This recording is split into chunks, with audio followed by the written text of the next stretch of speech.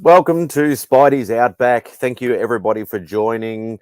We'll just get into it because I was busy watching Saturday Night Loowee, and let's just roll the intro.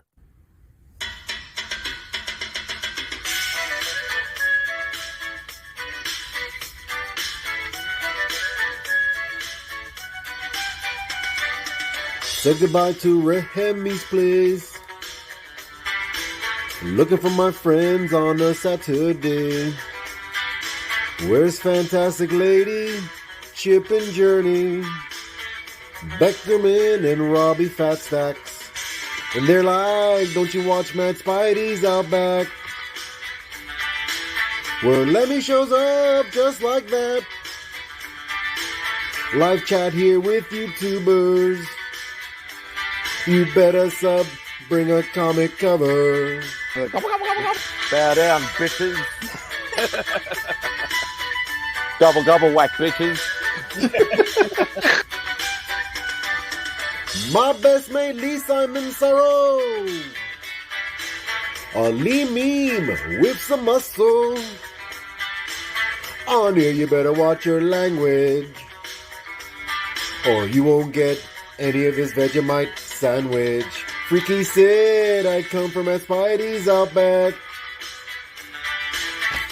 Talking comics and some smack. Welcome all to MadSpidey'S Outback. You better sub, bring a comic cover, yeah.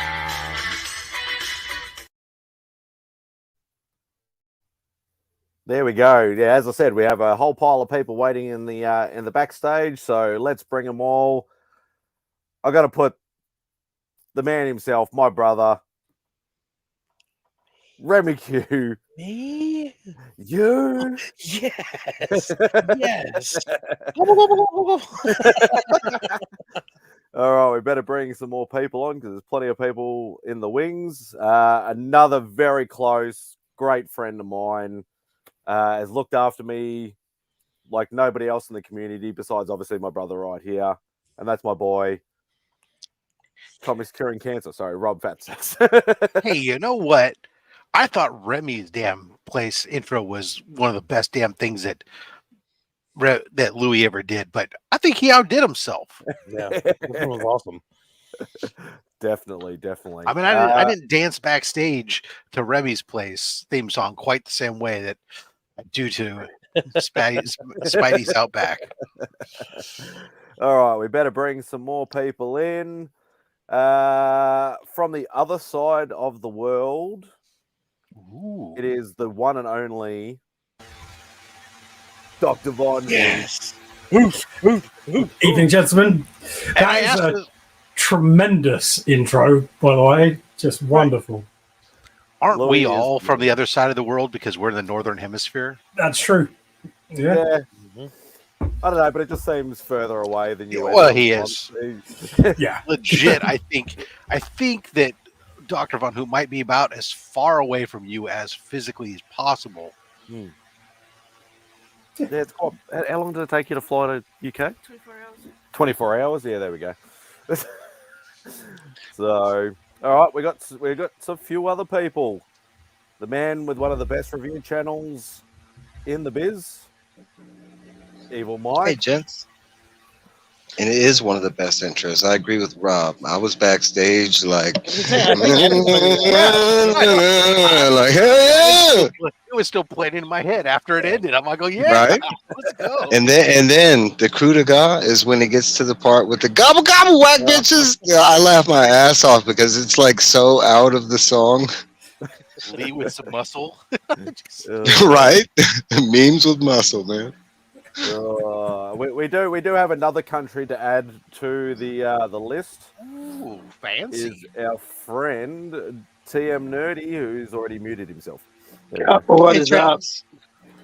I'm gonna come in and say the opposite thing. That was the worst intro ever. Boo this man. Kick him now. And okay, let's go. There we go. Bye, Travis. All right. The man from the evil lair is also waiting in the wings. My frenemy. Spokane Joe. There we are. Yeah, baby. What's going on, everybody? How's everybody doing tonight? Doing Great. very well. A lot thank you. better I now, do have sir. one more person in the background, but I don't know whether I want to let him in now because he upset me this morning. Uh-oh. Let him stew for a little The bit. hashtag MadSpidey over Gem Mint was ignored. Wow. On behalf of the rest of Canada, that was a great intro. Kind of I didn't vote for you in the category though. That's all right. I know how hard it is. I'm gonna do mine live at some point. You were nominated twice, and I did vote for you in one category. Yeah. No, I just think that everybody's going for me as the dark horse, like the David versus Goliath sort of struggle with the statue thing, and I think that's why a lot of people are voting. Especially, I know Comic Journey because he just wants to see somebody beat like at 500 subs beat a 100,000 sub channel. That's More as like a me and goof Joe. more We're than going up anything. against Robbie, and Robbie's got a big ass channel, you know. Yeah. Awkward. Yeah, there's a lot of David versus Goliath shows in this, but it's I always love it. fun. So. Give it to me. I'm gonna knock his ass down. Don't feel bad, Mad Spidey. He didn't even vote any Canadians in that. So Well, you No Canadian neither love. did you. I think he voted for himself, if nothing else. hey now I voted for Bleecker, and then I also voted for actual Dracula. Uh-huh. And he I know did when vote for when I'm himself. looking You didn't for a vote good for Chris the statue Comic Vet? review, Like, there was That's 4 awful. categories you could have. There was another Canadian by himself, and 4 other categories you didn't vote for. Well, we'll not look at that. Yeah. All right. That doesn't count. Say hello to the chat as well. Yes. We all know who's going to be first. That's Brutus. Kev, interesting in the comics. Hope you're doing well, mate. Everybody else who's in the chat is in the panel. Lee, obviously got Hey, to stay Lee. off work. Great to see ya. I did send Louis the link. Whether he joins us or not, he's probably a bit tired from all his Crucious. skits. Louis. Eli, hope you're doing well. What's Lee saying? Lee again? Crystal, Hey, hope Crystal. you're doing well. Durs, give me a bit. I'll be stopping by shortly. Awesome. And we're all caught up already. Beautiful. There you are. Bonza. So it was very hard, wasn't it, Chris? I'll never do that again. It was tough. Well, I'm not doing that. anyway. Like, I couldn't, I would die inside knowing that anybody was watching me whilst I was doing it. I'll You're be mad. honest. I'll be honest. So I looked at all the categories, and I'm like, there's 4 that I feel I'll struggle with, and then there's 2 that are just downright hard. Yeah. And yeah, it's just, I don't find other content, guys. Don't ever do what I just did. And I don't know how TM got through it. I just saw TM do it. I'm like, that's a fucking brilliant idea. And I'm like, I will never do that again.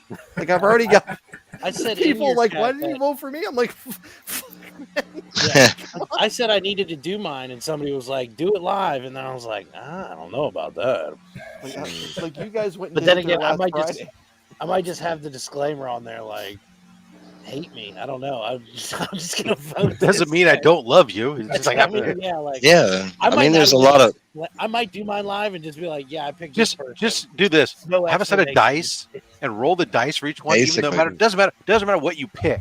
Just say you're rolling the dice, and okay, came up this one. Yeah. I'm gonna have pictures of everybody behind me.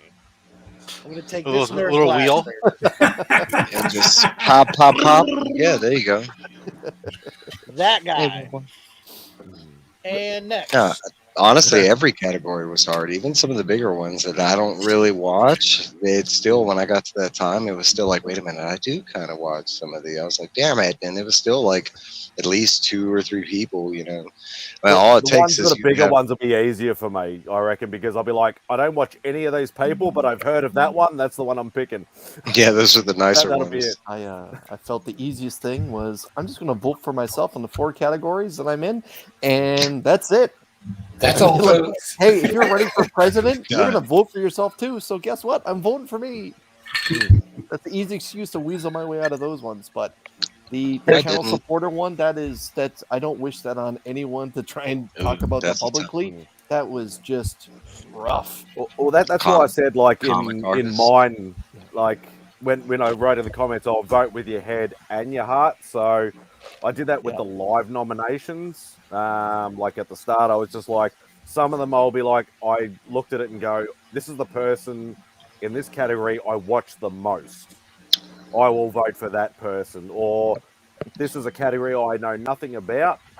I will just, vote for somebody who I know fits in this category. So sometimes it's head, sometimes it's heart. So The one thing I forgot to mention was when I voted for Rob and I twice for Only Slabs, I really had it in the back of my mind was if you've ever won on this show, you owe us that vote. Like, Right? Rob packages those books beautifully. You need to vote regardless. Never mind C3. Never mind everyone else. I don't know. That's borderline bribes. Bribery. I like it. I'm gonna start giving away stuff. So while everybody's talking about it, I actually filmed mine doing it, did a whole screen share thing. I was going to do this thing on the background where you had the graphics like I like to do sometimes. And I'm sitting there editing it, and I was like, oh, man, this is cringe as shit. So I deleted it. Destroy the record. Right. It's just so awkward. And whenever I've seen them, it's just like, oh. I know. I don't recommend it. That's why I don't watch them. And I will, because I don't want anybody, if I don't watch, like I didn't watch Chris's, I won't watch it. I don't care. I know he's going to vote for himself in the categories where head to head, and that's fine. I have no problem with that. I don't want to know about anything else either. I'll just pretend in my mind that he voted for me for everything. Right. Even over himself. That way, it's better. Just like I've never worked fast food, or I've never worked in a restaurant, to be honest. And everywhere I go, in my mind, the most beautiful food handling techniques you could imagine are done in every restaurant across this country. Around the world, yeah. Because I don't know any different. It's just beautiful. Ignorance is It's a good way. It's a good way to go about. Yeah. 5-star restaurant, Ignorance is McDonald's, bliss. same thing. Yes. It's,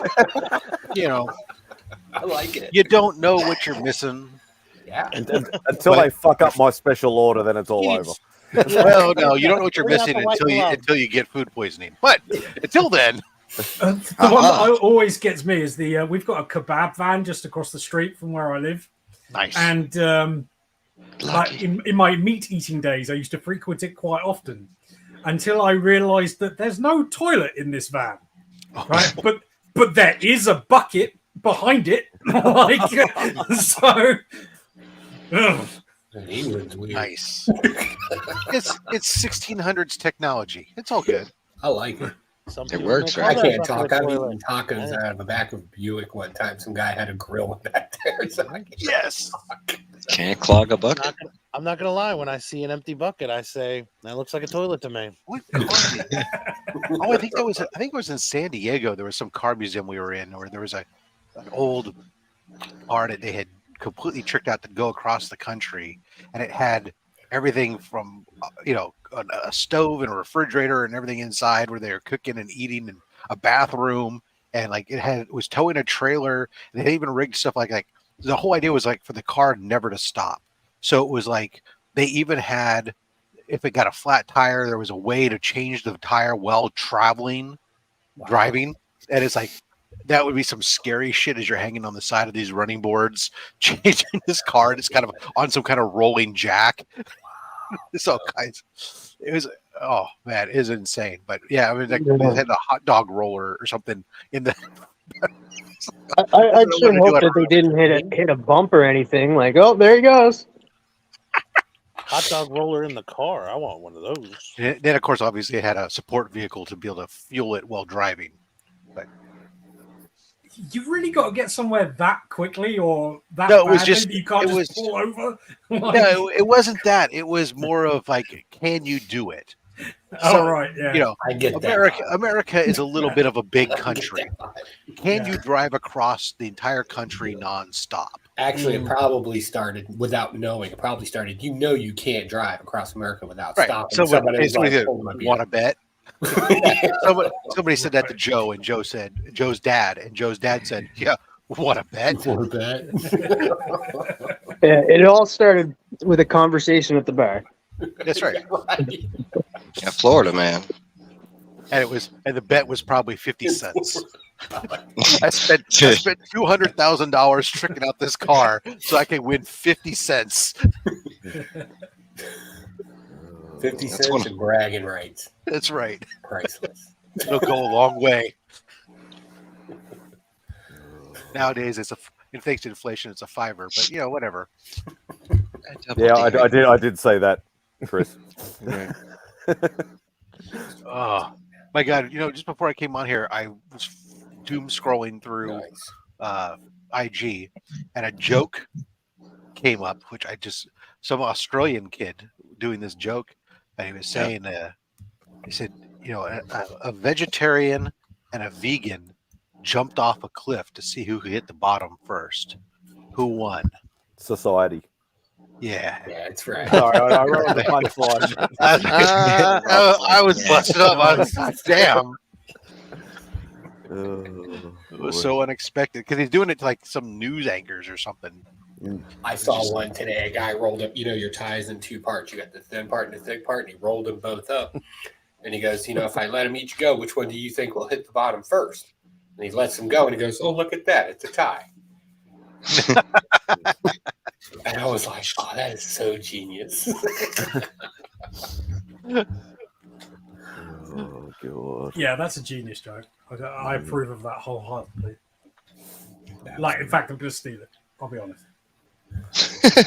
I'm really disappointed here that once again your customs is taking a special interest in anything I ship you. It's because they knew that we wanted to do an unboxing today. Right? They must have been listening. Because you're always shipping food. No, you don't understand. Yeah, it is. The shipment. I put the stuff together, and it said estimated delivery date September 7th if you ship it on September the 5th. UPS picked it up from my home on September the 5th. It should have been there on the 7th. It's sitting in a warehouse. Yeah. Probably waiting to go through customs. On Thursday, it did say that it was supposed to be delivered on Friday. And then later that day, it said it's being held. Right. So, yes. Yeah, baby. Everybody's voting Freaky Loowee, right? Because I've only been telling people this now for a year. And 3 years? If you don't, we'll know. I'm going to put Chris on the spot. Did you vote Loowee? Loowee, did I vote for you? You did, buddy. Most Bam! Yeah. That's why Chris is allowed to still be co-host. You know what though? Like I made the point that I thought Remy could have been nominated for that as well. I think Remy is just hilarious. He does that tilt and that smile. And that was a hard one for me, period. Let's talk about it. Regularly has me in stitches at work. Well, I'm listening in my headphones, and my colleagues just staring at me like, "What the fuck?" Remy's rants are great. I think Lee and Tyler are comedic geniuses together. But I voted for Loowee this year. Loowee, and like I said in my live stream, I feel the entire comic community, including Whack Comics, hopes you win, man. Yeah, baby. Thank you guys. Yeah. Very excited. I've loved Loowee since day one. Louie's on here. My favorite. Yes. Yeah. See what I mean? The head tilt and the little smile. It gets me every time. It's true. I don't know. And Remy, we had to come out of the box using you today. Right, the first book out of the box. That was ridiculous. Yeah, I only caught the what a very show. last bit of it. I've been working every time like lately when you guys are on. So that guy, he came out like freaking. He came out like Mike Tyson, man, just out to kill. It came out like freaking. I have to do Ron Jeremy, no lube, just said, "Hey, guess what I'm giving you." Congratulations. Hey, Bob. Ready or not, here I come. Hey, all I think of when he pulls up the first book, and I'm like, this guy is too young and have too much fucking money to have these books. You're a bastard, but I love the show. I sincerely thought he was doing it backwards. Right. Like, oh no, he's going backwards. That show was insane. Like, like when he pulled the Action Comics at the end, I literally did the Home Alone face, like hands on my face, like when he pulled out the ASM1, Rob's like the worst fucking show so far is the ASM1. I'm like, he's right. He's bloody right. And then 2 AF-15s in one show. Yeah. Oh, that was nuts. Absolutely nuts. We've had everything except for Detective Comics 27 now. With that Marvel one that we had today. And Detective Well, one. we've had Marvel one on before, so that was fine. But just my God. I will say have that you had DVH is right. Have you had Startling on? Oh, did Nerdy Girl bring Startling, didn't she? She brought 9.6 graded to Startling. Oh, that's 49. right. Yeah, no, I will say that, for his first appearance of Wonder Woman, if you're going to have just a single page, that was by far the best single page you could ever own, because it was like the frame. Here she is. That was the single best episode of Slab Hub or Only Slabs that has ever happened. It was something. Not just monetary value, but just because like the rarity of the Grails. Right. And I like the fact that a lot of those books weren't perfect books. Like even his Action one, it's like okay, I got pieces of an original cover that are attached to a photocopy because Kurt pointed that out, how most of the Action Comics that circulate have something about them that makes them known. It's the Nick Cage copy, it's the Rocket copy. He has one now that fits the bill of circulating Action Comics. It's one of a kind. They're so special. They're just so special. Yeah, that was awesome. Chris, I sent you a video. Thank you. But yeah, you're going to want to clip the first 22 seconds or not. It's up to you. Yeah. Wow. Yeah, no, it was one of those episodes where you just watching it. It's like, really? And what's great is I just had somebody reach out to me by email today that says, hey, you know what? I don't have Instagram. I don't really normally do YouTube, but I do watch your show. I watched the show today. I says, I'm a huge Golden Age collector. I've got like everything that he's got and more. He says, I would love to come on your show. Fast track him. He says, I've never been on before. He says, but the way you guys do it, I think that I would like to do. So I gotta get him on the schedule. Yeah, that's dope. Like, the rite of passage is donating to C3. Here's the donation form. And then... It's the admission fee. That's right. Yeah. Oh man, yeah. So that's cool. I mean, I like it when it was funny because I just got like the ding at first. I was like, I thought it was an Instagram message, and then I realized I was reading email that somebody was reaching out to me through email to come on the show, and I was like, oh. And then I realized what he was saying, how he didn't have Instagram and stuff. I'm like, okay, cool. That's awesome. Yeah, there is one guy that I've been trying to talk in, but it's the time frame because of being so early in the morning to be able to get him on, because he's got a big boy collection. Like he's mainly a Marvel guy, but he collects a lot of the rare Australian and New Zealand reprints of all the big boy books as well. So he has a lot of the like Avengers 1 and Spider-Man 1 and all that sort of stuff. But actually, because our reprints actually look a lot different from the originals. Well, you get Southern Comics to do that too, with all the foreign editions. With all the Hulk 181s. Yeah, he's got like 20 different foreign versions. Potentially, there's a possibility that we could do a recorded one for a holiday for one of the upcoming holidays. Well, actually, I just booked somebody for Thanksgiving weekend because that's what actually Mon Comics. He's like, yeah, Thanksgiving weekend works great for him, so he's booked for then. But like Christmas weekend, I'm not going to be doing a live show on the 24th, so or 23rd, whatever day it is. Chris would say. Chris would say, like, we're not. Yeah, well, I'm not. Oh, Chris would be like, oh no. So Remy might be available. So it's like one of those like I have no. I won't be available because I'll probably be down at my parents' house. We'll record it. It'll be great. You'll love that's what I'm saying. Is like something like that. I won't mind doing a pre-recorded one that then would show, because we used to do like Son of Slab Hub stuff. We would just do a pre-recorded with a live premiere. Lonely Slabs.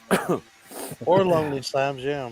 I'm thinking an all lovely lady cover special right before Christmas. That'll really get everybody in the Christmas mood.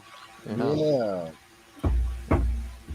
That Margot Robbie cover.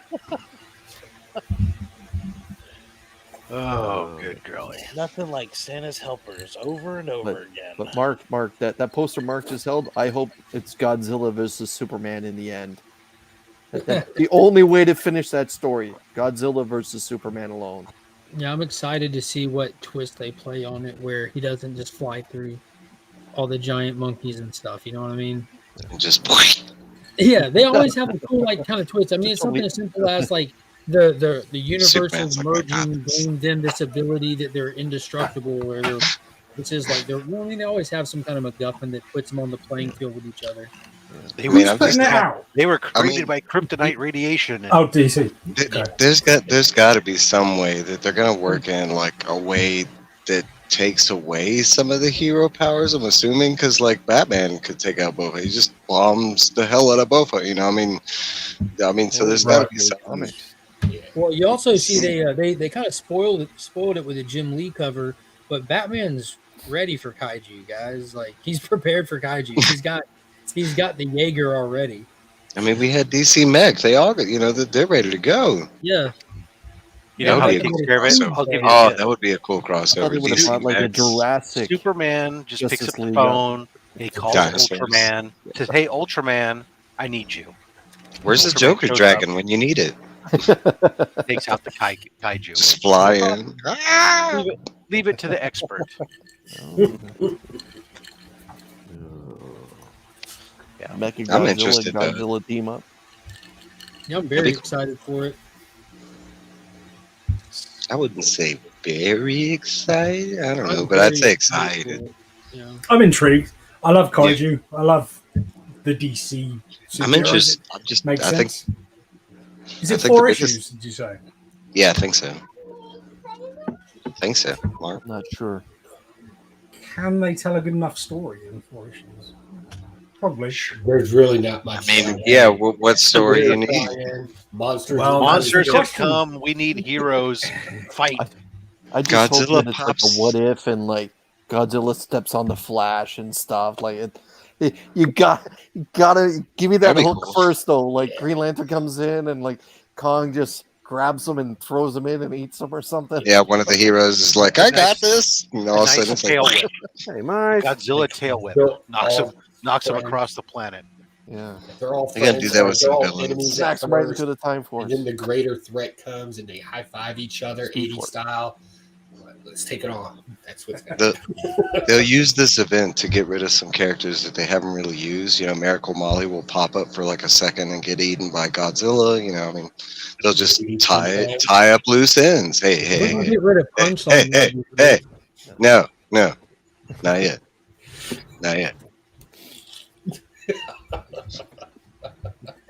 Shogun Warriors show up unexpectedly. I have a lot of fun with this. I'd like the end of Because that to the go to Marvel like. universe, which is the same problem with Ultraman. He's Marvel as well. Is Shogun still there though? That was the 70s. They haven't used it. I don't know that anybody else has the rights to him. I don't know. IDW, maybe. You'd think that they would just revert back to the Japanese original rights order. Technically, Maybe. no. If they're not used. No, it's going to be like an elsewhere. Well, as they say in Quebec, je ne sais quoi. Hey, Sean. Je ne sais pas. Look at the lineup in the Outback. That's right. All of us have traveled to Australia just to be here tonight. Our And I rooms bet are- all your arms are tired. We took Yes, over the government. it was and one hell of a we swim. owned it. Okay. The Pacific Ocean's cold, you know. Do you remember I mentioned this? Like, Oh, a few weeks yeah. ago? Yeah. Well, I watched the special features, and there was a feature-length documentary about Australian daredevils on it, and like their touring stunt shows. Watched it last night. You people are mental. Like, it was a documentary from the 80s, and basically they just did loads of really, really dumb stunts. And they didn't even say hold my beer. Not many people, like in just touring cars and smashing into things and jumping off buildings to promote movies. It's unfathomable. There's like 5 dudes there. And like, check this out. Pretty much. Like, it is like that. Oh, Damn, wonderful. That's cool, I loved man. it.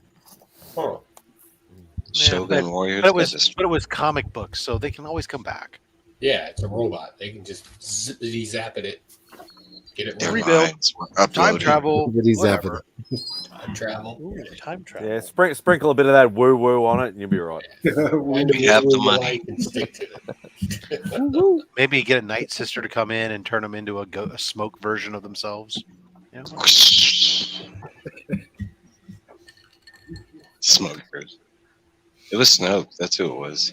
It was Snoke before he was, he was Smoke, and then he went to Snoke. Got it. Suck it up, old man. Yeah. But yeah, there you are. Simon, what time is it down in your neck of the woods? 11:30 a.m. Sunday, of course.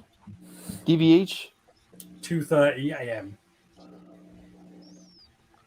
Mark, what's the real time for the planet?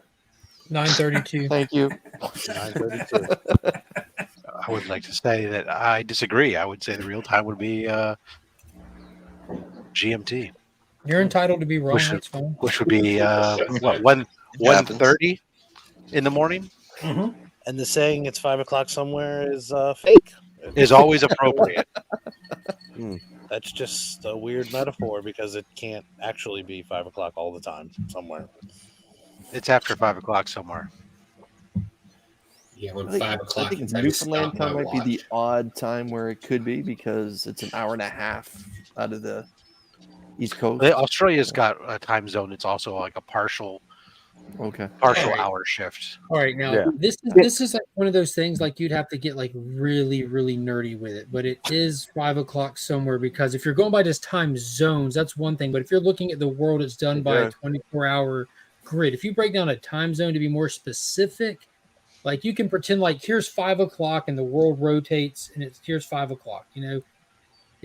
It's just weird because you're going by time zones and shit. You're But blowing actually, it my would be mind that this is 5 coming o'clock from you, man. Like twice blowing in my the same mind. day. but you'd have to get like super nerdy with it.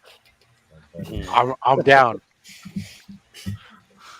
Look at that pretty face. Yeah, baby. I love gold. Gold. What a little boy, man.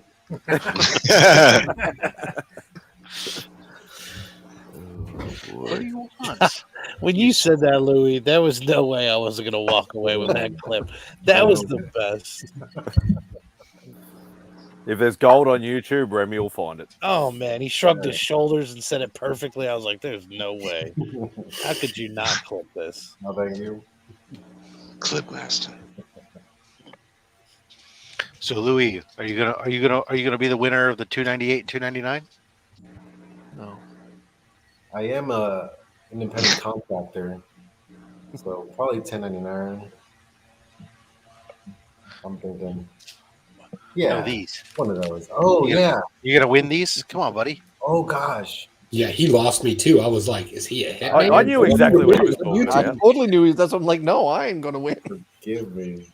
No, I know. I got 50-50. Make sure you enter, buddy. I'd love to mail them to you.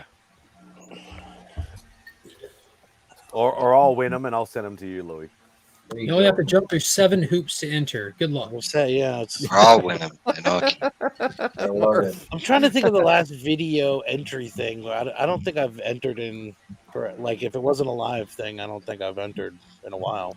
Dude, I'm just like, I've been thinking a lot about, because I've got the 3,000 subscriber one I'm going to build. And it goes back to what Joe was talking about like 2 years ago with Blast and Assassin. Every time I upload a video, the hot dogs and tater tots thing is in my automatic tags that I have to take out because I'm too lazy to change my automatics. But I'm like, dude, a video entry thing, like where people actually submit video entries, it's something to do. It gives people content. You don't make a lot of content. A lot of people do it. Yeah. I haven't seen it since then. Probably Yeah. my last one. I did one for my 400 subscriber giveaway. What do you ask I people to do? Cold said. was it?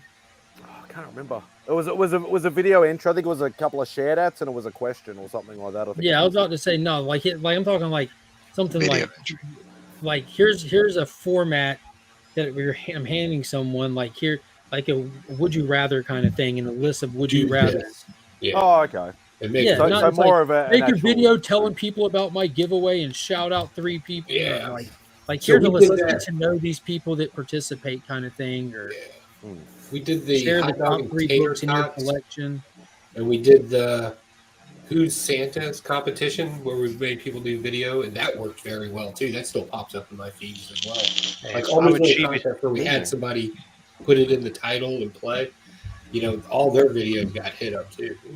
I'm it's achieving my desired outcome, which is that I wanted get more to give away some decent books, make it decent enough to make people be willing to do some of the stuff, but weed out some of the people who just want to be lazy and not do I thought things. you were just trying to double down Prizes. your watch hours and views. Okay.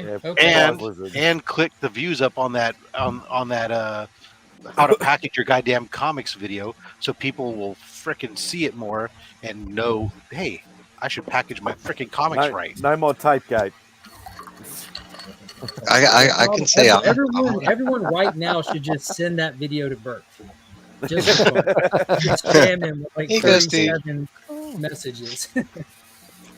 I can say I'm not a fan of those videos, but not in there, Remy. Oh, damn it. That's it. One sticker. No Boom. bubble wrap. Nothing. Ship that I sucker. gotta pull the sticker off because I want to keep it. If I don't have 2 Rob stickers together, it's not the same. So. How about 500 of them together? There you go. Actually, it's funny is the last roll of Only Slab stickers that they sent me, the machine something happened in the machine and they layered sticker on top of sticker on top of sticker. There was like a block of like stickers that was layered on top of each other. But fortunately, they don't. You're able to peel them because they're the vinyl or whatever. They don't stick to each other perfectly, so you can actually pull them off without destroying them. So I was able to use them as like to seal the backs of the slabs. Yeah, this is a good point. I need to Also, order like Rob stickers Lee to set just said, my subscribers aren't public, and I'm not going to make them public. That's I don't even know how to do that. And you know what? For the people that I know Yeah. that are subscribers, especially if they're channel members, where I know because they're channel members, I don't need that, right? But Joe Blow, who I've never seen before in my life on any of my feeds, never left a comment before, everything else, the only way that I know that they're a subscriber is to be able to see that they're a subscriber. That's fair. I keep mine private for reasons outside of the comic community because I watch a lot of debate stuff, which requires me going and watching a lot of other content that's controversial. And that's fine. And you don't want to be like associated with some of the people like by something. And you know what? Anybody who's somebody who's brand new to this whole thing and with my channel and still wants it, you got to turn it on for the 30th. Once I download the stuff on on October 1st, you can put it right back to private. It won't matter. I just need it on the last day when I pull down the list that I can see. Okay, cross-reference it. And speaking from experience, which I know a lot of the guys have been around a lot longer than me, I've had trouble nearly every single giveaway I've ever done with people winning that I have absolutely no idea who they are or how to contact them. And it's been an absolute nightmare for quite a few of them. So, and I bet you everybody. Simple solution to that is just draw a secondary or even a third and give them 48 hours to claim if you don't know them, and then it gets to somebody you know. And you know what's going to happen? When I roll my stuff, if somebody doesn't claim it, who the winner doesn't claim it, guess what? It's going to C3. Is that a Retro Rocket mug DVH? It is. Yeah. My Retro Rocket mug is at work. It's the one I use at work every day because I know if somebody else is drinking out of a Retro Rocket Comics mug, that they have taken my mug. Those bastards. You work from home, Rob. No, I go into the office one day a week. His wife. One day a week, I go in the office. He goes to Romania Back every my day. cup. Yeah, That's right. I used to put my mug with my face on it, knowing that someone was drinking out of my face. Then I knew that. Then I decided, no, let's go with Retro Rocket. Yeah. I gotta say, Joe, the bloody likeness is incredible. It's uncanny, man. I'm telling you, Roscoe, man. And then the people that did the patches, like when I told them I wanted it super detailed, like they made it super. It's even got evil across the hat. Yeah. Oh wow, yeah. I've got one, and I just noticed that then. Yeah, boy. hi. Hey. Hey. Hey, Finn. Oh, Is hey, that Finn? Hey, Finn. I was like, who's got their kid? Costumes on. It's a Spider-Man. Nice. That's cool. Iron Yes. Spider-Man. Awesome, buddy. Yes. He's looking ripped. A young What? Tom Holland. I'm trying to stand up and swing my legs. Oh god. Louie's got his Spider-Man outfit on too. I do too, buddy. Got Swing Spider-Man. from the chandelier. Right. He's not going to twerk on camera, is he? Taylor Winters running out of 2023. Hey. Hey, Mark, you read Birds of Prey yet? No, that's Louie's kid. I have not, but good news, TM. Jupiter's Legacy Requiem. I just went and picked up 3 more volumes of Miller World stuff with Prodigy 1 and 2 and Superior. I liked Prodigy. That was a pretty good book. The first series, volume 1. Yeah, they That was only a did good 2 band. volumes. That's what's so cool about it. All of it's so short. Like Kick-Ass and Jupiter's Legacy has like multiple volumes. The rest is like 1 or 2 at most.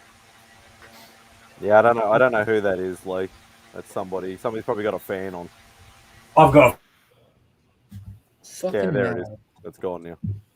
Yeah. The Spider-Man. Yeah, it's mine. That's all right. Yes. Freaking redcoats, messing everything up again. It's super hot. Remy looks I'd imagine very so. handsome. Keep it on, brother. Look at that. That's cool. There she is. Just trying to Awesome, buddy. It's like Craven putting on the mask. That's a beautiful cover, Captain Mike. America get up. Trust me. Look at that big Barda. Big bird. Lovely photo. Yeah, where is it? I love where that story's going too. Oh, you got the same one, Craig? Yeah. Yes, sir, Mike. Yes, sir. Did you read it, Chris? Halfway through, What do you think so far? loving it more than I thought I ever would. You right? Yeah, I picked it up It's as like a cover by, and like yeah. Justice Society came out, Peacemaker Tries Hard came out, but I'm like almost saying like Birds of Prey is like my read of the week because I read JSA, loved Peacemaker Tries Hard, but like yeah, Birds of Prey was just unbelievable. Dark Droids was really good too. Nah, my read of the week was with Poke and Joe, that Kill Your Darlings. Oh my God, that's a good ass book. And Joe, Skinwalker I was think good too. I think I saw some stuff that you might have not saw, and Yeah, I didn't want to speculate too hard with it being a first issue, but yeah, I think that's going to rank right up there with that. If you liked Middle West, if you liked Twig, if you like that kind of reading, yeah, I think this is going to be one of those things where everybody finds out later and you can't get issue 1. So go get it for the read. I'm not saying anything spec, just for the read. the art was pretty amazing too. Because it had it was the same artist, but it had 2 different styles in the book because it went to that imagination land, and no, it was a good read. I got to the twist on that one. I was like, hell yeah, I'm in. Yeah, that was pretty cool. I'm excited about that one. I will look forward to that. And if my comic book store fails to get it, we're going to have a conversation while I'm sitting there smoking a cigar in his shop, threatening to drop it because the place is filled with comics. Well, I'm gonna have to read that. Who's it from? It's Image, is it? Yeah, it's written by Ethan S. Parker and Griffin Sheridan, and the art is done by Robert Quinn. I don't know who the colorist is. I want to assume it's Robert Quinn. They didn't list it, and it's hard to give a synopsis on this book without spoiling too much. That's all right. I'll read it. You both are saying it's the read of the week. And Mike, did you read Birds of Prey? No, not yet. Okay, all right. I got a couple at the top of the list. I haven't done JSA yet. I still haven't read Riddler Year One, even though I already watched Mark's rundown of it. JSA was really good. GSA was good too. I'm glad they're doing something with those new characters. Oh yeah. It's pretty cool. Man, Knight's Terror was kind of over-compassing, trying to like not only read all of them but review all of them. Once I got requested, I was like, damn, I'm not a big fan of doing the events as far as reviews. And when that one got requested, I was like, shit. Yeah, I try not to do too many of the tie-ins for like larger events, but every now and then I like to try to get everything just so we can do the full review of the thing. And Night Terror was a good one to do it with, but yeah, it was a little encompassing. That's like doing the Contest of Chaos, which surprisingly has been decent so far. I'm kind of surprised on that one, but at least that one's a lot smaller and it's been fine. It's not a whole bunch of tie-ins. Yeah, some good stuff coming out. So Travis, I take it you really liked Birds of Prey. Oh, it's just that one. I did. I really enjoyed Birds of Prey. And So like what- Peacemaker Tries Hard was really good this week too. And then It's been a phenomenon. I remember I think I read Peacemaker Tries Hard first, and then I read JSA, and there was a character in it, like not even like a huge character that showed up at the end of JSA, and I was just like, oh no, Mark, you have no idea. I'm talking about Michael. The Red Bees, Michael. Yeah. I saw the connection in JSA, his sidekick, his lost sidekick. Yeah. Yeah. I was all happy. I was just like, oh, because I read Peacemaker first, and what happened to Michael in that, I was like, oh. No. He's such a. If you guys read it, you guys will understand. Yeah, I've got some reading to do still. I've got 4 titles from this week that were on my pool list with the new Silver Surfer and 2 of them for last week. So I've been going so hard on these trades for Peacemaker. For the Miller one.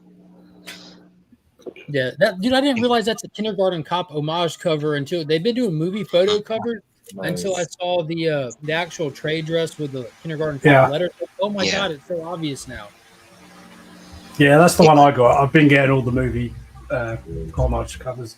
They're amazing covers. I haven't read it yet. It's only 5 issues, right? 6. 6. Okay. Yeah, there's one more. One more coming. Yeah, we're on the last one. Okay. Yeah. Anybody excited about that Gargoyle of Gotham book coming out? I am. What?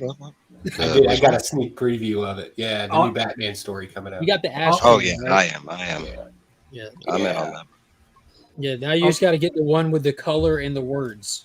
Yeah, right. That would help. Like when I previewed it, I was like, "There's nothing to review here."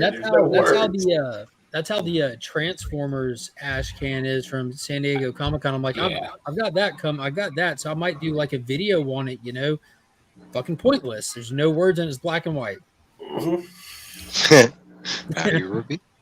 Which I like. I think the art's going to be something different for a Batman book. I don't think. I like it. Like that's awesome. He did the Golden Child with Frank Miller and stuff. So I'm more interested in the fact that this is his version of Gotham. He's writing it.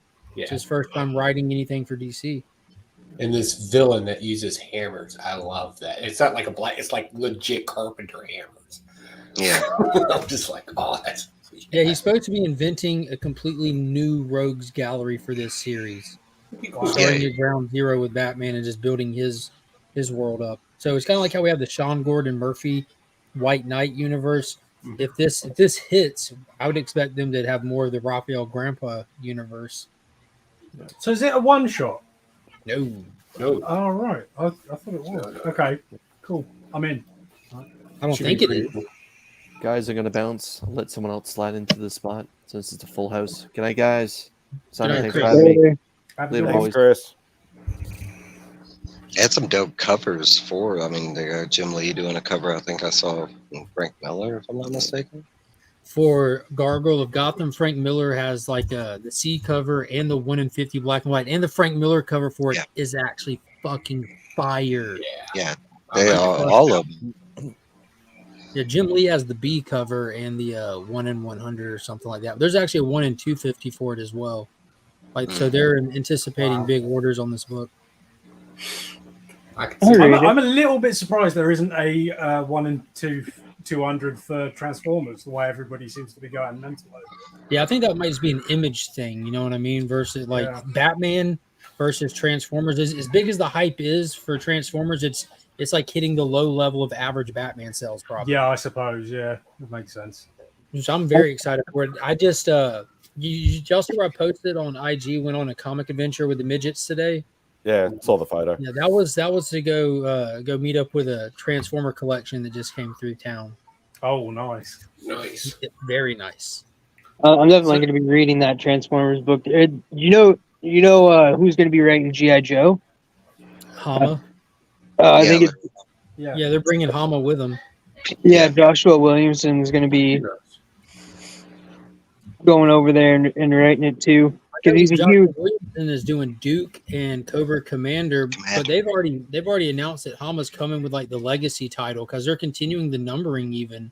I don't know if they're keeping it forever. Really? But the first Image issue is issue 301 or something for 301 for the title itself. Then we got Cobra Commander #1, and then Duke. Joe's going to have to collect those to complete his run. Going to treat it like Pokemon. Got to get them all.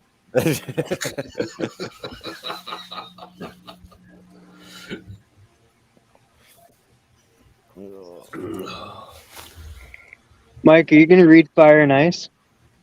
Yeah, I got it. I picked up the Dugan cover, I think. It was all right. It wasn't the best. I don't have like super expectations because I don't know those characters. I mean, the first time I think, besides that Power Girl special, I've only seen them like one time before. So yeah, there was some funny parts in it. Like I'm gonna read issue 2 and that, but I'm always excited to check out new characters, especially now with DC. They're doing a really good job. Yeah, I seen you really liked Blue Beetle. I think that was my least. I don't know. That was hand in hand with Fire and Ice for me. I wouldn't say I loved it, but I thought it was a good read. For a first issue, that I had major complaints with it. My biggest complaint is it's not reader friendly at all. Like new reader friendly. I'm sorry. There's not a whole. There's no explanation on who the family is. There's no explanation on who the other two Beatles are or why they're even friends at the moment. Or no, there's no. Yeah, stuff just happened. That's why I'm just like, I got introduced during the graduation day run, which was the last run, of course. But even their introduction into it was kind of milquetoast at best. It was like, "Hi, I'm a Beatle too." Ah. Yeah, it was like, oh, that's how you introduce a character. No conflict, no nothing. And then the ending was just like made. I was just like, I'll give it to the ending because the ending made me want to actually read issue 2. If it wasn't for that ending, I'd probably be out. On one aspect, because I had comments from people that was like, no, I can't believe they did what they did at the end of that issue with no spoilers or whatever. Because the way it left, it kind of looks like somebody died or whatever. I don't think he's dead, but no, but I mean, the way I read it, and I don't know either characters, this new villain or really Ted Cord, but during that fight, I thought it was dope as hell. Like his actions, like the new villain's actions. Like you talk about a way for a villain to just walk in and be like, "Nah, none of your bullshit means anything. Like keep trying." Like your existence and your life are a joke. That's what it means. And I'm just the first thing he said to him was like, "You're a liar," or some shit. You're fake. You're fake Beetle. Somebody coming in with zero Fs. I loved it. I haven't read too much from this week yet. It's been basically trying to knock out reviews and stuff. That's usually how it goes first before I start reading like my stuff or whatever, which I have a lot. I mean, next, I think right now in my piles, I have like at least 40. 40 things you have to read? Yeah, but that's like a couple days if I actually like, like maybe 10 a day, 11, something like that. Yeah, I have like, okay. This is all DC that I need to read, and none of these are including. I have like a review pile that I keep separate. I just caught up. That's indies. Yeah, I only have one book left to read in my to be read stack. You lucky bastard. That's the closest. That's the closest I've ever been to being completely done in a long time. That's Marvel, but that's those 3 stacks are what I got. I'm kind of like, I don't know if the rest of y'all know the show, but the crowd or IT crowd. I'm kind of like those guys down in the basement. Any days that I have to take care of the phone or emails at the office, I'm sitting there reading my comic books. Hello? Yeah, talk to me. Did you turn it off? Turn it on? Yeah, put it on the recorder. Yeah. I actually started watching that after the last time I was on with you. Yeah, I love that show. Yeah, it's fun. It's fun. When we were in Iraq, we had English satellite television over there, and we watched a lot of at night. We'd get back in from missions late at night. So you go to like the rec area, and they had a TV in there, and we would watch Babes in the Woods. Mm.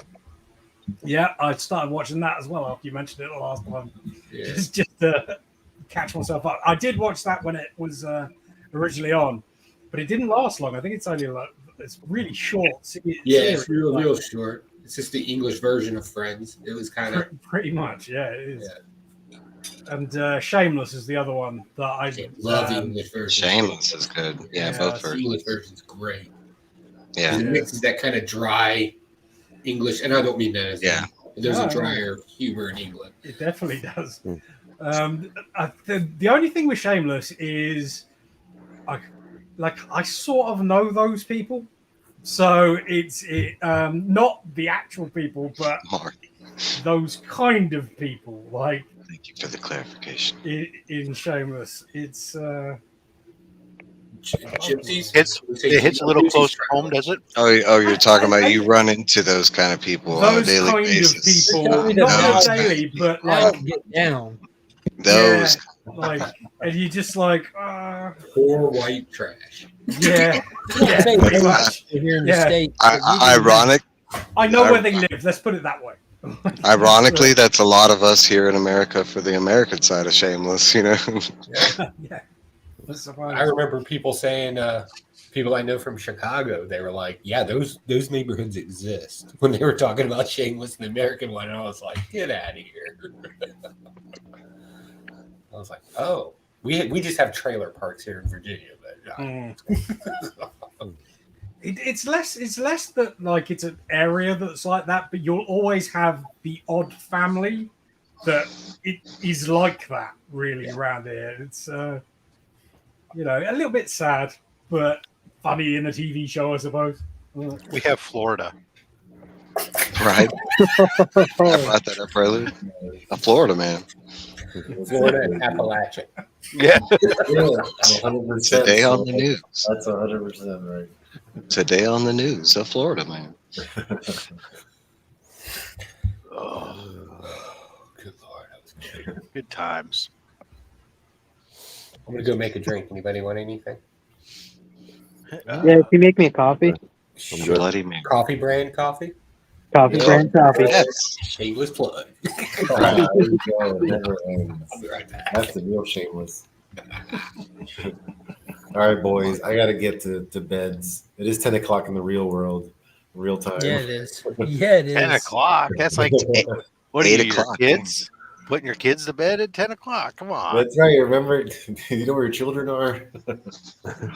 Oh, yeah. But I love you, Goons. Glad I got to hang out with you. And you too, Doctor. That's great, Doctor. I'm so glad we're in the same category. Yeah, we haven't done this. Honor, Have my we? friend. Frenemy. Always a pleasure, sir. I'm going to do an anti-sub video for you. Right. Attack videos for everyone. Do like a promotional, campaign, like one of those, like Dr. Von Hoot. You don't want to. He burns books. He's not that funny. I don't know. Are you one of those hard copy guys? Yeah, That'd boy. be Right. amazing. He's ashamed of his kids. He puts his kid in a mask. Would you want a person like that to be around? Oh, thanks for That's the a idea. great idea. Well, I think I might might do make that, one Joe. to unpromote myself. Yes, you- Yeah, boy. What It's the better best. place than to get those out of those anti-campaign ads? Some Right slander, right from some Freaky slander Movie. videos. Yeah, boy. I love it. All right, goons. Have a great Mark night. You watched guys are that awesome. 70s show. Thanks for jumping on, Louie. Baby. Yeah. Enough said. That is a dig now. That is a dig now. Excelsior. He watched that 70s show and he liked it. Yeah. Hey, Brian. That show's gonna be so hard to rewatch now. Like I used to like Right? damn it. I watch it in bits and pieces. It was. I remember when I didn't watch it when it first came out. I remember watching it like 10 years later. I ended up binging it all, and I thought, man, why didn't I watch this show when it came out? This was great. But Yeah, it definitely had its moments. It was a solid sitcom. it had a lot of things that I really connected to, not because it was a lot of stuff that was Same. similar to my childhood era, and then Yeah, also, really well observed. yeah. And so it was like, oh, all right, I get this, man. I can relate. I grew up with a lot of that, like on the tail end of it, seeing the remnants of it. So that's like my brother. He a lot of that show he connects with because it just, their house looked like our grandparents' house or something like that back in the 80s. It looked like my house. What are you talking about? wood paneling on all the walls and all that the stuff. carpet, Hey, I learned much later on when I actually had kids why the hell my parents had shag carpet, and multicolor carpets, and you can hide the shit out of shit. Right? Yeah, I made the mistake when I first got my own place of putting like some solid color carpets and getting solid color upholstery furniture and stuff, and it took like the kids like almost no time flat to like, how do you leave? How is it that a spill-proof sippy cup leaves perfect circle drips around the room, like as if you put two cups in each hand and were spinning in circles, and it was just flying out, and now they're permanent there, and they don't wash up, and it's just, you can't have nice things. Now, what did I do? Got a dog. Even worse. No. Dog's not chewing on anything anymore. It's all good. The kid keeps asking me for a dog, right? I don't know whether I've put this across before, but the spiral dimension is not very big. It's tiny. And Get we a can't tiny have dog. Nah, it's like a gerbil would be too big for this place. Like, Gotta go it's just nuts. never gonna happen. Plus, I don't want to have to look after a dog. I don't like looking after myself, let alone the dog. Get a goldfish. Make the badger look after it. That's what you always say, and they always say, "Yes, I will." But then what ends up happening? No, I they can don't. see it straight Well, into it the ain't matter future. of giving them an option, though, right? Like that's how it is with if my kids don't feed my dogs, they get hungry. I mean, I'll feed them if the kids aren't here, kind of thing. But Yeah, but then my kid went off to university. And what? Dogs is a more dedicated, pet responsibility. It's not like having a cat or a gerbil. Dogs. I'd say dogs are a lot more responsible. I love dogs, but there's just things that are not so fun attached to them. Like if you don't have a big old house, like taking them on walks. Oh, that part's not a big deal. I just got a lazy dog. Cleaning up their Basset hounds don't. Yeah, cleaning up the mess. They're so damn Nowadays, you lazy. gotta carry around They're so damn lazy. The bags. hardest part about owning a basset hound is remembering that you own a basset hound. It's just on the floor. Where am I going? It's like, oh, I'm sleeping over here. Okay. Oh, hey, look, the dog's got up. Where's it going? Oh, to take a nap over there. Half of its time is spent moving from the sun outside to coming back inside to where it's cool for a bit to nap, and then to go back outside to the sun for a bit, and then to come back. The dog's version of a sloth. Hey, there, Austin. Yeah, Austin. Grab a drink and jump on, Austin. But only one. That's not true. Another only one until that one's done, and then you can have one more. Rinse and repeat. Crack an entire bottle. That's one drink. Yeah, well, rinse it. Drink it all. Just one drink.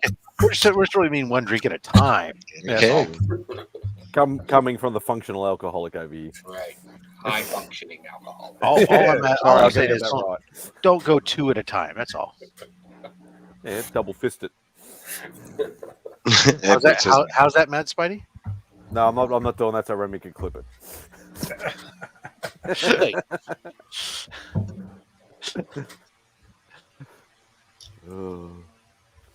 Doesn't matter whether he's on or he's not on. I've always got to watch what I say from now on. Forget what you said. Just emotion. We can dub over it later. Just get over your fear of being clipped, my man. With that gobble, gobble, gobble, and then next thing you know, it's you're two fisting a gobble, gobble, gobble. Right. Stop giving Remy ideas, would you? That's what I do. I'm an idea man. True. Spidey, your package is on its way, but you know that too because you got your email notification. Yeah, I got right? my email. Yeah. So, yeah, I will say that because now it says I'm sending you another thing. So your package didn't have much space in it, so you got really Spartan snacks this time. Ah, that's all right. That's all good. Get you better next time. Yeah, well, I think we did go a little bit overboard last time, though. We sent one to you. Beck went a little bit overboard. Yeah, I still haven't finished them all, but because I've been pacing myself. But yeah, it's like I'm saying to Beck, it's like got to watch it. He does have a blood sugar thing. Don't go nuts. It's just like one of these. That's my own problem to manage. Yeah, that's his problem. It's just like the stuff I send to DVH. He's got. I made the mistake of asking him about dietary restrictions in the house, and I got a list that's longer than my tax bill. Yeah. So I said, you know what? I'm just gonna send stuff, and it's up to you to figure out who can eat what. And if in doubt, they'll throw it out. No big deal. Mrs. Von, who is allergic to everything. It drives me mad. Like, basically, she can just eat like meat and vegetables, and that's all right. Like that sounds gluten, good to me. soya, dairy, all the rest of it. Awful. Yeah. Well, Badges are good though. Surely, I think that there's something in there that she can eat this time, though, too. Yeah. Well, it's awesome to get stuff, isn't it? It's fun. I want to says you shouldn't eat. I'm like, challenge accepted. Yeah, but sometimes you eat things that you're not supposed to, and it hurts. And it's a good motivator not to. I swear, if he said don't eat rat poison, I'd be like, screw you. Here's some milk, cereal. Yes, Joe. I dilute this with enough alcohol, I'll survive. Yeah, I'll be all right. Decon will not decontaminate your blood. Don't take it. I mean, y'all remember they had the Tide challenge going on? They got the what is it? The boat? It's not that was an astonishingly dumb thing to do. Man, they got some new challenge where they're eating soap again. What's that? Why? Borax. The Borax challenge. That's what it is. Borax? That's an abrasive. Yeah. And like specifically, the thing you like need to know, Joe, is teaspoons young kids are stupid. It's our no, own these fault, are grown. really. These are grown folk. Hell no, I didn't even see any kids doing it. These are grown folks. Hold on. You say grown folk, but people in their 50s. 50s? I doubt. Yep. Nobody in their 50s is that dumb. Okay, you know what? No, and you got to hear the whole story. The reason they're doing it isn't like some video challenge like it was done before. It has something to do with like take care of SARS or something. No, they believe it has some kind of health quality. Like it has some kind of like health and like beauty. It's like it just burns everything. Borax. Yeah, I've actually like on my feeds and shorts, I've actually seen like because I do watch a lot of doctors because the industry that I work in, but like normally, but no, but like I've seen like all kind of doctors trying to tell people like you don't ingest, cleaning chemicals and like For the folks out there that don't know what borax is, if you've ever seen a blacksmith or even on my channel when you're blacksmithing something and we kind of do the white powder stuff on it, it's diacetyl. we do that to embrace the clean off the rust, or not the rust, but the carbon off the metal. It eats that. They're putting that in their face hole. You could literally like take a little bit of borax, like it's like a grain of salt's worth of borax, and put it on an ant and watch what happens. It like literally absorbs all the moisture that ant has. It sucks the oxygen out of it too. Yeah, it's horrific. You can put salt on a slug and do the same thing, right? It's kind of the same principle. Well, I'll look like this. Anybody who does that, good. Take themselves out of the goddamn gene pool. Because I mean, it really is natural selection at its finest, really. If you think right? about Yeah, it. I really don't. Yeah, look, we put warning labels on there because some lawyer said, "Hey, some stupid idiot's going to do this," and nobody. We said, and the boardroom said, "No one's going to ingest this stuff." And the lawyer said, "Please trust us." So we put the stupid label on the box that says, "Don't do it." And now you sit there and you did it anyways. Well, there's your sign. It goes back to what Pocan was saying. We're just one of those countries where it's like you tell us not to do something, we're definitely gonna like, yep, I'm trying it. Let me try. You put a warning on that shit. Did you guys have the Mr. Yuck Face stickers? I remember my Hell mom yeah. put those on everything when I was a kid. Like that green yuck face, yeah. Had that on all the stuff. I used to have like little storybooks with Mr. Yuck and his like friends or whatever. Does anybody remember that? They had like I don't remember that. No, I just remember the stickers.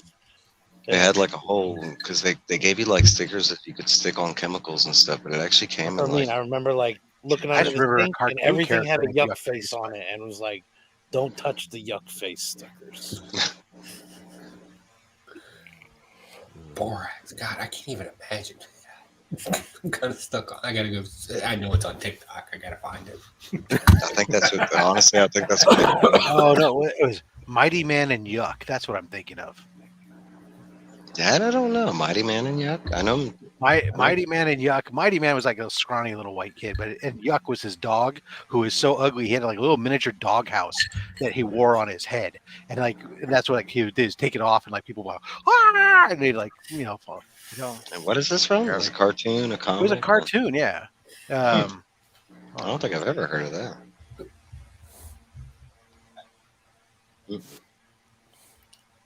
What era was that? 80s, 70s. Mighty Man and Yuck.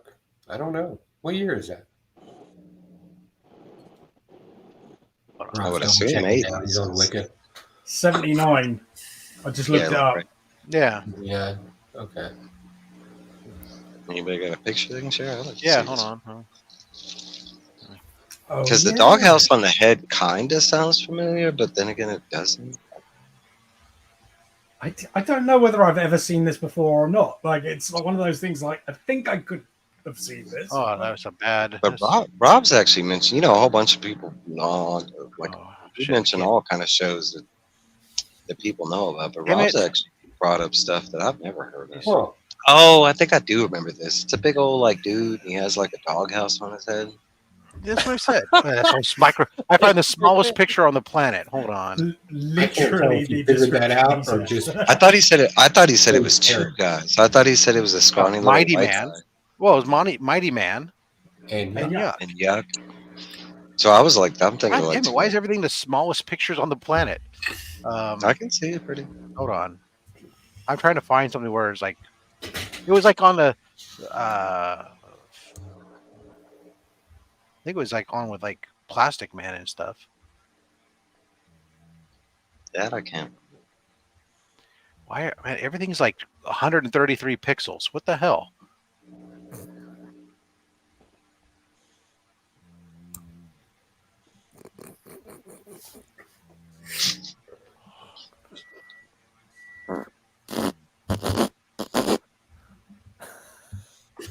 Yeah, right, bud? He's laughing at something. That's what's up. That's what I'm talking about right there. That's the yuck. Yeah. Stay away. Mr. Yuck. Stay away. Nice. Finally, I got one.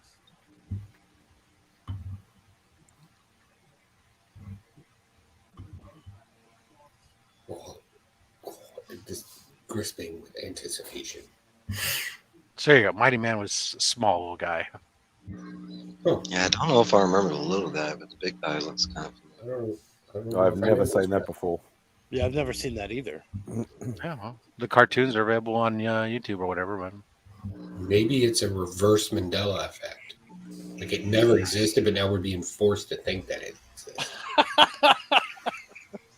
Because of Rob. Spreading all these lies. Reverse Mandela effect. Come on, guys, you remember that, don't you? And then somebody's like, "Yeah, well, I remember so that." Mighty Man and Yuck was like Yeah. actually it was on the same show as like the one that had a Fang face. I don't know if you remember. Fang face. Yeah, I remember that. Yeah, guy. they show him the picture of the moon and he turned into a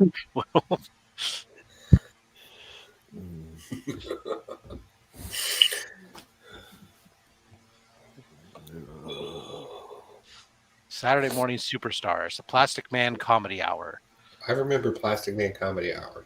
That I do remember. I do remember that, but I don't remember that yuck face thing or yuck. Yeah, it was part of that. Oh, I don't think I remember the Fang, the werewolf thing either. I remember that because in the opening theme, he would like catch the reflection in a mirror, and they're like, "Yeah, I remember that." Rickety Rocket. Rickety Rocket. Where even the rocket was racist. Yeah, all that came on right before Hot Rod. I remember Hot Rod, the kid where if he got too hot, he turned into a car. Nice, yeah. Oh, Wonder Buggy. Down, you like dumped water on him. That's No, new to yeah, me. that one, yeah, that's another new one. You remember Wonder Bug? Shit. The dune buggy that they'd squeeze the horn do and remember would Wonder beat up green dune buggy to a shiny red one that could fly, and its whip CB radio antenna could grab things. Yeah, God, that was so weird. My mind just went straight to Transformers when you said Hot Rod. Yeah, instead of him like doing the right thing, he would just like morph, and it was like the weirdest cartoon. He just morph into this thing.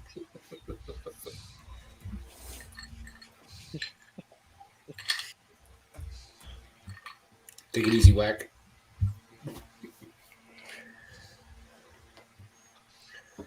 See you later.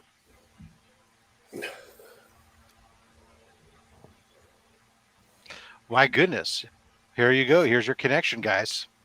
Our man, Mighty Man, was voiced by Peter Cullen, while Yuck was voiced by Frank Welker. Wow.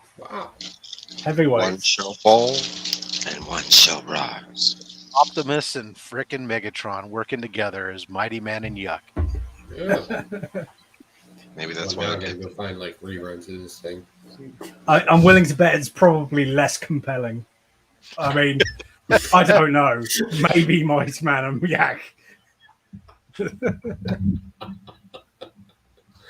Yeah. The Plastic Man Comedy Hour. Or Plastic Man Comedy Adventure Show. I remember that cartoon. Wow, that's driving me crazy. I must be getting old or something. I don't know. Maybe.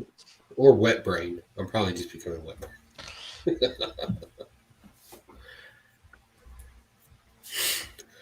Oh man. Anybody got anything exciting going on this weekend? I've got to go to work. That's not The exciting kids, at all. the kids don't know, but we're taking them to the zoo in the morning. Ooh, Oh, cool. nice. You know, We have there? like we have That'd be annual great. passes. So we're trying to make- Pride, do. Putang ina! Si Optimum Pride! Fucking inang yan, Optimum Pride. Babe. Love all his explanation. Well, It's the way he turns to his missus and it's like, look. it's all like super excited. Like, hell yeah. I'm about to hop off here and record some stuff and post it to members, and then get to bed. I'm getting up early. You gonna leave the kids there? No, I'm taking them. They're carry-on kids. They're fun as hell to hang out with. No, I mean you take them to the zoo and you leave them there. Shit, no, they would return them. They're like, we don't have a habitat for these things. That's the great thing is they'll adapt to any habitat as long as you have chicken nuggets. That's fair. Yeah, just throw nuggies in there and a juice box. They're good. You have to give them water. They're water kids. Turn on You the try water. to give them juice box. Like, we out of water? Like, no, we're not out of water. I'll get you some. Give them water in a canteen and see if they'll have fun with that. Probably hit somebody with it, Rob. Nice. And make sure you get them one of the nice surplus metal ones, not those crappy plastic. I mean, that's what I pictured, the metal ones in the green canvas. Yeah. Yeah. Thick aluminum. Yep. Well, I hope y'all all have a fantastic evening. If I'm feeling squirrely, I'll hop back on in a little bit. All right. Thanks, Mark. See you Thank later. you, Mark. Mark. Remember, vote for MadSpidey. What the fuck is a John Johns? Well, there you are then. Beckerman just popped in. What's going on, brother? Beckerman. Boy. Hey, Mike. It's the comic community hunter. I'm going to an all-you-can-eat Indian restaurant tomorrow evening. That's going to be fun. Oh, that's got to be treacherous. They make it on demand, so it's not a buffet. Yeah, it's gonna okay. It's still going to be treacherous. We got Oh, sushi. no, it's good. I've been there before. I ordered them. Yeah. There is that issue. Did you bring your bucket? Yeah, I was gonna say you don't buy that food. You rent that food. Good deal. I do like Indian food. Yes. Do you get that much over there? Yeah. Well, where I'm at, we do. We got quite a few here in Virginia. Yeah. Yeah, we have. It's basically our national dish at this point. Is Indian Yeah. food. We live on it. I've heard that before. I'm not sure there's a food that we haven't ruined over here. We have. There's a very, very, very, very large Indian population here, so we have a lot of. But There's a last joke night, in there someplace. I'm going to leave it alone. last night, my youngest and I. Since my youngest is going back to school soon, and they and I are the only two people in the house who really like fish. And so we just my wife was away at a work event where they were doing a potluck and stuff. And so we decided, hey, before we go back, we'll go to this restaurant that's called the Fish Market. And it used to have several of them. There used to be one here in our city, but it closed down after COVID. So we were gonna have to go up the peninsula to go there. And I happened to go online to check to see if I could make a reservation and realize there was another one about halfway up. I'm all, yes. And then I see that they shut down next week on Wednesday is their last day. They're shutting that restaurant down. I said, well, let's go to that one. We drove there yesterday. We have our stuff and we're talking to them. So I guess now we got to go to the San Mateo location. And she's all, oh no, the San Mateo location is closing 2 days after this one. And I'm like, oh, really? And they're like, yeah, apparently the owners died. The kids owned the place and somebody offered them $45 million for the land at the San Mateo location. And so they said, yes, please. Yeah, we're done. Yeah. I was like, oh, well. Or you can own a fish restaurant. I'll take the $45 million, please.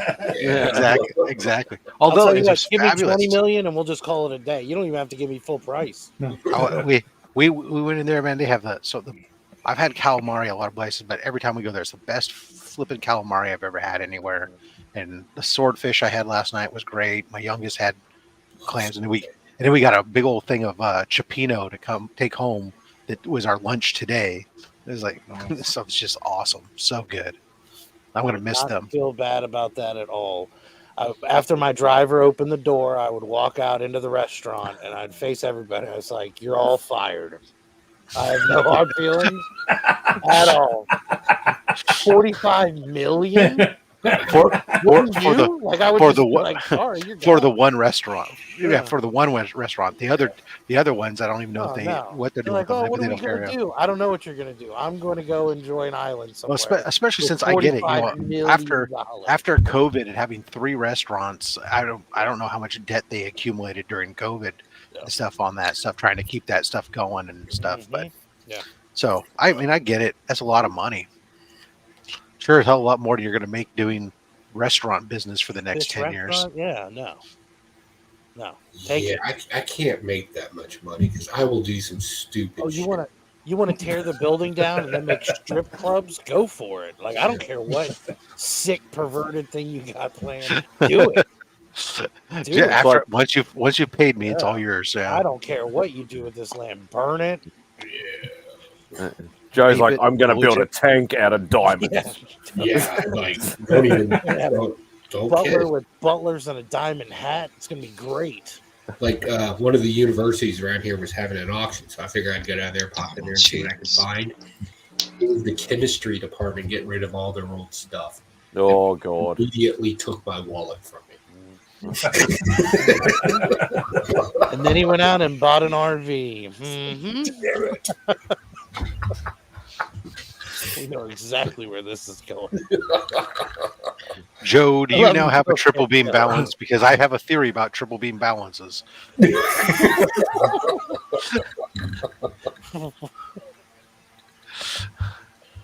It was ridiculous. Like I'm sitting there and I'm like, look, if I buy this entire set right here, this is what I can make with it. Like I'm going, and my wife's like, no, you're not doing that. I'm like, fine. So then I'm looking at this thing where, it's a I forget the technical term for it, but if you want to separate things inside of blood, centrifuge. That's it. They had like 8 of them jokers, plus this huge one you could put like vials that big in it.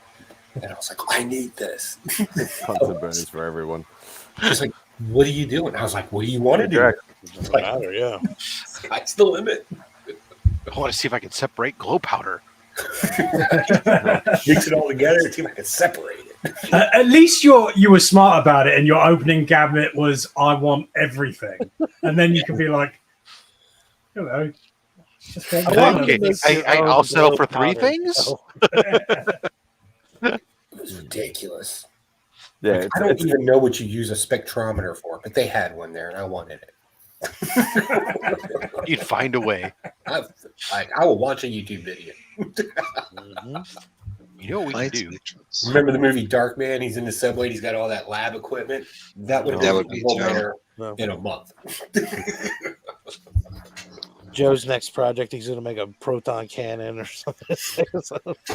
Well, see, he's first got the evil layer, then he's going to have his own CSI lab now to be able to process the crimes that are committed with the evil layer devices. He's going one step further, and he's going to have like a working ectoplasma, like backpack. And while you're kidding, so I need project. I need to do a plasma burst to make a ruby. And you can do it with like 2 arc welders and graphic, but I got rid of my old arc welder. I got a wire fed one now. So I'm sitting there in the evil layer, and I was like, well, I got a microwave. So I took the back off and took out some of them safety controls because those are a bother. Underwritten laboratories, what have they ever done for you? Right. Needless to say, we had our first 2 plasma charges today. They were like, great. And now Joe literally glows in the dark. Right. Hey kids, you want to know why it's called a microwave? Look at what it makes. Just go back to that scene in Kick-Ass. Oh man, the first 2 times I did it, that when I'm making something for Tyler Glass and his wife, and I needed the glass, and I needed to seal the glass inside of a glass, and then hit it with microwaves to create a plasma explosion. The problem is I left it on just a little too long. In the first 2 experiments, the glass blew up inside the microwave everywhere. But then the last 2 times it finally worked. There you go. Right, guys, I've got to jump off because I have to be up in the morning, which sucks. But yeah, what the hell's up to that? Yeah, no, it's really odd for me to be around during the day. I do dumb things like burn my legs when I'm around during the day. Yeah. I don't like that. Heard that again. Just send the Bunsen burner back that Joe sent you. So it was the sun. Yeah, it was the sun, and it sucked. I was the only person on the beach wearing a full hoodie, like because I didn't want to get the sun. Because I don't like the sun. I'm only there because I like my family and they wanted to go to the beach, and yeah, nuked my knees. It made going to Wembley feel all in a little bit tricky. Lots and lots of bandages. Let's put it that way. But it's all good now. But yeah, I do have to go, unfortunately. Have a lovely stream, guys. It's always a pleasure. Thank you for jumping on, mate. Cheers. Another one. And he flew away. Fair enough, Dracula.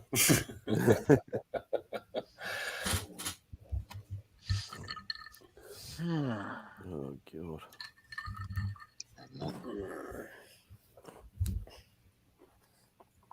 Exciting. Mm-hmm. Yeah. This might actually be a very short one the way we're going. Yeah, yeah. You don't want to sit here. We could have a staring contest. I'm sure it's riveting content. I'll just freeze the camera. You know? Freeze the camera, yeah. Gotcha. Oh my goodness. You guys want to see something cool? Always. As long as it doesn't require you to take your pants off. Right. I'll show you. I won't explain what we're making in the evil area, but I'll show you what we did today. So can you all see what's in my hand? Cocaine. Those are rocks, sir. So it's cocaine. Right. It's unrefined cocaine. It's unrefined, all right. Oh, it's crack. Can't really. So, yeah, I'm kind of well on camera. Let me get the light. See if that works. You making Diamante Galas? Is it glowing blue? Is that what we're supposed to be seeing? Yeah, it's supposed to glow under a black light. Because it's a particular type of gemstone that we were able to synthetically make. There you go. Yeah, that's cool. So yeah, those are synthetic rubies that we made. It doesn't really come off well on camera, which is a good thing to know when we're filming. But yeah, that's what we made today with a plasma burst. And a blown up microwave. And a completely and very unsafe microwave.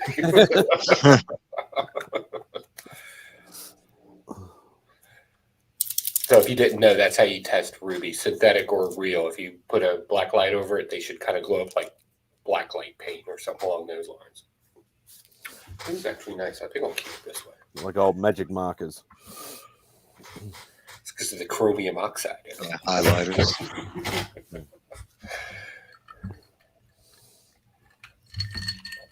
Oh, man. I haven't watched Oh, anything. John Scott went to the Bueller auction today. How was that? Was that any good? I'm sorry, did I interrupt somebody? No. I was just trying to keep the conversation up. Bueller auction. What Bueller auction?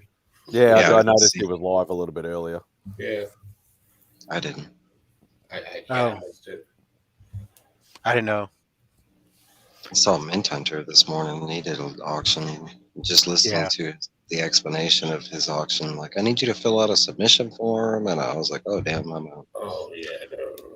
It's not a hard form, but but yeah, he makes you fill it out each time. So he has basically the list of the. How was he doing that auction? He didn't give up prices. It was just people were claiming it. So how do you know how He much? puts the prices right on the book. Is it? Oh, okay. I did see that. It's on a posted on a book. Yeah. I thought that was something related to like But the. for whatever reason, like I've sat through his a couple times, some of them, and I've bought some stuff from him a couple times. And it's not just him though, but YouTube lately is worse than it has been in the past. Where like you're watching these things, you have to constantly be refreshing or speeding up your time because you get drift where you slowly start lagging behind the actual live feed, and then all of a sudden you'll be sitting there like your people are claiming stuff before he's even said the price. You're like, how is that possible? And then you realize that when you put yourself on like 2 times speed, that you got 30 seconds at 2 times speed to get caught up to the feed or something. And it's like I used to get caught with that a lot when I did the YouTube auction stuff and things like that. It'd be like, you know, I've just got these, you know, set of books or whatever like that, and I'd like go claim, and then somebody else would claim after me, and he'd be like, "Oh, that person won." I'm like, "No, I claim first. It's in the feed." Well, you would have but the the latency. feed is different from live from StreamYard than it is from YouTube. What happens also for you is you'll see your side go up. So you post locally on your feed, and then you'll see when somebody else claims there, right? Whereas he, as the third party, he gets them both come to him, right? And so for on his screen, it's going to show that, but you still have an issue of latency that you're coming from Australia, so you're already at a disadvantage, right? And then you get that issue there, so you'll always see yourself first, pretty much. Sometimes a lot of that stuff, but at least YouTube actually, even though as long as you know about that drift and keep periodically refresh or keep putting yourself on high speed or something, it's not as bad. Whereas like Instagram is awful, and really, if you if I try watching, I don't want to watch a sale on my phone, but when it's Instagram, I have no choice, because if I watch it on the internet, the delay that's added for going through the system is like another 5-10 seconds. And even on my phone, if I'm on Wi-Fi, it's still like another 5 seconds. I have to turn off the internet on my phone and run it off of the wireless, the cellular data or whatever, in order to, or the 5G, in order to get a chance at winning anything from anybody on the East Coast, on these East Coast sellers. It's really, really exacerbated. I could be in a live stream, and I'll bring my brother to a live stream, like maybe, DJ Links or whatever, and just, us being on 2 different carriers, his connection is like a 2 or 3 second faster connection than mine. Like he would be able to see stuff that and even refreshing on my phone, it's still like, there is some latency. It's kind of annoying. But I did the other day I was on Pete's thing, and I tell you what I had is I had my phone on and onto the feed and was listening on a set of headphones from my phone that was faster, but then I had it up on my computer so I could actually type with my keyboard, because I'm fucking disabled with my hands, and it's not easy to type on them. Get a wireless keyboard for my phone. Keyboard. Yeah, that's what I use. I use a Bluetooth keyboard. I still don't want to watch my phone. My phone. Why do I want to watch an image that's this big? I can't see the books. Well, when that's no, but I will say it's harder to see on the phone. But I've been doing that for years. It wasn't as bad. I mean, granted, the video wasn't always in sync, but I could see the books that he was talking about, and I could hear when he would say the price. And when I typed in the chat, it would actually seem to like it was working.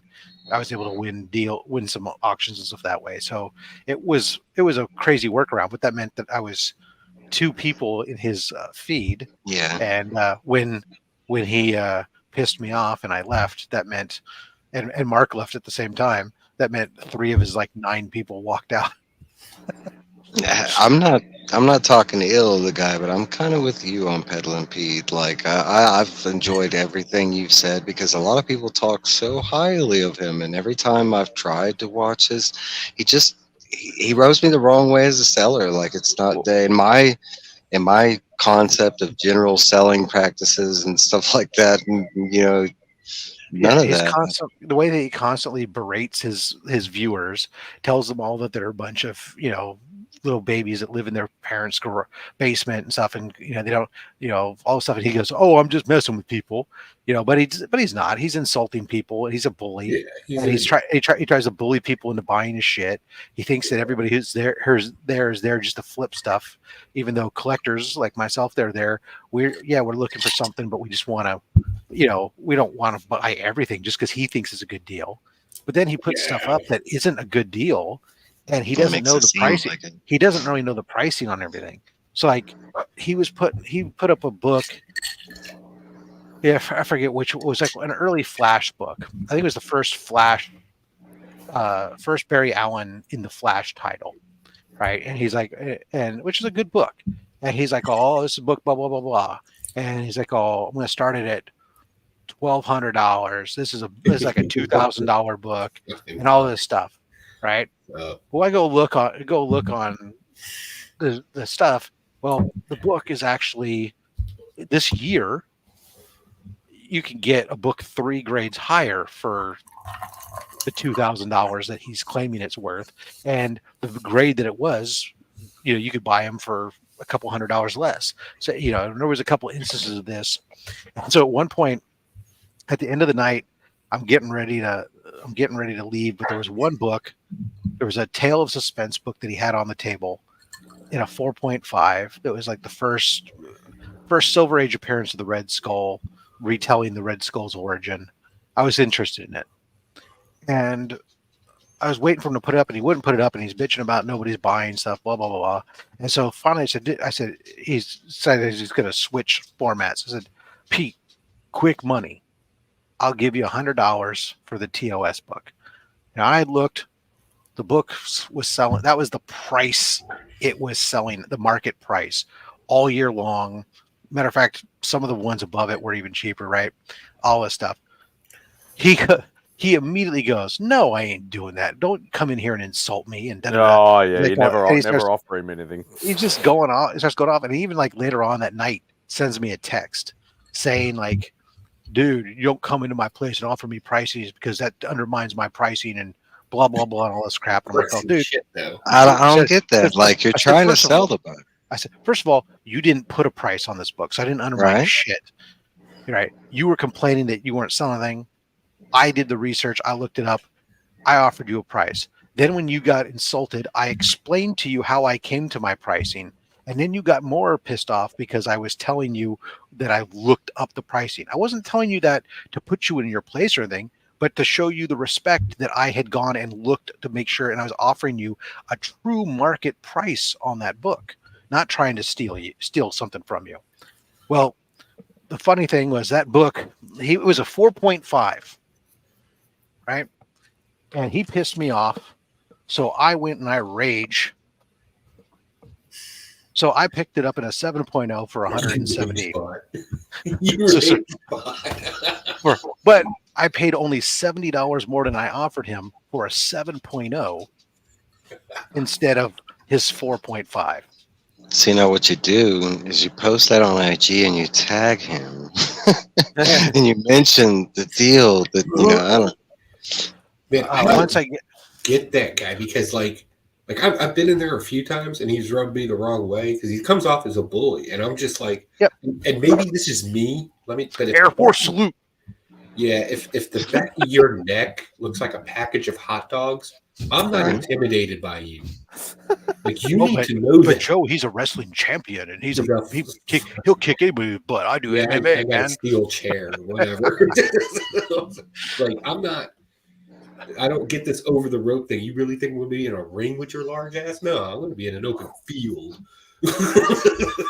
Yeah. So right now, all I care, I hadn't for the longest time. I hadn't dealt with him for a while because I didn't like the way he was doing stuff, and I was kind of slipped in a little bit. Was doing some stuff.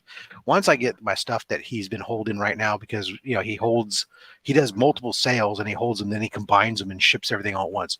Once I get because I paid Zelle. Once I get my shit, then I can go ham hock on them and fucking be done with them. But I'll try to be nice right now until I get my stuff back from him. I was just in and this is why I like the auctioneers that have multiple sellers on their stuff, right? Because like rotating sellers. Yeah. So I went to Beta Ray Bill the other night, and there was a guy on there that had some pretty good deals for a huge stack of Scotty Young stuff. Mm-hmm. And I wasn't sure what my wife didn't have and what she had, so I just bought the whole lot for like a decent price too. Nice. That's a Joe move. I like it. Yeah.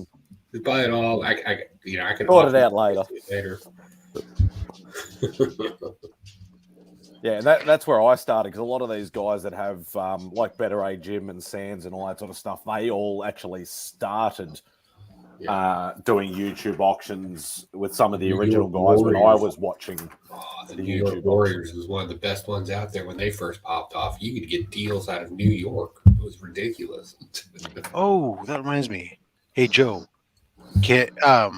So you were talking last week. You were talking about a bunch of Virgin Geminis. Can I buy a stack of them off of you, or pay for the shipping, or do you still need them? I don't know yet. I probably got half a box. I'll check and text you. To be honest with you, man, and I apologize. I completely forgot. Okay, you made it sound like you had multiple cases of them. So I probably do. I gotta look. If not, it's no big deal. I'll order some. But yeah, I'll text you tomorrow. No worries. I was just looking at it, so I was like, oh damn. Actually, you know what? I do need to order some of those for C3. So let me see how many I got. I'll shoot you a text. We'll work something out. Yeah. Hi, Lottie.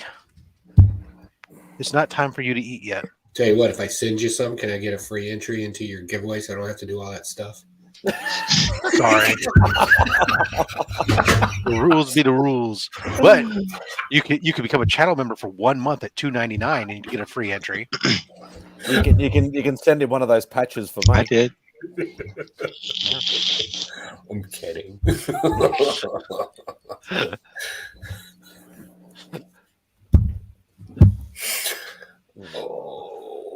I found it funny how you know Eddie better than I do, Rob, and he's like, oh, can you let Rob know it's on his way? And I'm like, wouldn't you have let him already know the parcel was on its way?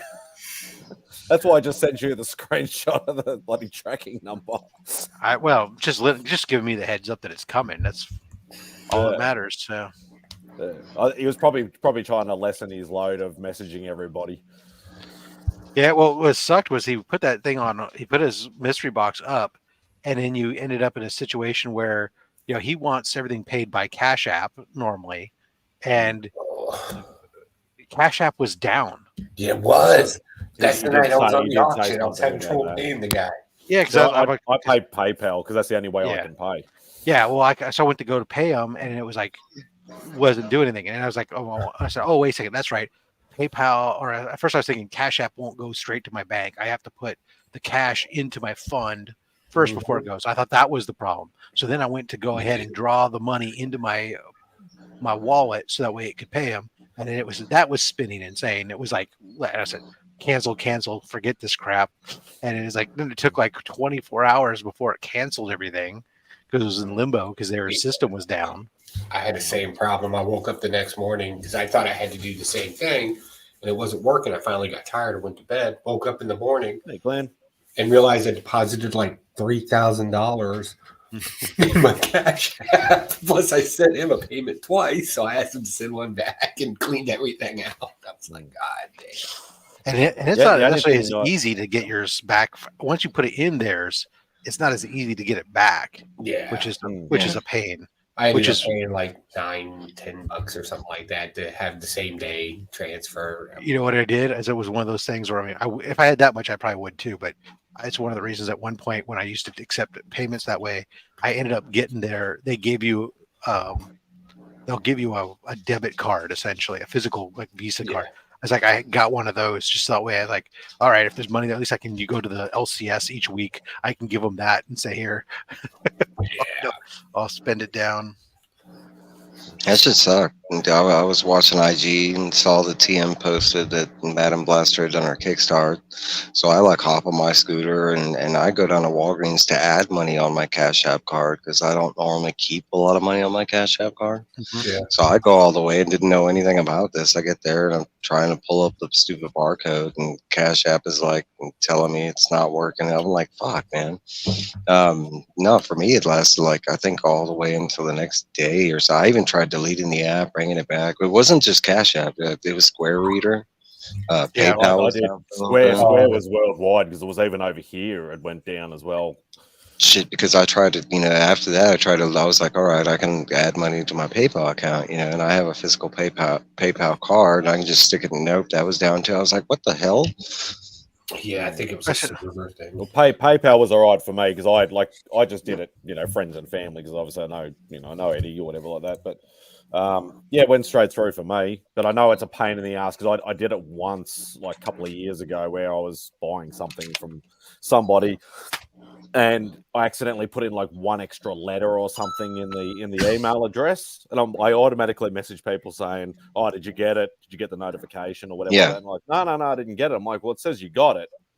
Not realizing, and then he goes, "Oh, double check the address," and I realized there was one extra letter, didn't copy and paste properly. And it took me like 3-4 days to try and get that money back, to say that it's like, oh, I've sent it to the wrong thing and stuff like that. Like I cancelled it. It's got to be pending. They've got to go through all the crap. And it's like, it's such a pain in the ass. You should be able to just cancel it automatically. But you can't. Well, that's the whole thing with the new friends and family stuff. But I used PayPal quite a lot. But it was funny. It's like, I actually had the other day where something like I got also a notification of a deposit in my account, and I was like, "What the hell is this?" And it turns out, it was I went back and did the research to figure out what it was, and it was Chris Marinan, the artist. When I bought a print for, or not a print, I bought some original art for Becker, and I paid him via Zelle, and I paid him Zelle before, but he changed his email address, and apparently he didn't sync up his new email address and didn't check his emails to claim it, to do it when he got notification. So it just sat there in limbo for 2 weeks, and then it refunded the money back to me. So then I'm reaching out to him because I'm a nice guy. I'm not going to try to take the art and take the money and run, because he would never know. And I'm like, hey, Chris, it's Rob, blah, blah, blah. You did this for me. They said I paid you this way, and I just got notification that it bounced back to me. And he's just like, oh, what? And at first he didn't understand. It took me so long to explain to him. And finally he goes, oh. He says, so, can I pay you PayPal? And he's like, oh, well, you could pay me Zelle. I said, I did, but it bounced back, and I don't want to wait another week or two to find out. He's like, okay, yeah, I guess you can pay me PayPal. Well, at that point, I would have just mailed him a check. I could have money order. He is. I could have actually probably, because he's here local. I could drive over and just give him cash. No, that's the thing. Like a lot of these aren't available sitting around. You know what? Oh yeah. I got a pile of checks that are aging, and it's not like wine; they don't get more valuable, so I might as well use them. You have checks? Not yet. They will. That's right, because I have to pay taxes every year. I have to write a membership check to the American Legion and one to the Sons of the American Revolution. I used to have to write a check to the Boy Scouts, so I don't have to do that anymore. So I think I'm down to 3 checks a year now. I didn't know people still had checks. I have a box of checks, but they're trying to remember if I could even fill out a check.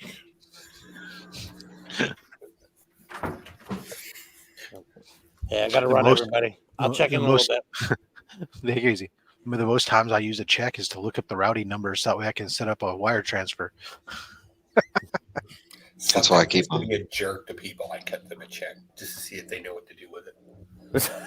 Yeah, well, that's like it works. The problem is then they hold on to it for 3 months or 12 months because they don't know how to deposit it, and then you're accounting for that money.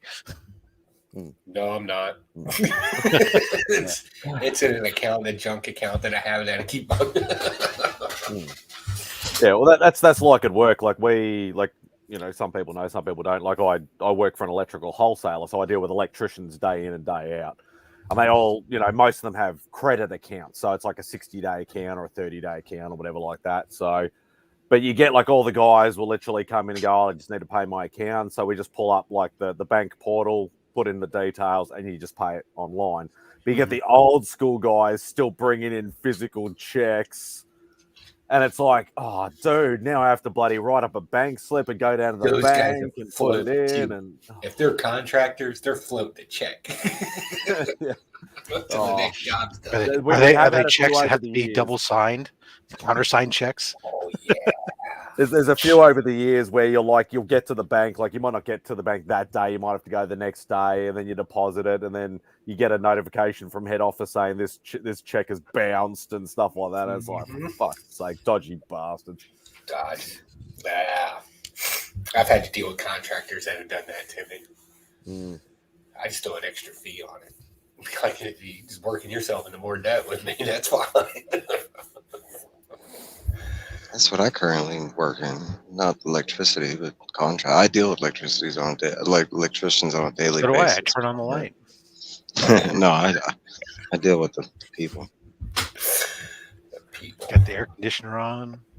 Love electricity. HVAC. It's my favorite. Adjusting microwaves to make plasma explosions. Sure. Taking off security. My wife is so mad at me for that. I got a countertop composter that breaks down food matter into compost in a matter of hours. So do I. It's called teeth and a digestive system. No, this is the stuff that you don't eat. Then you ride the porcelain train. You want me to come by with some of my compost for your garden?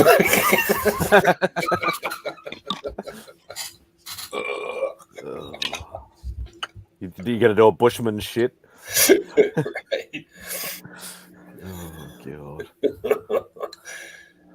This is when you say yeah, and you start planting poison ivy everywhere. we don't have poison ivy over here, but yeah. I got You've got animals in the plants, though. Yeah. We have carnivorous plants. Yeah, we don't got that shit over here. I don't know, man. I just need to go to Australia and go hang out for a while. Sounds like a plan. Like, don't make any plans. Just show up and be like, all right, guys, where's your wilderness at? Where's all this danger? And just go.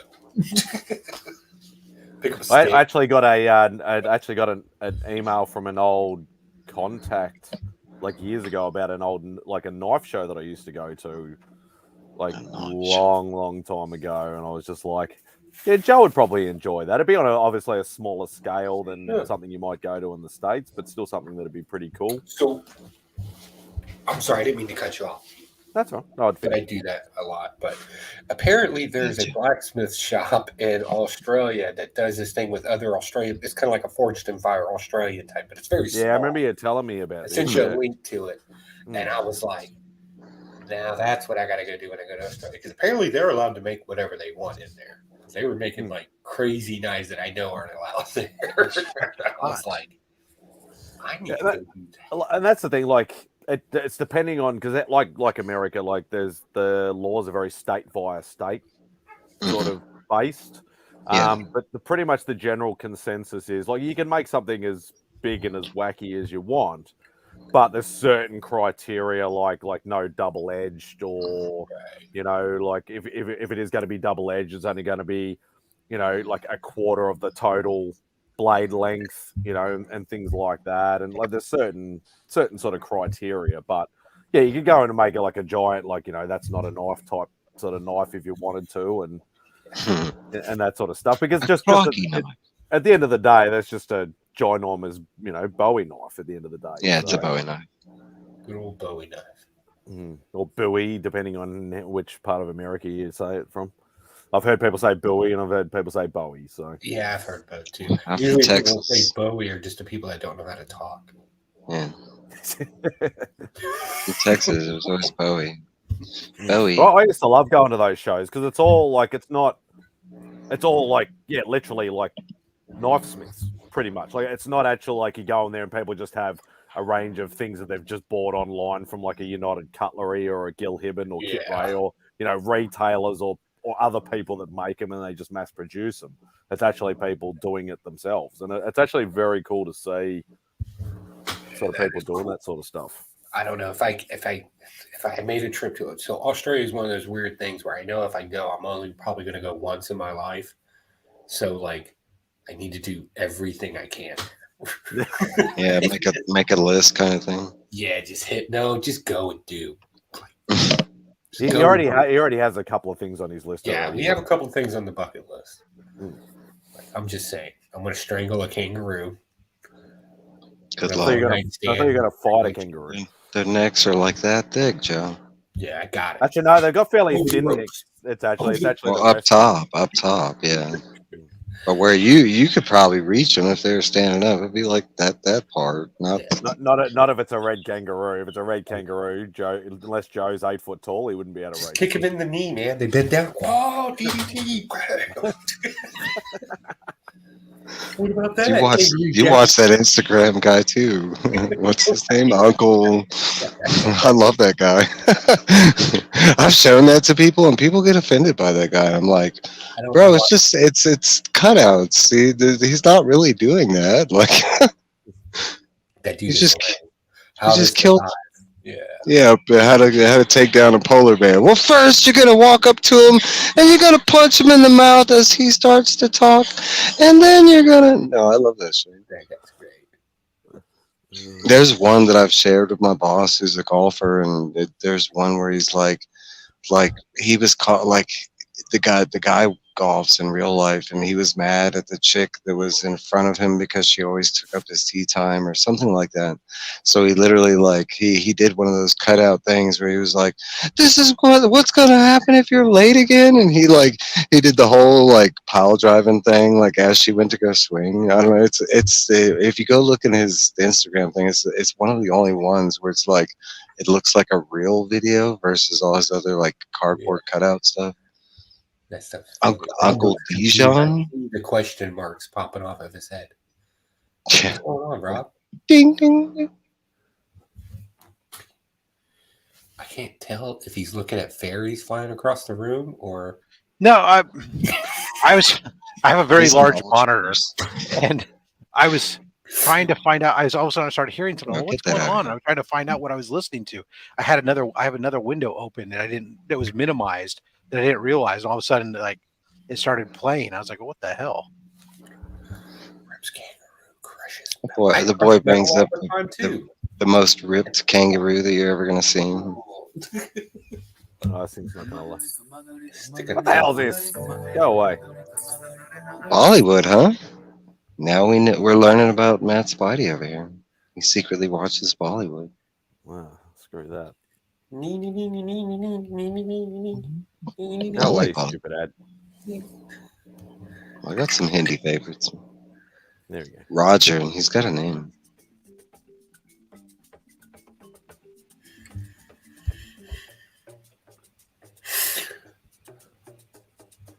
Just saying, everybody looks like they push their forward shoulder. The muscle is very similar to a bodybuilder. I like in the quotations there was a man you ever want to have that will tell you that it's real. You're going to have to fight for it. You try to get their opponent in a big bear hug, basically, and wrestle. That's them. every kangaroo. Did that bucket. He gave it a big bear hug, and it just crumpled it like a Coke can in your hand, I suppose. Roger sees me. Oh, yeah. It's like, bitch, bring it. Come on. I was eating lunch. Come on. He's not afraid of people, and he likes to try to fight me. So I've got to make sure I run away. How tough can he be? He's got a stuffed animal. I want to know how many people he's taken out. What is his KO ratio? Roger cannot be released back to the wild because he may run into people. So he just knocked the hell out of him. Bam! Sanctuary to that is they need to tranquilize it and put tats on it, like prison tats. Right. K-pop was like, he's scrappy. I wouldn't run into that kangaroo.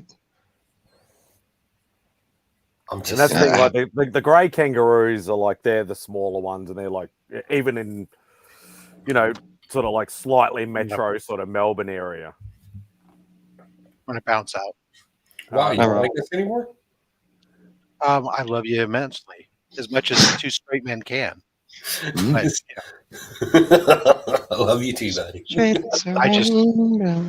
was sitting in this chair a long time. I'm going to go do some other stuff. My kids aren't here. It's just me and my wife. Get the wink, wink. All right. Bye. Thanks, Rob. The grey kangaroos are the smaller ones. Yeah, I can, as I said, I know there's spots even in Metro Melbourne that I can drive to, 15, 20 minutes away that I can see them. But the red kangaroos are like the outback ones, and they're like huge and big. That's where you go for a good time. Stay away from that shit. Just saying, prison rules, kangaroo. Oh God! So I got a question for y'all. Does anybody watching Wheel of Time? Does anybody know that started back up season 2? Anybody heard? I know of it, but I've never read the books and I've never seen the show. I watched first 2 seasons, or the first 2 episodes. First season. One, yeah, and I was like, "This isn't." You didn't like it? I enjoyed it. I didn't know. I never read the books or anything, but I thought it was in a decent. At that time, especially what we were getting, like Willow and some of it, I think it was a lot better than some of the other stuff we were getting. Yeah. But as big as it was from Amazon, I thought they would be like high promoted, and I didn't see any kind of promotion. Like it just popped up. I was like, oh, season 2 had dropped, and like a couple weeks back, I was like, oh shit. They promoted the shit out of season 1, but I didn't even know there was a season 2. So yeah, and I was just on Amazon. I just finished a series I've never seen before, but I always heard about was American Gods. I finally finished all 3 seasons of that. Yeah, I've never seen that. That was good. It was actually the last season was kind of, but the first 2 seasons I had, they were solid. That was a solid television watching. We tried watching Good Omens, but only got a couple episodes in and just found it a little hard to follow. And and it's like I know like David Tennant and what's the other guy's name? Simon Pegg. No, the guy playing the angel. Did good. Yeah, I can't remember his name, but what's going on, Chaos? They're both like very funny people in their own right. Yeah. But it just, I don't know, I just couldn't gravitate towards it. I saw previews and the fact that it was done by Neil Gaiman, and like I haven't read a lot of his stuff out, but I was like, ooh, that looks interesting. But even to this day, I still haven't got around to watching an episode. American Gods, I did, but I agree with Joe. Like the ending, but isn't that a lot of TV shows? Like they always start out like so great, and the ending it kind of either like fizzles out or. I think it's mostly because they don't actually expect to get like that second or third, like they're on the cusp of like that far. Yeah, they don't think that far ahead, and then immediately they get syndicated or another season or is greenlit, and now they got to put a story together. It felt that way to me. I mean, there's a bunch of shows I could bring up that were like amazing all the way until the end. I mean, earlier we brought up that '70s show that was great all the way until the end. Yeah. The last 2 seasons when all the main cast started. Yeah, when Eric went to Africa. They started getting a little bit lost. Stupid and wasn't as Lost. That was like that. Definitely proof that they did not know from season to season if they were going to last, and they just started kind of breaking. I love Lost. I love it too, but the last season of it just. It's so weird because it's one of those things where it was like that, when you watch the first season, and I remember I was, day one fan, I loved it. But like, I remember talking to people and the general consensus was like, oh, these people are dead. They're stuck in hell. So when we got to the end and that was kind of like the explanation of it, like I didn't like, but it wasn't exactly what I wanted. I can say that.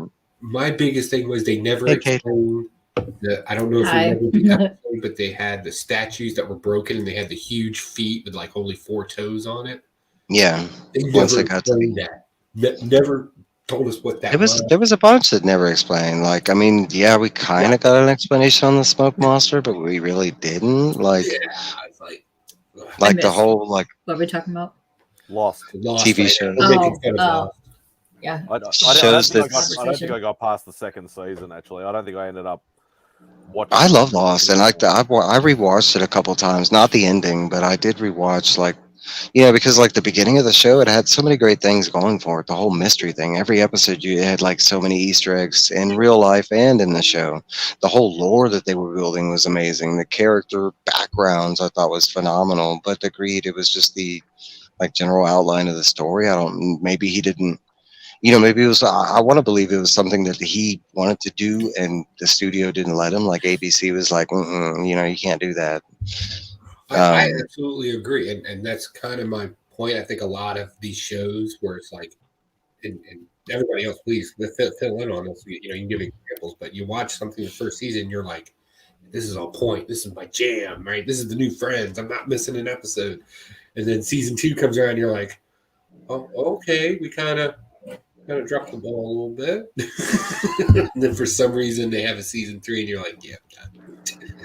Didn't it go For for me, like 5 seasons or something? like 8 or 9, something Oh, like went that. that far. Awesome. Oh. Yeah. And then they gave us the extended versions too, which I kind of enjoyed that. A lot of people don't even know that existed, but they actually came out with like extended versions of every episode where instead of like, I think the 45 minutes or 48, it was like an hour and 30, something like that. That's a good one, Drac. Yeah. That Yeah, the one of those numbers. things where you can go through where they just kind of just did and said things and then like tried to make it a big deal, gave it dramatic music, and then forgot. Going background on that subject, another big one for me was Dexter, and I loved Dexter like all the way through, and then you get to the ending, and it was like, I mean, I wouldn't say it was a bad ending, but like it's definitely, you could definitely tell it's one of those times where they didn't know how they wanted to end it, they just had to, kind of thing. Yeah. But like another to add on to that, like I want to say they tried to fix it with the add-on show, and it was kind of like the same thing. It started out really good. It felt like the original and everything, and then you get to the ending, and it's like, okay. Yeah, I'd say like, there were so many shows that had like 1 or 2 seasons that had a really huge fan following that just got axed out of nowhere. And I'd say Pushing Daisies was still one of my favorite shows to this day, and it needed more seasons. It was so good. My wife, I heard a lot of good. It had a huge cast, everything. Just the story plot was great. Jupiter's Legacy, like that has a huge fan, and they dropped one season. Yeah, a lot of the Netflix stuff happened like that. Like they got good reviews, and it was always in the top 10 in the first couple of months that it was on.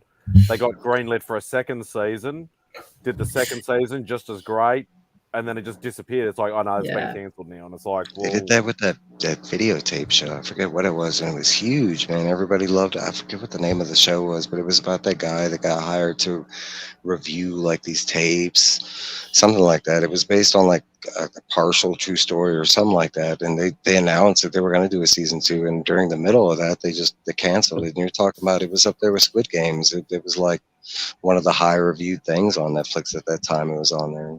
A good example of forgetting your own writing and shows. I'm sorry, let me interrupt you. Go ahead, K-pop. I'm sorry. No, he just had to comment on there for Firefly. Just said, yeah, that was awesome.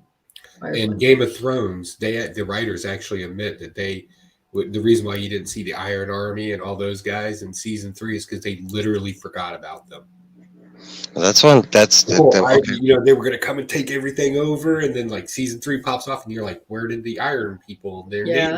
Nope, they just forgot about it. That's one of those things I didn't understand when the show got started, because the book series isn't finished to this day. So why even pick up something that you're planning to encompassing the whole story and it's not even finished? And I know for me and him, there's another one, and I've paused because they hadn't finished it, but One Piece was another.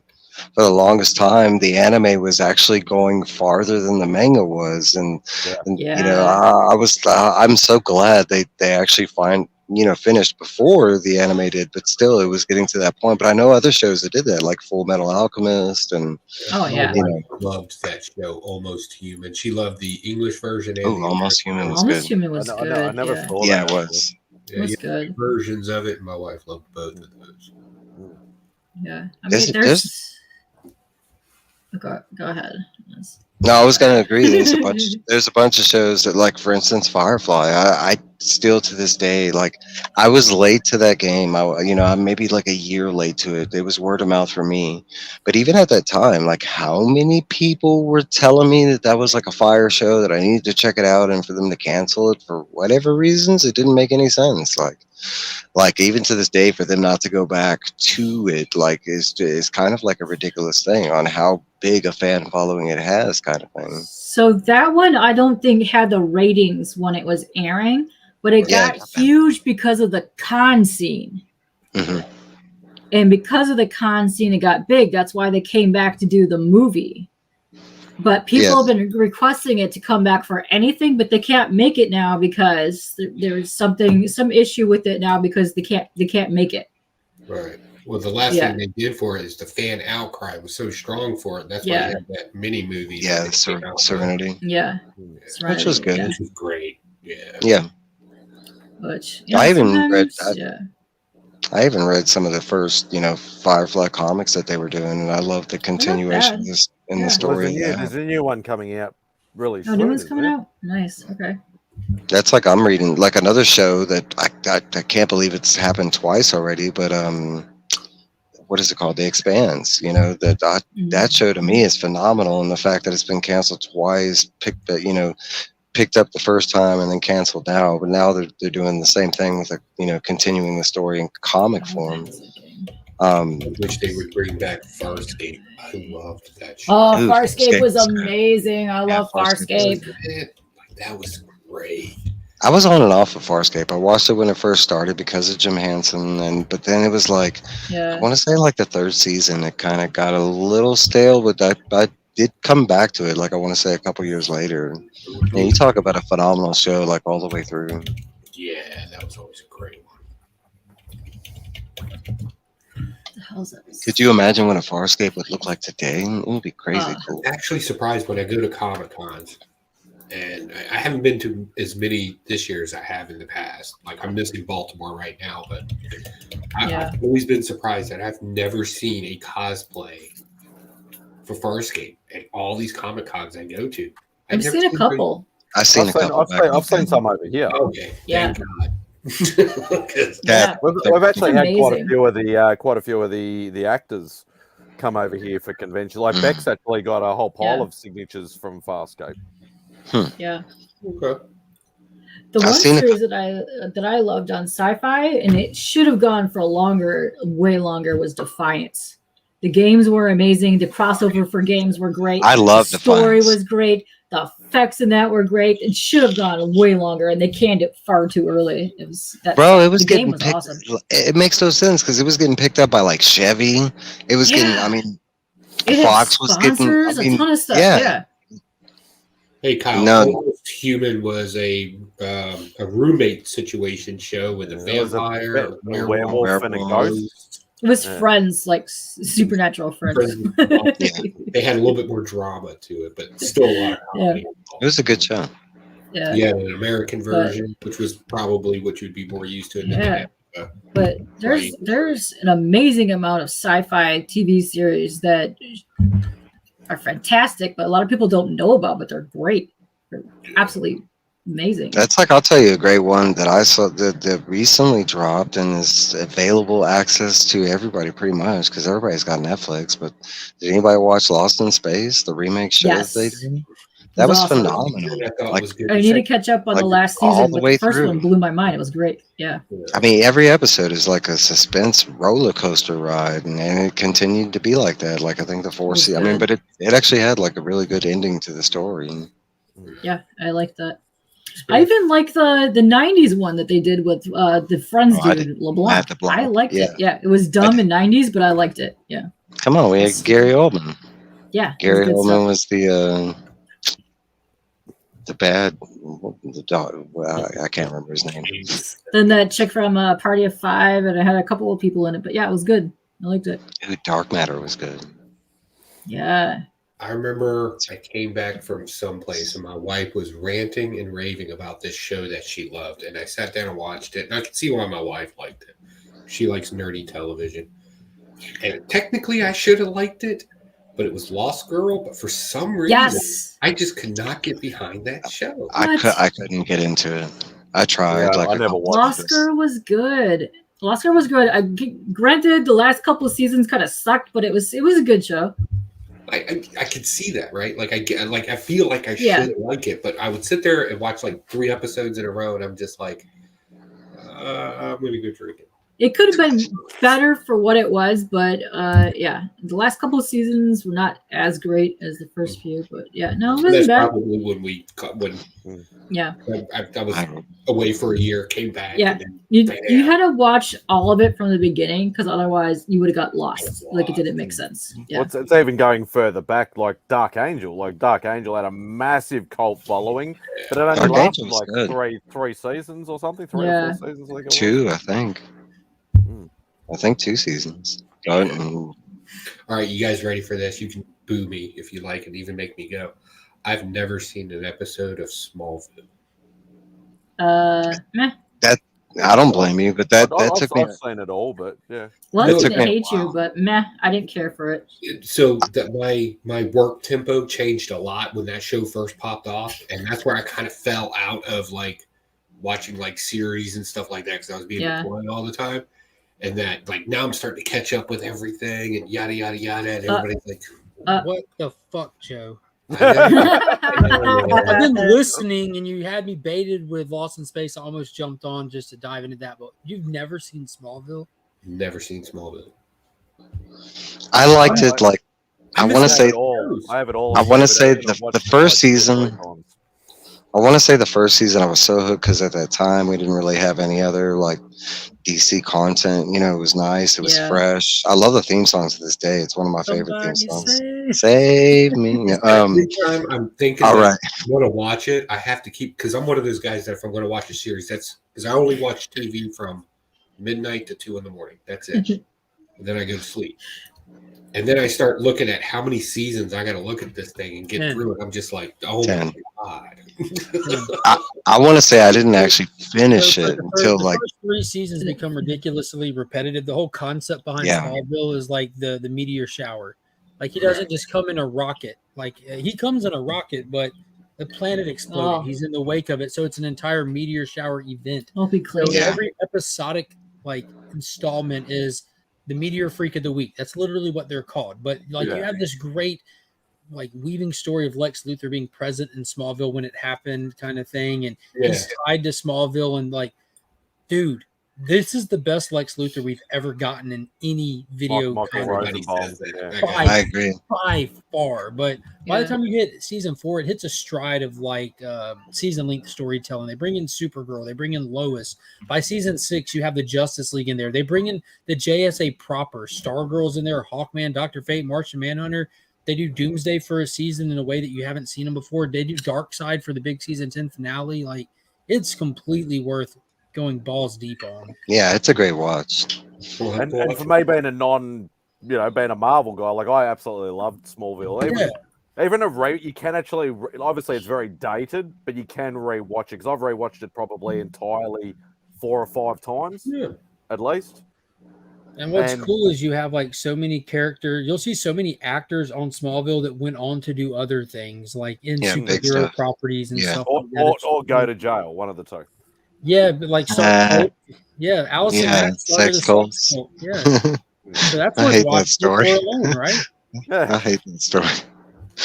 That's I love the character of Chloe. Like she was one of my. Yeah, me too. Me too. And then she started like. And then she started directing it. And let's be honest. Does anyone like her any less because she started a sex cult? No. Okay, let's just be honest. I would think that kind of amps it up a little bit, right? I'll tell you what I hate about it. She got caught and it became a public thing. You know, I mean, no, that's the only thing I hate about it. You know, what I mean, yes, I watched Clone Wars when it came out, buddy. Like I love all of it. Huge fan. All of it. I didn't watch that new stuff that they did.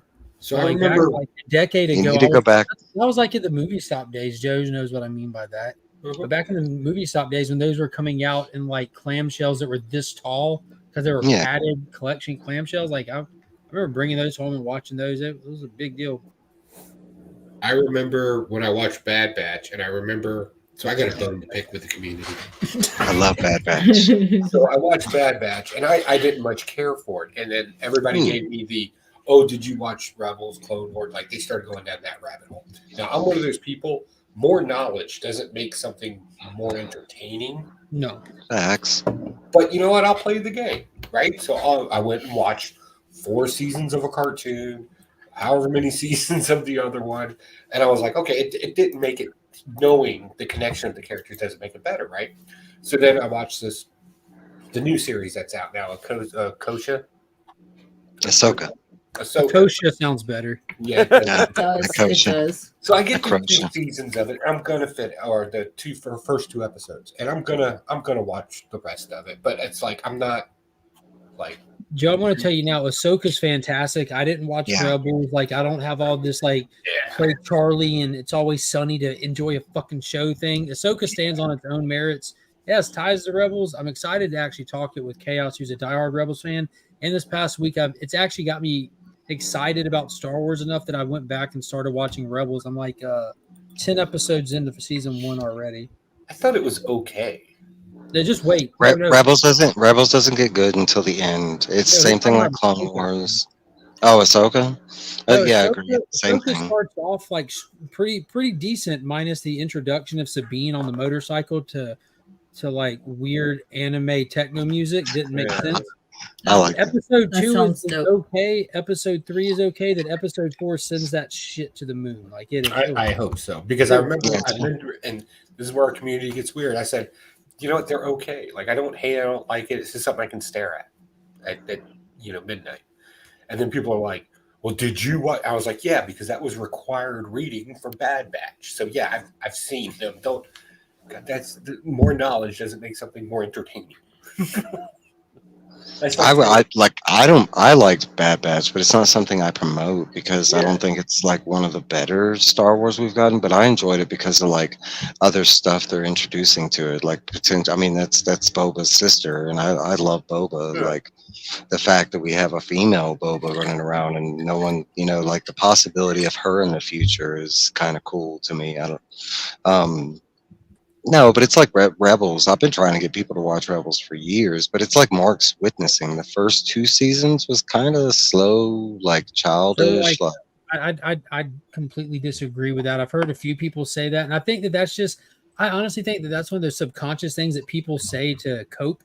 Like, oh, you didn't like Andor? Did you watch past episode 3? It gets real serious at the end. Did you watch past season 1? I think that's some shit people say to cope. I've said it before. Reality is, Rebel season 1 so far, I think is fucking awesome. I'm not even gonna lie. That's great. I shit on Disney all the time. Like I any chance I get, I'm like, hey, there's the hole in it. Fuck it. But that shit's solid as fuck. If it gets better from here, I can't even. It gets better. It gets better. That's crazy.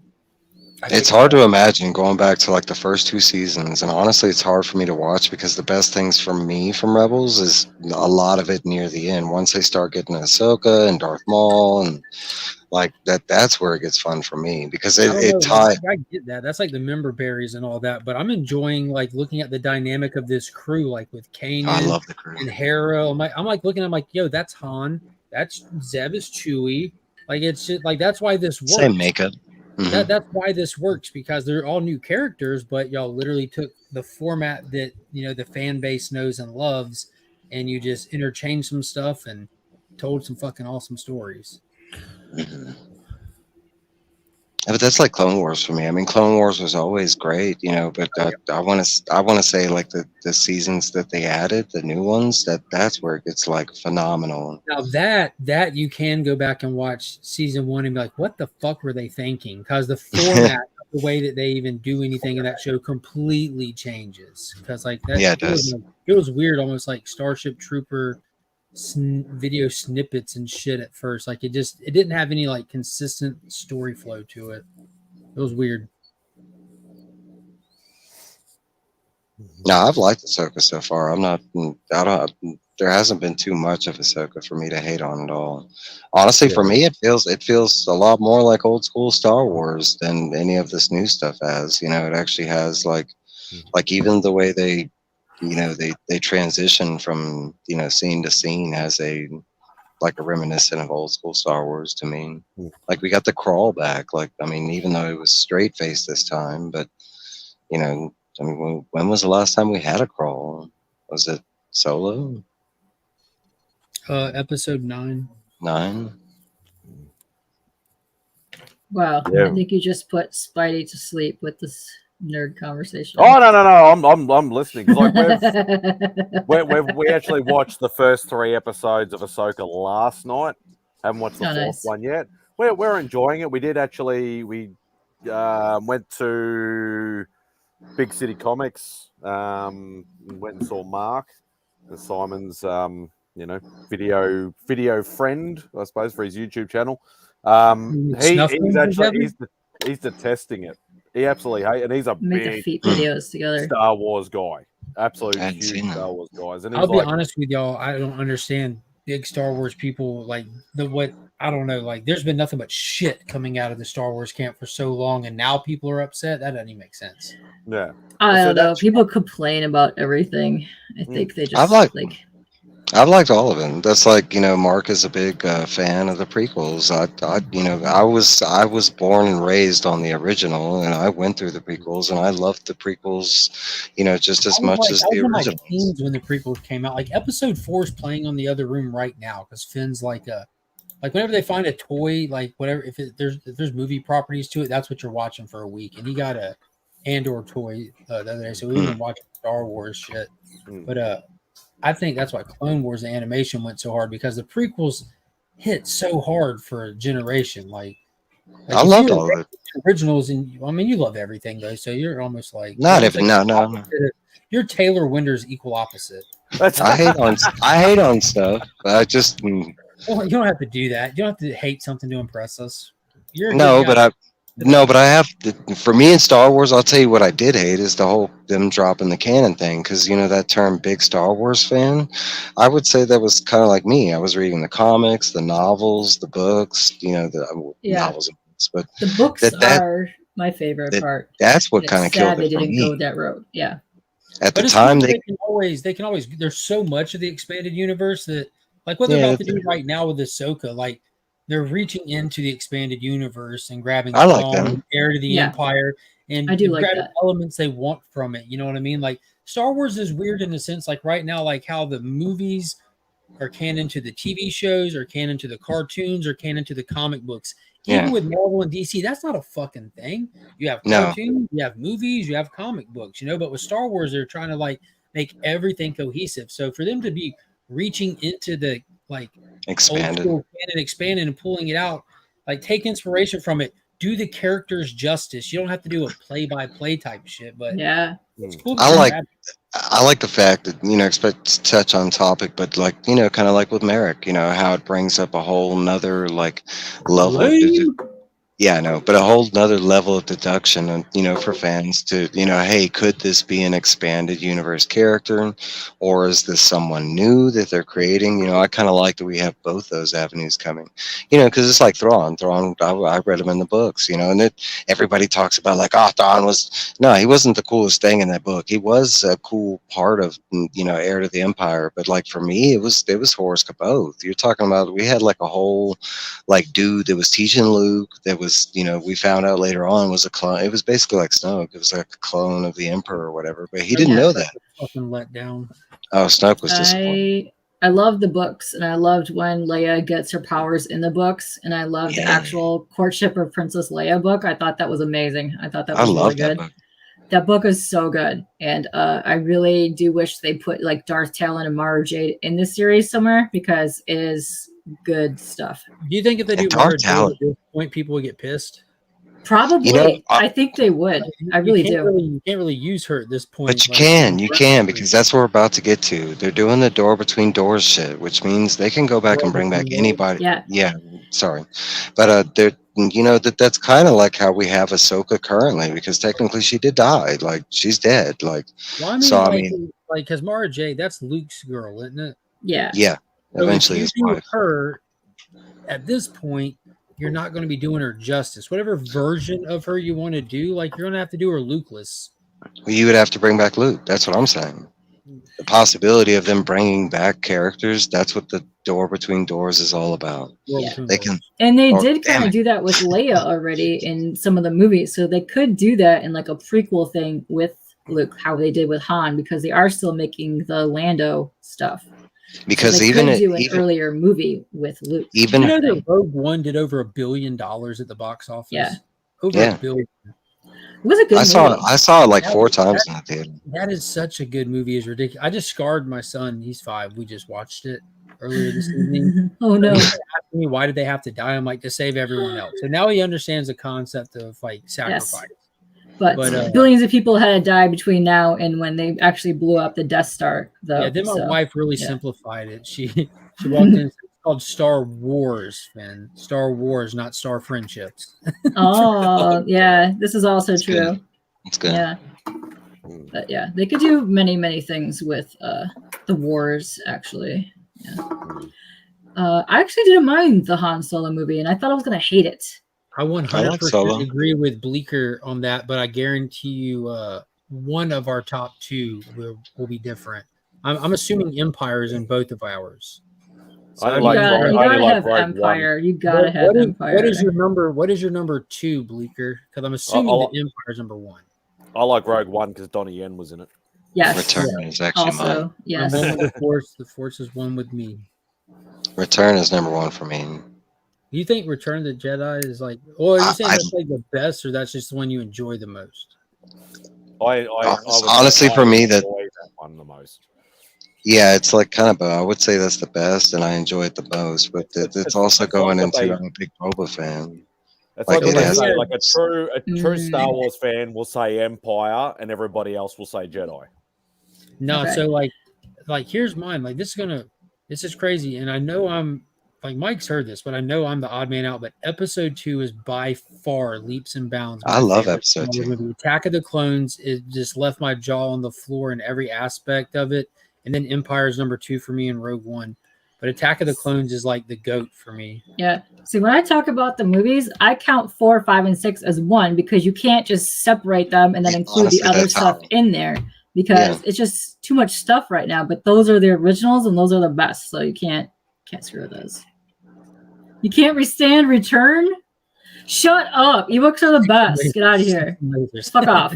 I love Return, man. The whole Jabba's Palace thing is one of my favorites. And best. the whole Rancor thing, the whole like the I like slave. the thing. Ewoks. as a I'll kid say in it. there. I don't care. I love. I love I the was a Ewoks. kid. The Ewok movies are some of my favorite movies of all time. Yep. And I used to pretend I was Sindel in rescuing Ewoks when I was little. So shut up, Blake. Yeah. I love you're both weak. the Ewok movies. So Battle Caravan. to you. Yeah. Yes. I ate all that shit up. I That's sent like the link- I droids. sent the And, link to Blake. Yeah. yeah, but I'm with Mark. Like episode 1, I remember seeing it in the theater, and like it was an amazing like theater experience. There was cosplayers like before the movie started. There were lightsaber battles. There were no, but like People forget watching what the it's movie. like to watch that without everything else. When all you had was the original trilogy in that. That, in yeah. that gap of They had like information. 20 years. Yeah, and you're looking at like episode 1 and all the little like, okay, this can lead to that, and like that shit was like crack to me as a kid. I'm like just playing the continuity game with all of it, like trying to picture how this is going to play out. Like it was insane. Yeah. I love episode 2. There's like, I mean, there's so many great moments in episode 2, like Django, like taking on Obi-Wan, like the whole, Episode 2 was goated. Like the Django whole was like Battle of Genosis. Oh, come on. you get to see Darth like Maul is Palpatine sexy. in her Yes. ear at the Senate. You see him like like positioning into power. Like you just, I don't know. There's just so much to it. Watching the clones for the first time roll out, and you're like, holy fuck! There's the Empire. I'm looking at the Empire for the first time, and they play the music for the first time. You're like, wait a minute, all of these clones are fucking Boba Fett. Right. Oh my god! Yeah. Watching the Clone Wars start, which at that time all we had was that one line of dialogue from old Obi-Wan in Yeah, episode from Obi-Wan. 4. I fought beside him in the Clone Wars. You're like, Yes. oh my god! The only thing that throws me off about those movies is the relationship between Anakin And Padme. Because Yeah, I always question that. and Yeah, she's like 16. 18. Yeah. And it's like, no, go away, child. It's the only thing they that drives me nuts about that. But yes. But they didn't fall. But they didn't fall in love there. They didn't fall in love there. They just No, but it's still weird. Has it Yeah. been? Like I watched episode 1 not too long ago, and like as I get older and go back and watch these movies, I'm like, you start seeing these people that you used to look at like, wow, she looks older when you're watching it as a kid, and now I'm watching like, damn, Natalie Portman looks like a fucking child in this movie. In episode 1, Natalie Portman looks like a fucking child. Her and Anakin both look like fucking children to me. She was young. I don't think there's that big of an age. She was gap. young, but she wasn't because with the Jingle All the Way kid, it looked like it was so massive. Jingle. Yeah, no, that threw me off so hardcore in the first that prequel, what do you call that? Yeah. I guess like we also knew it was coming. Like from episode 1, yeah, we knew that you knew it was coming. That's why it was weird when you saw the first movie because you're like, why? No, child, no. It wasn't a child by episode 2 in my mind, I guess. And again, when I saw episode 2, I was way younger than Hayden Christensen at that time, or the way he was portrayed on screen. I don't know. It worked for me. What threw me off my rocker though was that in the Coliseum when Mace Windu comes walking up behind Count Dooku. Yeah. Count Dooku says, "You're outnumbered," and he says, "Am I?" And the whole Coliseum lights up with lightsabers. Like, what the fuck? What the fuck? That was dope. That was dope. Yeah. No, that whole movie was awesome. I want a purple lightsaber, motherfucker. Dude, I like. Got one too. Yeah. I like Tyrannus. I like Dooku. You know. Yoda. Did anybody on the planet expect Yoda to go hard in the paint? Yeah, that was you know, as a Yoda, like an old school fan going into that, like that was phenomenal. He warned us when like what was it, the chase scene against Weisel at the beginning, the little assassin, when Obi-Wan says, if you would practice your lightsaber skills as much as you practice your arguing, you would be on par with Master Yoda's saber skills. They tried to warn us, and I didn't listen because I wasn't ready for that shit. Much to learn I still had.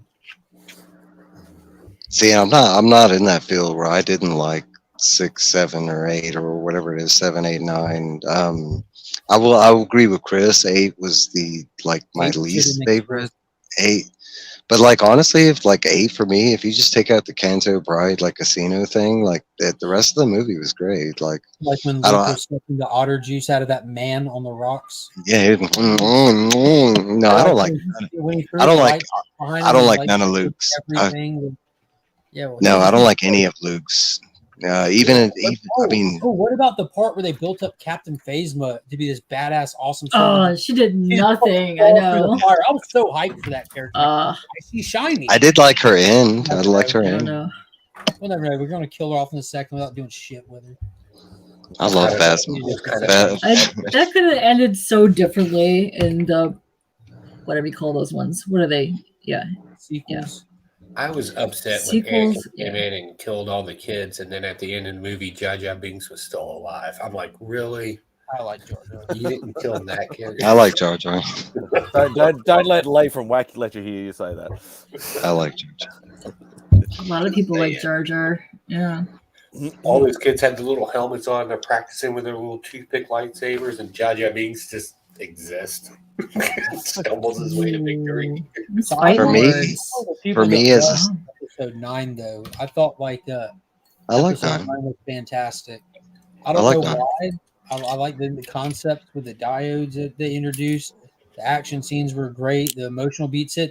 To me, I felt so slighted by episode 8. I could see where everything they're doing in 9 was trying to like, all right, let's correct what we're doing in 8. It felt like they were just trying to bridge back to 7. Episode 8 just is a splinter in the existence of Star Wars. Yeah, it was. Yeah. No, I mean, for me as a Star Wars fan, 7, 8, 9 are the only ones that I really like nitpick. You know, I mean, each movie's got stuff that I liked and stuff that I didn't like.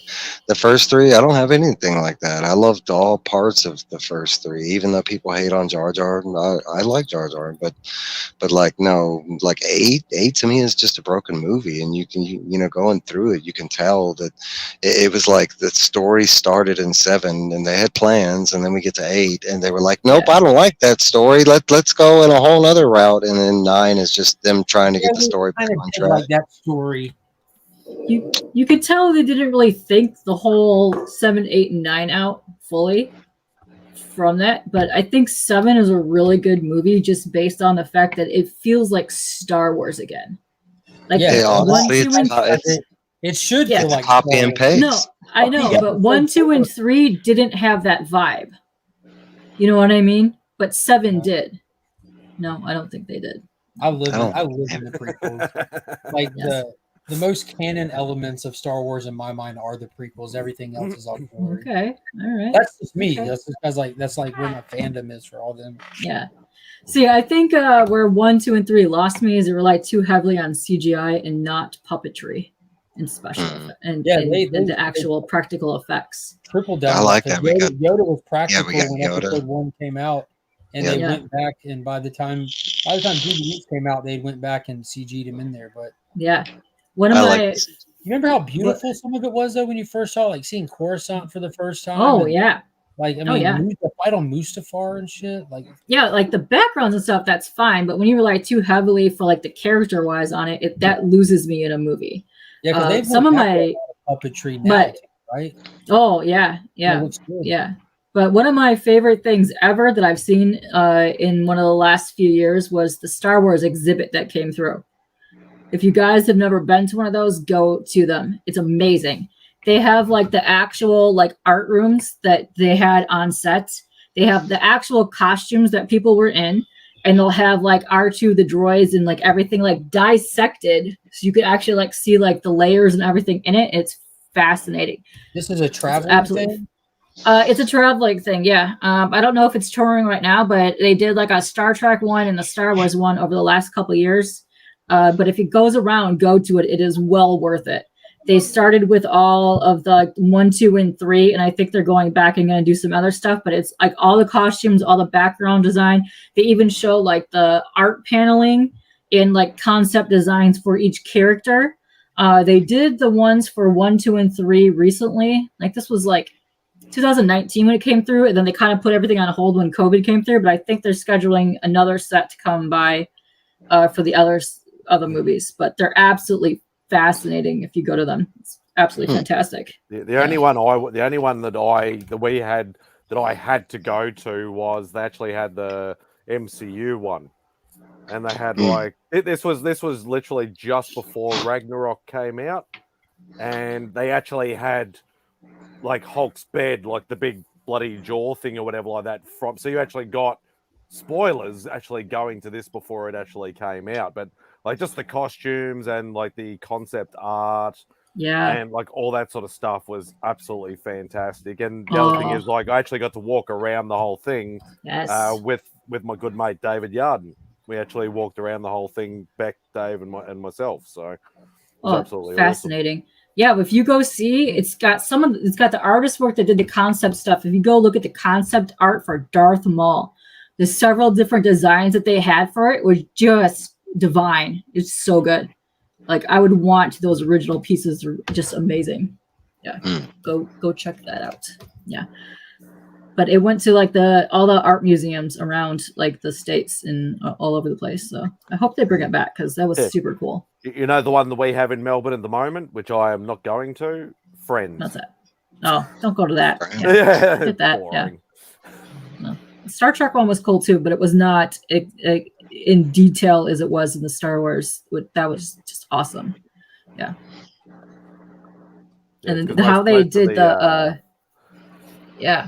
Most like of the actors have been like, there's a lot of like big Hollywood actors that actually love Star Trek, and they buy all the bloody props and original bits and that. So they don't actually have as much of a back catalogue as whereas George Lucas like hoards everything.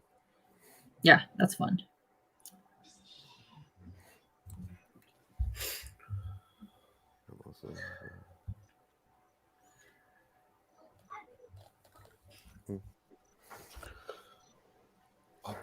I'm gonna go back so y'all can talk some more. Joe pops up. Everybody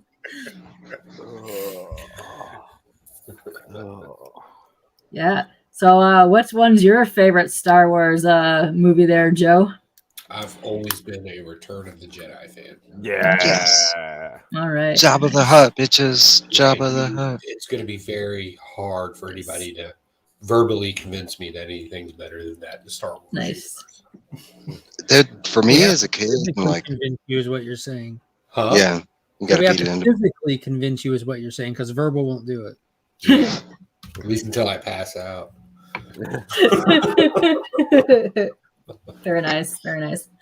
Also, I'm a fan of like the original, like the VHS versions, not like the remastered, retouched Special edition ones. I don't like those. I don't like those. Yeah.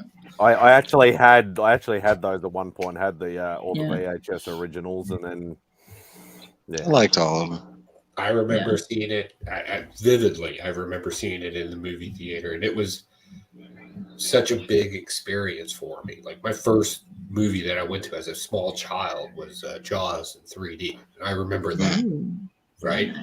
And then like all of a sudden we'd go to the movies every now and then we'd see something, and then all of a sudden Return of the Jedi, and I was just like, oh my God, I want to be Darth Vader. Like that made me go straight to the villain. Like I want to be that guy. Have you ever done any Star Wars Evil Air project? I did the lightsaber. Oh, that's right. Yeah, you did the I made the custom lightsaber for White Shadow, and technically we made a laser, but I don't think you would consider that a Star Wars laser. Call it a Death Star then. Yeah, right? The Death Star laser. Star Killer laser. Yeah, we built the laser. Freaking laser beam. I do want to get into more with Evil Air projects, but I have to be careful, right? Because you got to change like monthly. You can't do like back-to-back monthly themed things. You got to change. Yeah. But I definitely want to do something with the whole concept of the Mandalorian in there. They always got a weapon that's mounted to their wrist. So I think that would be kind of cool to do something that would. Django had a lot of flamethrower. Django had the flamethrower, the grappling hook, the actual spike that came out. The darts.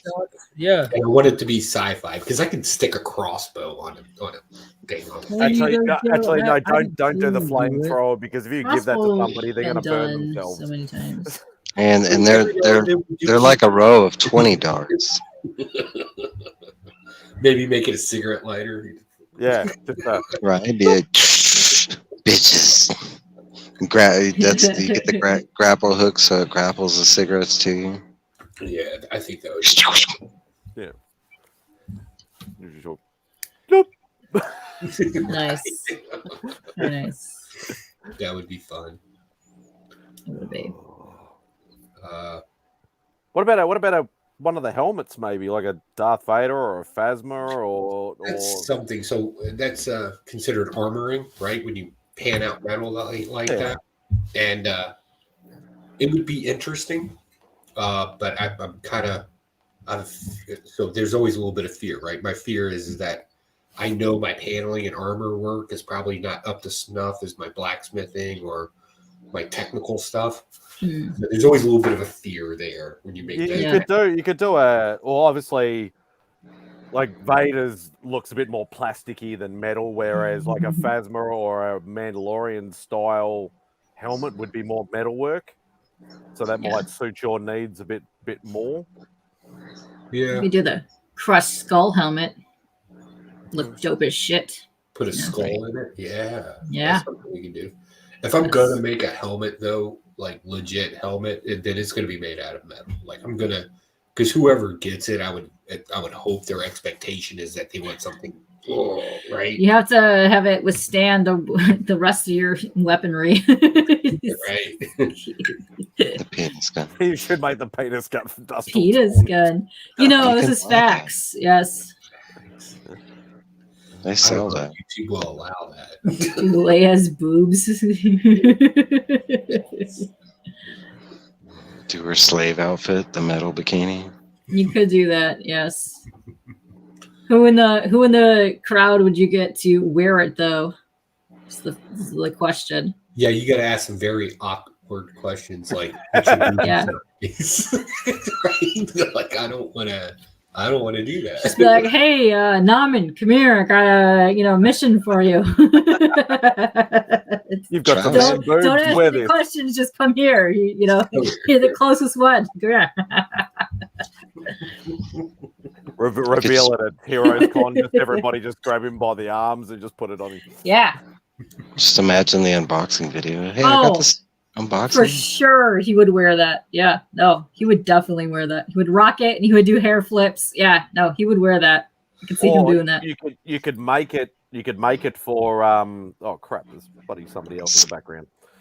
Somebody else in the background. Sorry. Oh shit! Sorry, Speaking Blake. of Sorry. this butthole, hey, Bleed. what's up? Well, I gotta ask Joe a question since he's on this fucking Star Wars and making stuff kick. Can you make the Han Solo in carbonite? Something? Do you want like a full one or something to put on a desk? Like, would you make not for me? Just can you make one in general, a full one? Yeah. You should. What a coffin? You should like make a fridge door as one because that would be fucking awesome. A fridge door. Door's a little large, but I think I could They already they make them. I've seen like there's a few people who actually got those. Yeah, it's a collecting. I'd probably just make it out of like graphene or aluminum, paint it black. Yeah. You can do something like that. You could probably 3D print that, really, Yes, to go yeah. like to pop on like the cover. Yeah. Yeah, that's cool shit, man. Do it for your Yeah. fridge. That would be sick, actually. Yeah. That would Also, be hello, dope. Austin.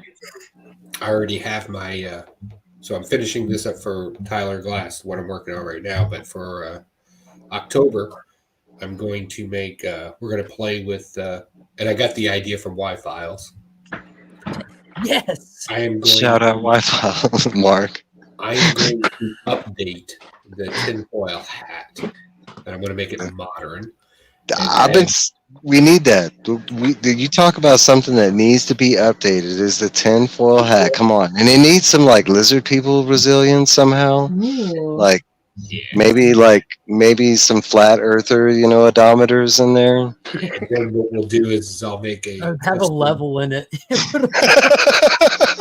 With the telescope.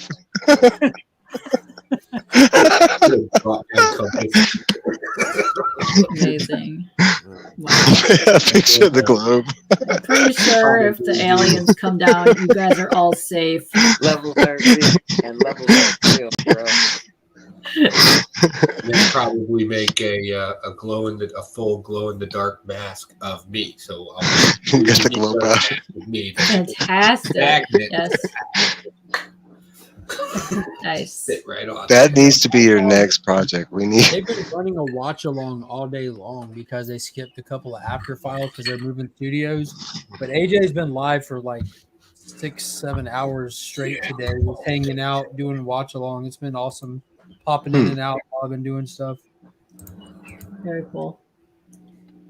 I was thinking going back to the metal bikini thing, we could always try and top last year's C3 and get Scott from Horner's Hide to wear the layer metal bikini instead of the Get him Power to try Ranger. to attempt to swim in a metal bikini. That's Right. It just sings.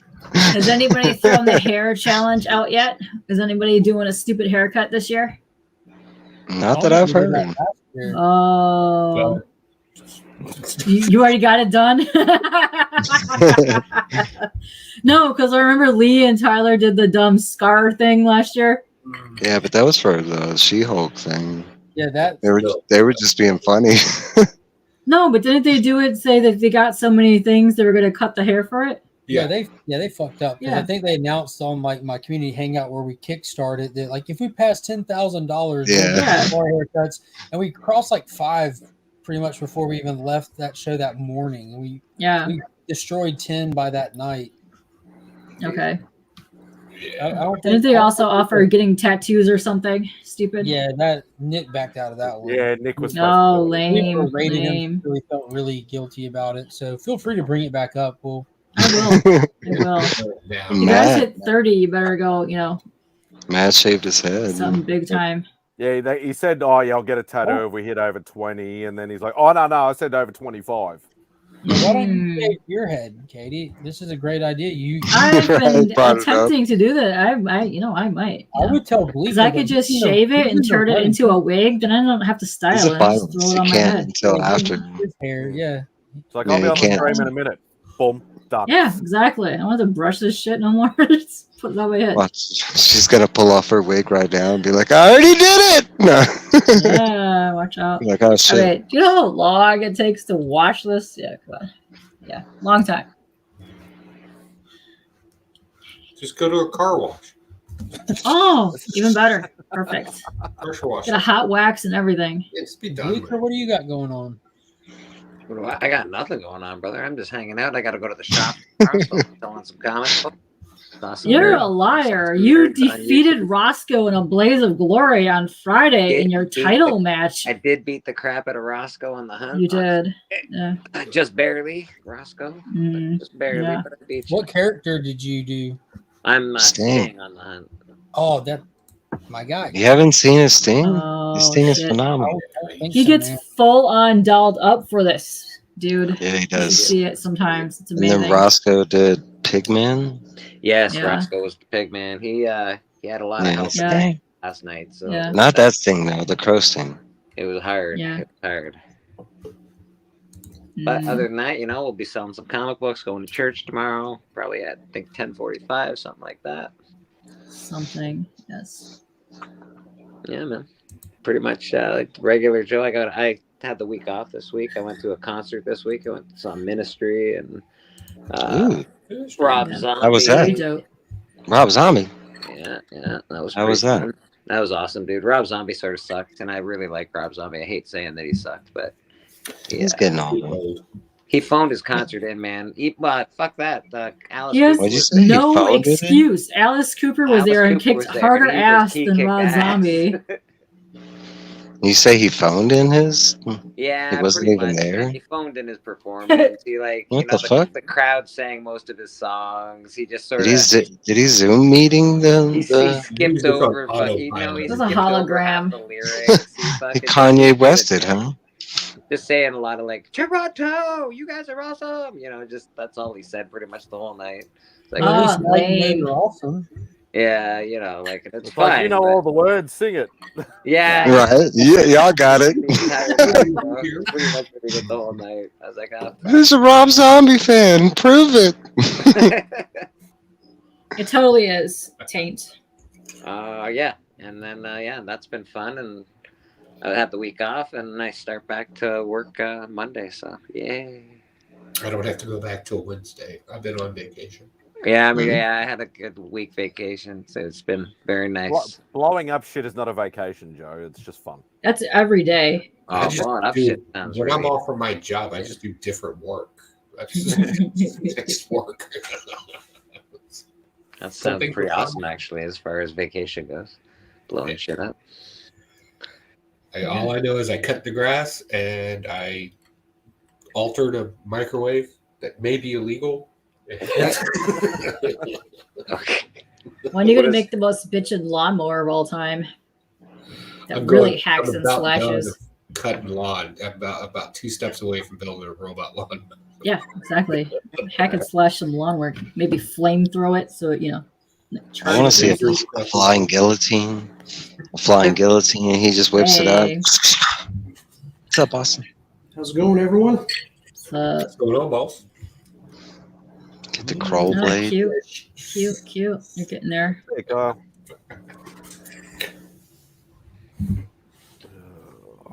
Oh, I show up and everyone goes silent. All right. I was thinking. We were taking that art piece in, and we're just basking in its gloriousness. What happened? Oh, I'm a huge Y-Files guy. Love This that. guy knows. Love that show. What are the Y-Files? I think Austin was the first person in the community that I figured out also watched it, because me and Pops have been watching it for a long time, and then I made just some kind of comment that Austin caught, and he put something in the chat him and Las Cruces. They're like, "Beware the heckle fit or beware the crab cat." I'm like, "Oh shit, crab cat!" I mean, Yeah, we we're got out there, millions of man. viewers. Crab cat. So good. Man, he's been live for all day. All day. It's been badass. Well, it's since this afternoon, but it's been I've been in that for a lot. While I've been working on the channel shit for the next week. I've just been listening to that. Did you hear where he's Maybe looking at getting this- Graham Hancock on for his first podcast? that better be your next comic book that you do. Just saying. The vacuum cleaner one was a hit. You should take that aggressively and run with it. Yes. Since I'm your inspiration, I expect to be in it. Oh, Yes. yes. For sure. Victim. He could be in the one in the hospital. We don't know. It's gonna be a mystery. You gotta make it and let us find out. Joe will be the mad scientist that makes And then Mike will review it for you. And its first kill. Like it's got Ooh. turns on its master. Yeah. Yep. The whole Frank is, dude, do you want us to write this for you? Like, I'm just Yes. Yeah.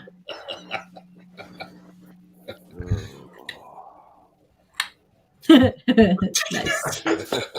Sums it up. Perfect. Oh my god, that'd be great. So what I miss? What are you guys up to tonight?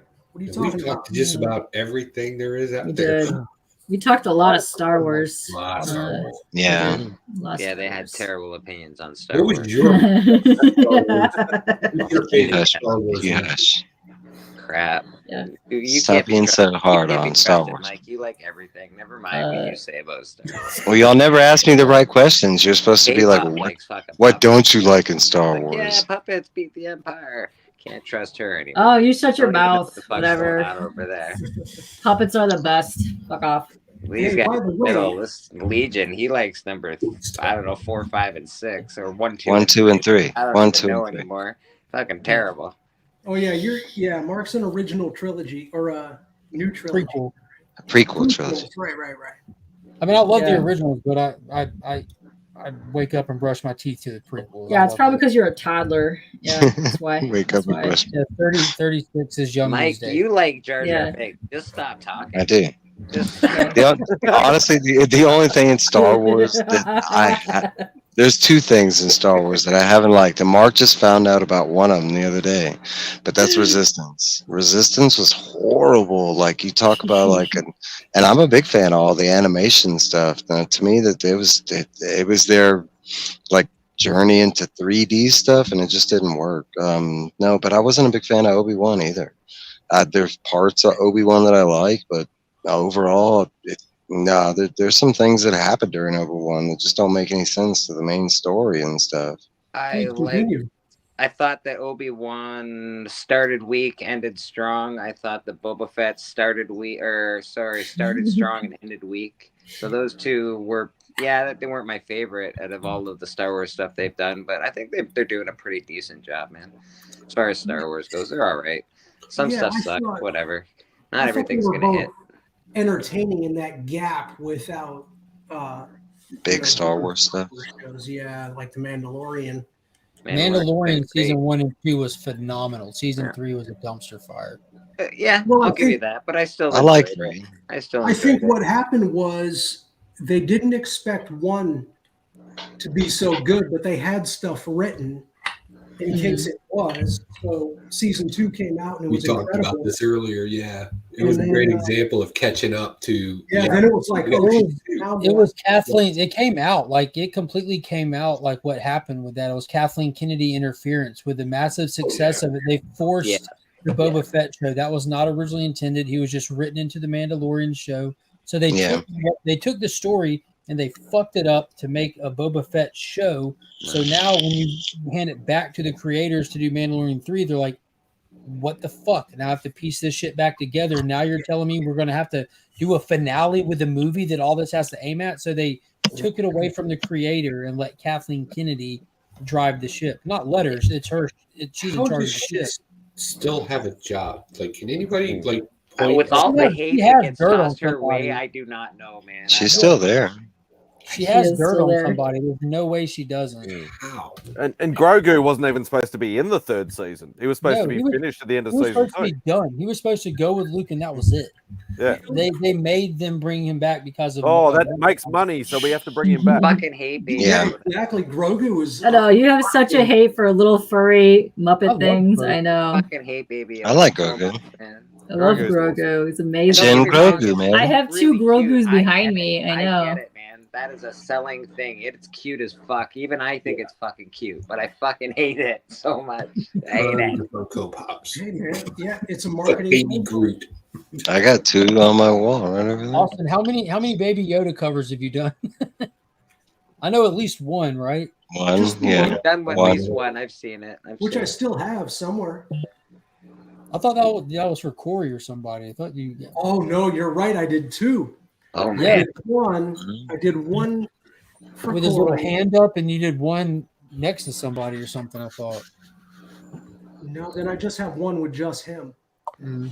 But then I just tucked it away. It's in the archive room. But it makes money. I get it, man. Everybody loves that fucking little fucking thing. Yes. Maybe Like, I'll got I have- one. Fuck, I have a goddamn good one Eagles back got there. one. Jesus. Technically, I don't. My brother does. He loves Grogu. I do. Likes everything. You're watching my brother's watching Randy Batman. likes all the cool shit. Randy does not. Randy, he's not a fan of comics. But I mean, the things that he does like, I'm not going to hate on it, but like he is a big Grogu fan. He has like in this house, I want to say we have at least like 20 different Grogus, like pops, action figures. Like there's a poster. It's too many Grogus. He likes Grogu. Not me. I have like right here. I got Django. Mark's always talking about. I always have like two figures that are near me. I always have Django and I always have Boba. Like, and they're like he's right next to my bed, kind of thing. But like, no, I have my stuff, but. All right. Well, how come Grogu's Yeah. 50 years old and can't speak a lick of English, but can understand Star Wars and can understand people? It doesn't matter. I used to have that thing. Well, Jason, because he's an I mean, Yoda's 800 years old, so they had to like. They're slow learners. Like Yeah. seriously though, he can learn everything else but fucking English. And come on, bro. To be He fair, spoke- Yoda's he spoke 800 and he's still not good at English. Right? He Right. can run a robot. He can fucking be in robot. He's fine. He's That totally robot cool. shit Can't was fucking speak terrible. a lick of fucking What's that? goddamn What's it. that? There What's he that is. little girl do? Oh, you say Bleak can suck it because he hates little furry Muppet things? Yeah. Right? Grogu. Thank you. He's like, oh, fuck off, Bleak. Yeah. Fuck off, you Yes. fucking green little fuck. Oh, what? Just eating Right there. eggs. What? Committing- Right there. Oh, suck Committing it. genocide and eating eggs. Yeah. Oh, gross. Come on, look at the cash grabs we had before that. We had like the Porgy or whatever it was, and then we had BB-8. And I'll take those Grogu. didn't, over those those didn't two. hit. That was them Remember how trying Ron to- Burgundy lost his dog? That's what I'm gonna do to Grogu. The Batman Planet Baxter. The Batman. The Batman. Oh, yeah. I was streaming with this all night. No, so we're forced to look at this little fucker. Yeah. Honestly, I like the potential of what Grogu could become. Actually getting like a force wielding like Mandalorian. That potential, I like that. Like, I'm interested in the story, I guess, but I don't like it's very noticeable that they're just banking on him, which Yeah, I he- guess is fine. It's just for somebody like me that I can see very clearly that they're like buy a lot of Grogu shit. Yeah, he But can't that's stay the- in the ring for so long. But that's day one Star Wars. Day one Star Wars has always been attached with selling toys. How many tattoos of Star Wars do you have? I don't know, like 4 or 5. Yeah. How much Star Wars merch do you have in your room? A couple of shelves full. A couple of shelves full. How many open boxes of Star Wars toys do you have? Open boxes? Unopened. Unopened. All of them. Point taken. So you could shut your mouth with your hate for Baby Grogu right here. I'm in the belief if you're watching some comic book shit, if you're watching some Star Wars shit, and and you're not getting like hyped on the merchandise, then they're failing. If I go watch Blue Beetle and it didn't make me want to go out and buy like a T-shirt or an action figure or something like that, I mean, on some level they failed, and I'm I've Blue stopped Beetle. buying their merchandise. It probably is Oh hell no! 2020. Like finishing One Piece, I instantly went out to go try and find a pop or something, and Speaking I of kind of like. which, last week you turned me on to One Piece, or you told me to check it out. Man, I knocked that series out in no time. It's good. It was fun. Yeah, I dug it. It looks decent. Yeah, I haven't seen it yet, but it looks Yeah, decent. wait till you try and get into the anime, and then that'll take you for. But the anime is good. Thousand, like I think it's like 1,100 episodes or something. Something Yeah. like that, yeah. But that's the difference. The anime is like phenomenal. I mean, for you to start, you know, if you enjoyed the show and to get you invested into the anime, you're not going to be disappointed. It's not going to be one of those things where it's like, you know, it has some mediocre, you know, One Piece is really good. One Piece is solid. Yeah, I still love my Bleach, but I hated the ending. I love Bleach. I'm still Yeah, waiting I for love the Bleach, second but I didn't like the season. ending. I'm still waiting for the second season to be dubbed. Yeah. Castlevania for me all the way, man. I thought that was Castlevania Oh, that good. was awesome. I love that. And we're about to get The season new 2. one's coming. Yeah, new one's coming out. Yeah. I'm Well, it's super not stoked season for the new 2, one but coming out, yeah. 3, 4. no, it's new characters, new story points. So I wouldn't call it. It's Like, a prequel, I think. yeah, It's a prequel. prequel. Yeah, that makes sense. They always fucking do that shit. It's They based off do. one of the games, but I'm drawing a blank. Yeah, I can't wait for Glenn, shut up. I can't wait for One Punch season 3. Yeah, if it ever drops, like ever. If it does, yeah. That's like One Punch Goblin had the Slayer. best. Yeah, Goblin Slayer is amazing. I like the manga for that's amazing. Yeah. Oh, I haven't actually watched Goblin Slayer. Goblin They said Slayer we're is great. getting new I haven't seen Berserk. Goblin Slayer either. I'm gonna have to check that out. Yeah. Yeah, Goblin Slayer comes with a warning. Like if you know, I'm pretty sure most of us don't need it, but it's the first episode. If you're not ready for it, it'll throw you for a loop. No, Like I'm okay. it's anime using like everything they can to throw at you. Like I think I'll be all right. What's going on, Mr. Glass?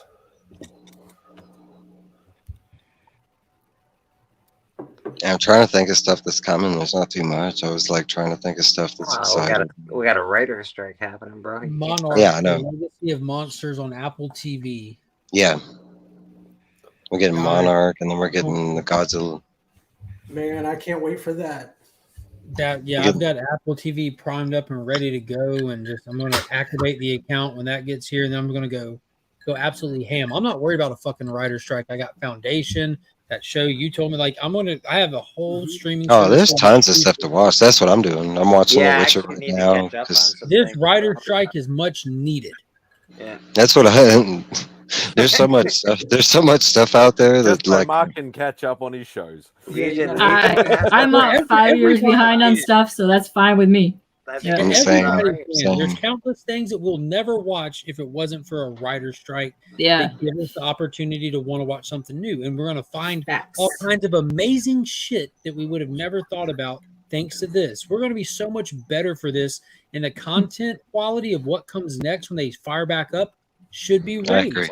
So we all win across the board. This writer's strike is only Hollywood, right? It's not like obviously it doesn't affect comic books and stuff. So No, Right. it's just like movies and TV stuff. And at that point, like Now now there's video certain games. studios that are making that are getting back to work, like A24. Like they're getting back to work with people that work with them. And like there's certain like people like, yo, this is fucking dumb. We pay people right here, so fuck that. You know, there's gonna be some stuff that's getting rolling now, but the main stuff that we're used to, it's still on hold. You know that they're writing some real shit right now too. that's just garbage. A lot of it's What's funny though is like who thinks that these writers are actually not writing? They do this for a living because they enjoy it. Yeah. James Gunn has not stopped posting about this goddamn Superman project since they're like writer strike. And also, I've decided who I'm putting in my Superman movie. Like, yo, none of y'all have stopped working. You're just waiting to hand someone your work to get the paycheck. I agree. Yeah, a lot of new shit's going to come out of the woodworks as soon as this strike is over. Yeah, they're going to be announcing shit like, when did y'all do this? Oh, during the strike. Man, I hope they come out with a She-Hulk season 2 because I haven't had any fun Oh, of it. shut up, Joe. No. I just want to make fun of it. Yeah, I could use another. You had to wait for the punchline there. Yeah, I'm being real. Like, go ahead. I dare you. Do a season 2. I could do a season 2 if they do it good. Like, you know, I mean, More twerking. I just want more twerking, man. More twerking? All right. Okay. More Madison. More. I like Madison. Don't hate on Madison. No, She was I all like right. Madison. I laughed at that shit. I want more male characters that are terrible, that are all of the I liked evil male Abomination. tropes in the world. I want all of those male characters to be represented. That would be really nice. No men should be good in the whole show. They should all be jerks. We need more Walk of Shame Daredevil. Yeah, There's yeah. I'd nothing like to see trying more Walk of Shame. Nothing like elevating women by simply putting men down. That's how you elevate women, by putting men down. I would love to see more of that. That would be fantastic. Yeah. That would be really good. Worst fucking writers in history. That ending was absolutely bullshit. You know, Yeah. the beginning and the middle. Garbage. Yeah. Oh my Well, I The mean, wreck- there the wasn't wrecking even a crew. story. The wrecking They wrecked Bro. the wrecking crew. There Yeah, wasn't that even a was just. story. There wasn't How any can you even get fighting. Then they invested in built it something if up, they and then could they were just be basically like, "Meh, "Oh, none of no, that guess what? She doesn't get a fight scene. No, because she's a lawyer and she's got to go to work. Who'd she fight at the end? Todd in the Nobody. imagination. Yeah. Fuck it. Whoever Todd. She knocked doesn't fucking matter." Titana's tooth out in that one scene. Yeah. That was really bad. That was lame. So bad. It was great. I wanted. Oh my I wanted fighting. I didn't get no fighting. I remember the live chats we would have during that season. Who saw the last episode? And we would just sit there and just dog the shit out of it. Dude, I remember Mark. Mark was that was great content. Yeah, I remember. Like this Ahsoka's point proven. If something's good, I will praise it, but I will Yeah. eviscerate shit. I don't just do it out of pocket. You know, I have like reasons behind it. I point out what it is about it. But when She-Hulk started, I called bullshit from the start, and people are like, "No, it's okay." By episode 3, I'm like, "I fucking told y'all." But by episode 3, so many people are already mad at me and afraid to be like, "Yeah, this sucks." So they just stopped watching my shit. I'm like, that's fine. Well, you're right though. It does. You can go eat crow on your own. But even then, you can disconnect from someone's opinion. You know, that's like, I mean, Mark. I was there for all that, and it was fun watching that. But like, so what? He voices that he didn't like it, and he voiced for what reasons, and you know, he wasn't trying to persuade other people's. You know, it wasn't like he was like, I don't like this, so you have to not like this if you subscribe to Legion of My God. whole thing is, and it's the distinction I try to make. I'm a huge Roger Corman fan. He is objectively a horrible movie maker. He's good at making movies, but he makes bad movies. He knows that he does. That's his shtick.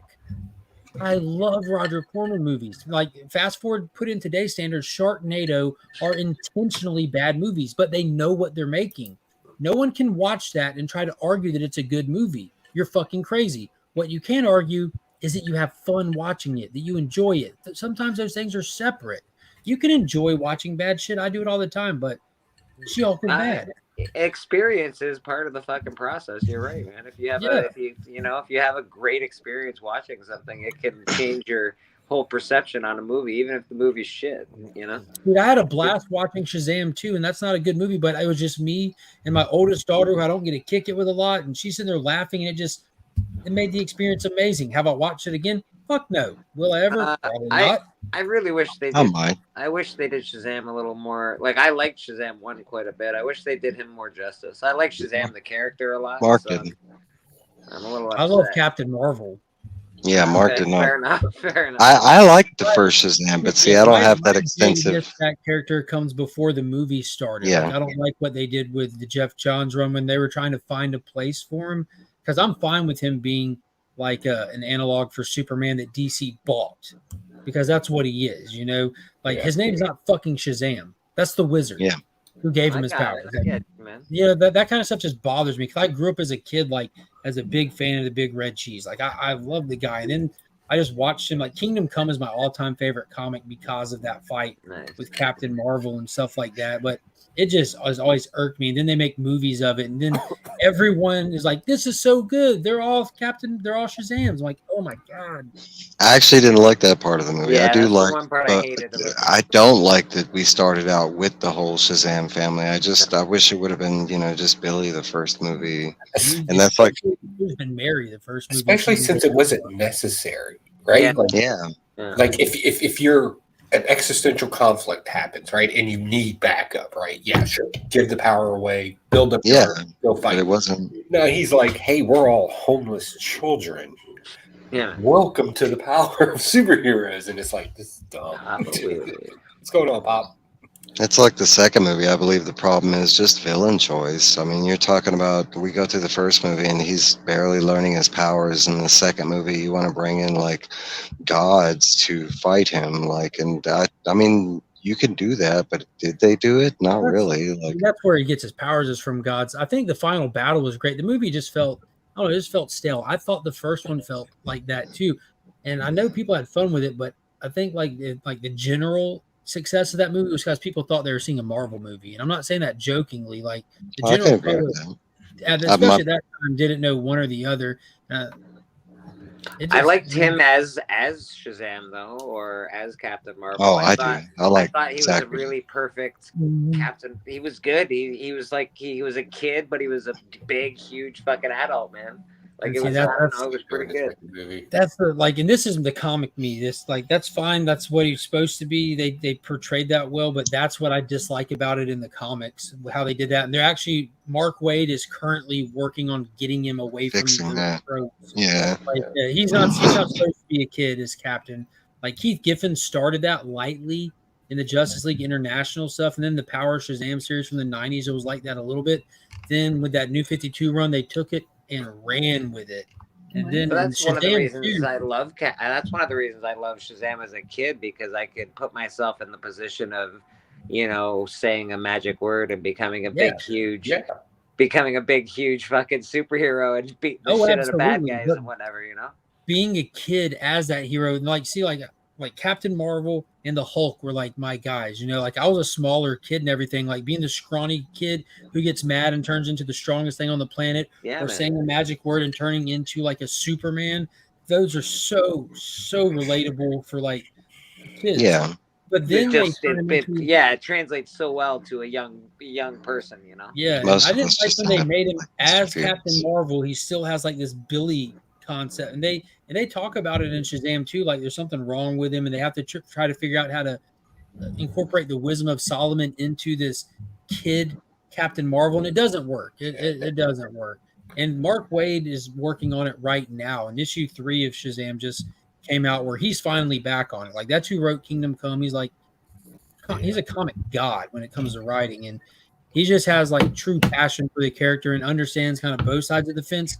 And you see where he's really doing a good job tightening it up. They even got his name away from Shazam already. Like his name's not fucking Shazam.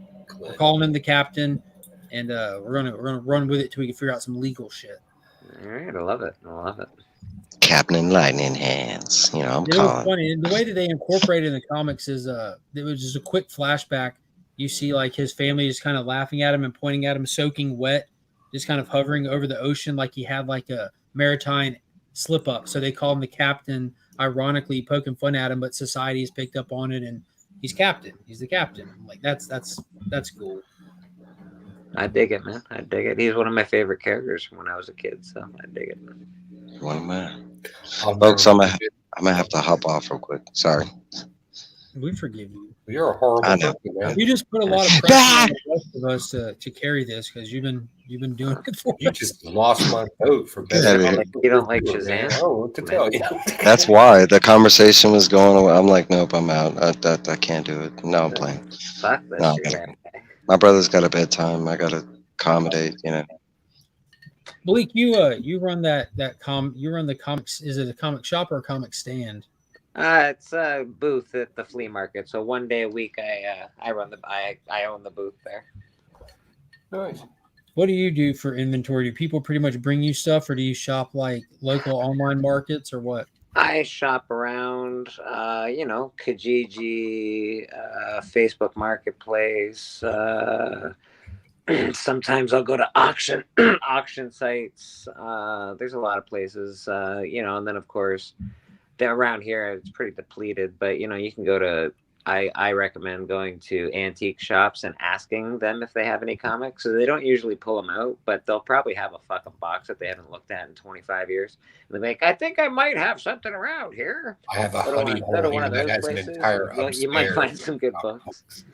I need to find one of those honey holes. Yeah, there's also like around here Saturdays is the day to do garage sales. So you get the newspaper, you go online, you set your You set your fucking goals, and you go, okay, if I start here and end here, I'll hit about 30 places, and you see if you can't find toys and comic books and other shit like that.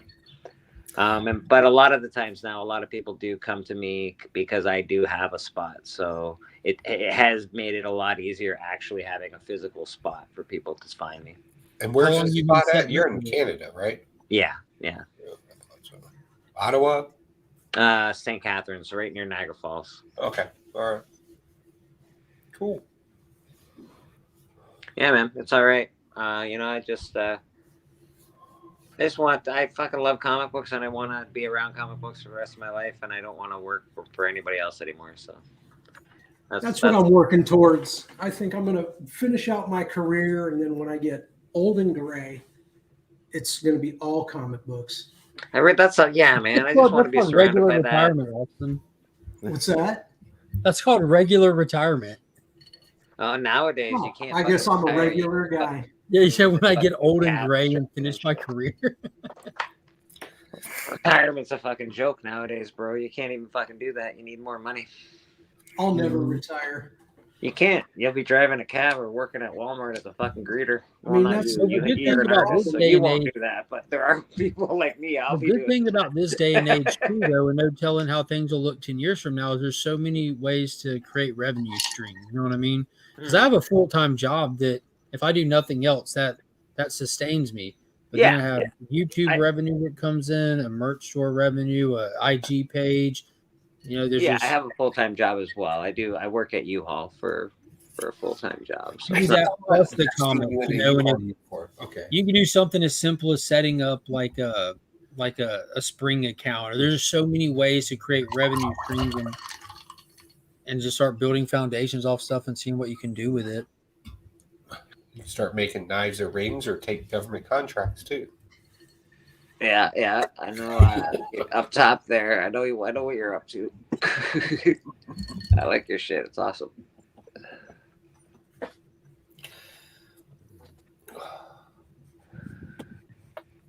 My wife asked me when I'm going to retire. I was like, I've already retired once from the Army.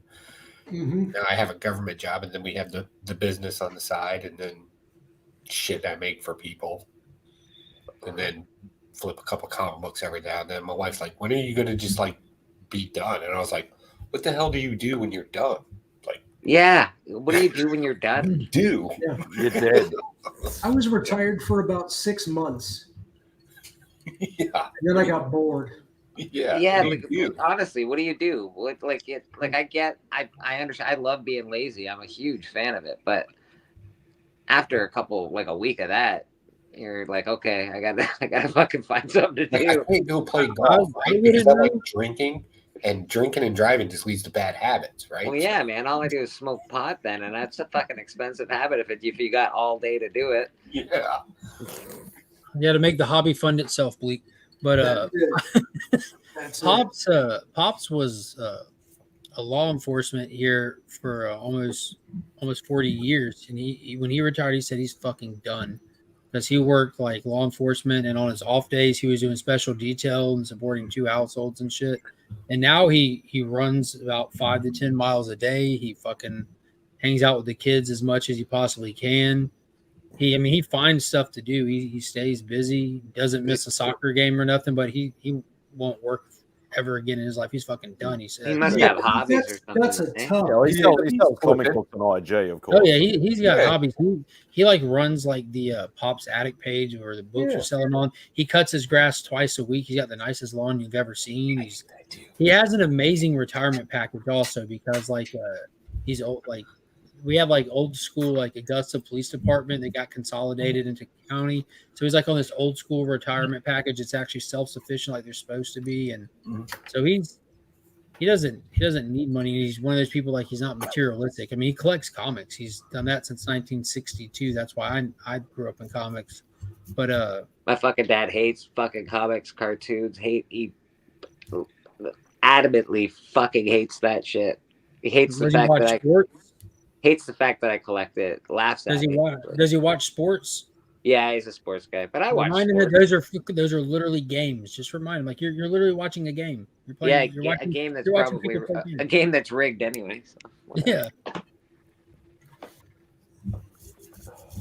Yeah, no, it's my dad sucks, but whatever the case may be. You should just cosplay every time you go to see him. Hey, Oh Dad. man, I was the Crow all the way up until I was probably 30. So That's probably why he hates I comics. cosplayed my whole life pretty much. You get like those skin tight Spider-Man suits where it looks like you're that would selling be fun. grapes. That would be fun. Slave Leia next time. Yeah. Oh god, that would be the end of my life. That would be it.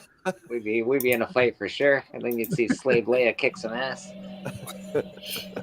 Just go everywhere with a baby Grogu and like a baby Bjorn. Yeah. Just talk to it and shit. Act like it's my real baby. Oh. There's his ear. Yeah. All dumb stuff. Papa, did you have your sale tonight? Yeah, did you kick ass on that? Did you get lots of peeps? Also, hey Pops.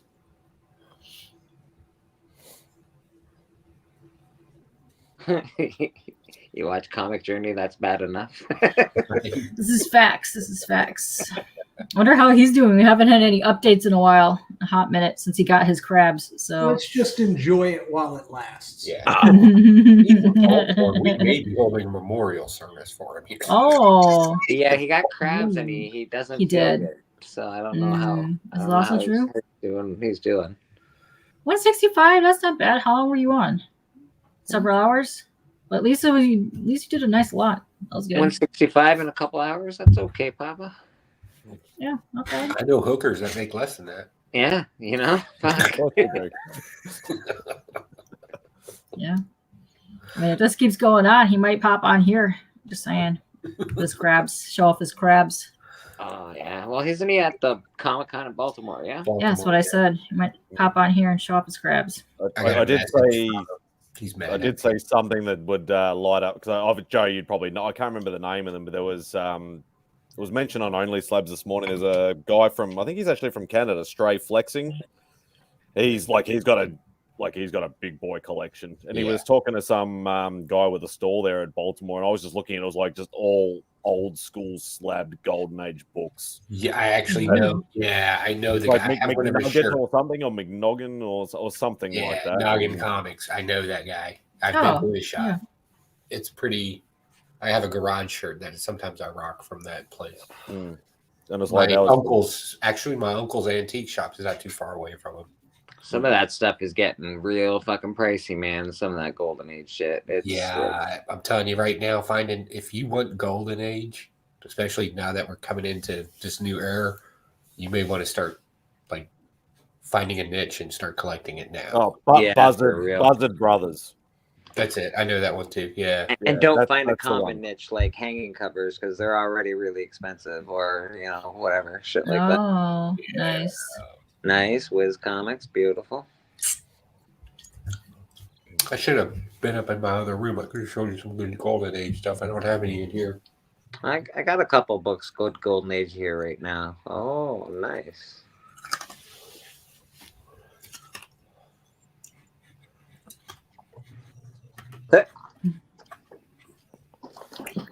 I'll show off a couple books. Oh, you're reading that Silver Surfer, I see. Yeah, dude. And whenever Marvel does the retro miniseries, I read all of those. They're just fantastic. This is volume 2. Rebirth was great, and I'm a huge Legacy fan from when I was a kid. Sadly, I got to give these books back, but they've been working together for a little bit now here in the last few weeks to set up that story, and I'm just like, I just can't get into it. But no. Yeah. Oh, first appearance of Ray Palmer. Yeah, that's a good book to have. Sea Devils, that's always a good collection. That's the first appearance of the Sea Devils, isn't it? Yeah. Showcase has so many keys, it's ridiculous. Yeah, Showcase is pretty solid on the keys. Space Ranger. Oh, there's a classic. I'm pretty sure that's a decent book. Yeah, it's okay. Pretty sure that's decent. That's Oh, there you go. nice. First Adam Strange. Yep, first Adam Strange. Now that's a book. Are you selling that, or is that? No, I press comic books. I press these for a client of mine. He's an older gentleman. He's got nothing but golden age fucking brilliant shit, man. So I've been Oh, pressing so his books the these last aren't while. actually yours. They're pretty awesome. Nice. That is a pretty cool. It's kind of cool to have that stuff every now and then. That's Yeah, what it's cool to be. It's just cool to be able to see it, be able to touch it and work on it. So it's pretty awesome. I thought they were actually yours, and I'm like, oh, look at. I wish, bro. I wish those are out of my league, man. I'm a working class stiff, bro. I'm a working class. Never stiff. say never. I do want Cocaine Comics number 3 though, and last time I looked at a slab, it was like $700, so I was a little mad at it. That's a unique book there. It's such a fucking great cover, bro. It's one of the best covers ever of all time. That whole series is that's so crazy. I have number 1. I have Cocaine Comics number 1. I don't have number 3. Yeah. Joyce. It's that 70s stuff that gets my heart going. I love that shit, man. All that old underground fucking gross nonsense. It's good. I always like that kind of artwork too. That's what's actually the type of artwork. Again, I don't know what the style is called, but that type of artwork is what they're doing. Gargoyles of Gotham in. Very cool, very cool. Well, that's why I liked Red Room. I thought was really awesome when they came out with that. Yeah. Like a pulp sort of style. Yeah. I dig it, man. Like obviously, like what's the old Grindhouse movie posters and stuff like that sort of thing. Yeah. All the weird stuff. Love it. So good. Yeah, man. Like all that weird horror-ish, strange. I have to go. I'm going to go to my antique mall tomorrow and take some footage for you guys and put it up because our antique mall here that we have locally is my honey hole for comic books. I've showed a couple of videos. It's literally, I don't know, damn near 25 meters of comic books stacked next to each other, 3 rows deep. Thank you for using me. I may have been there. The Virginia Beach Antique Mall? I think so. Probably. Because my toy. My ex's mom used to run the flea market circle and antique mall stuff, so I might have been there. Probably. Yeah. And then they got a room full of just oddities, like old carnival posters that are all creepy and weird of freaks. Ooh, that's the best. It's crazy weird. It's so good. I just like the fact that you said meters. We got a lot of Canadians in here. Canadians. Sadly, yeah. Hey, man, I'm Canadian. Sadly, You are Canadian. I gotta wake up early in the morning. You're a lamer. For a while, I gotta smoke some doobies and pass out. So entertain me, motherfuckers. What time does church start tomorrow? 10:45, my friend. Eastern. 10:45 Eastern. So we'll be there. We'll be selling comic books. We'll be running church. Hopefully, people will be there. K-pop, she's been sleeping in lately. And we go to Bleecker Street Comics for that. Yeah, Bleecker Street Comics. Everybody asked me where I got the name from. If you want to know, it's where Doctor Strange lives. It's pretty, Bleecker Street. That's why. There it is. Stole it. I thought you were going to tell us the origin of the name Jason. Okay, never mind. My name Jason. The origin of the name Jason. It means healer in Jewish or some bullshit. All right, man. I gotta go. Very nice. Peace. Bye. Bye, guys. Another one. Also true. You need to set your clips up, man. I haven't got anything. I've not got anything. Ooh. Besides my Loowee intro, of course. All you have to do is just Google like whatever you want and just put GIF behind it, GIF, and it'll just pop up. And you right click it, save it, and then come right back over here and just hit the plus. It's the simplest thing in the world. It's just saving a Google image, but just type GIF, whatever it is. He already looks annoyed. I'm like, do you remember how hard you thought shorts were going to be? Yeah, I know. And I still haven't really done a lot of them. I've done a few, but not. You've done a lot of shorts. Get off it. I've done like maybe 20. That's not much. People do that in a week.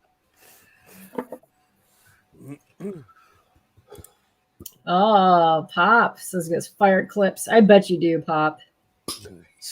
So what you're saying is you're going to come back here and give Spidey some shit if he doesn't have clips next time.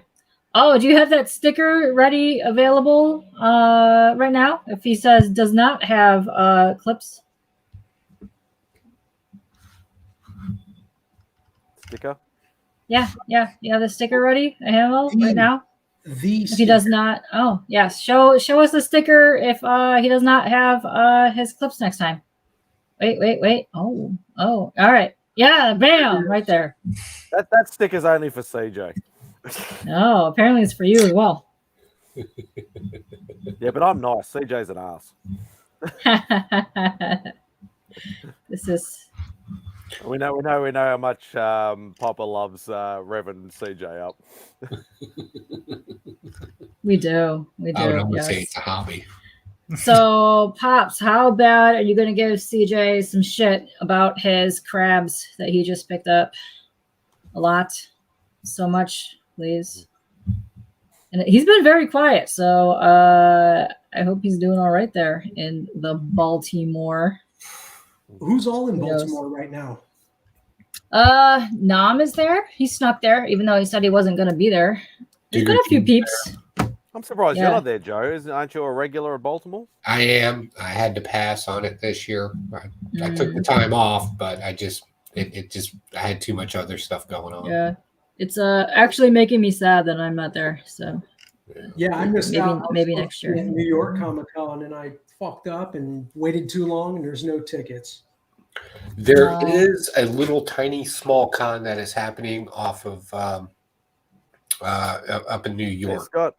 I want to say Long Island area, not Long Island. What am I thinking of? I'm not going home. No, it's not Long Island area. Anyway, there's a VFW up there. It's mostly comic book collector swaps. So I'm thinking I might hit that in October. Oh, that's right, because you said you were doing a little trip up there, and I might you were go looking up for a there, hang con out or in Brooklyn. something. I got to go to Brooklyn every year. It sucks, but I got to go. So, It's all right. Get DJ to chauffeur you around. I'm sorry? Get DJ to chauffeur you around. Or CJ, either one. Yeah, I'll just take the train.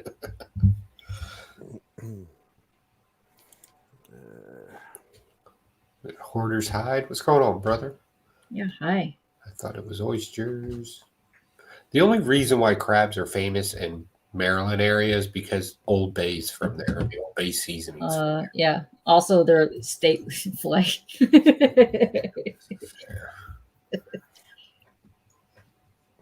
Now somebody from Maryland just got offended. Cried at her mama.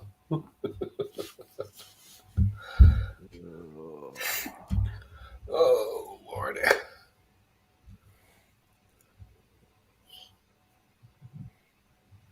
Got quiet. Crab CJ. Yeah, I called him Crab Journey yesterday. I saw that in the chat. Yeah. Holy crap, that chat is one of those non-stop ones I've noticed. It is. I love giving people shit in there. It's amazing. Because then when you want to look for the reply, it's like 20 lines down. Yeah, you just forget it. Just type something new. Just don't even bother looking.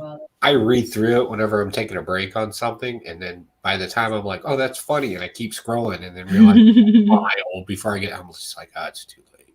Yeah.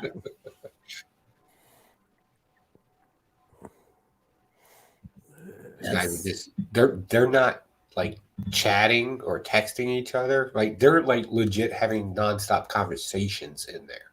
Yeah. What chat? Like, it's- the Insomniac chat. yeah, I'm just like, wow, okay. Yeah, there's a lot of shit talking going on. There's a lot of rivalries in there. It's Nice. good humor though. Everybody's pretty spirited about it. Yes. It's fun. Yes. Our Mario Kart chat is also like that as well. It's great. My wife likes that game.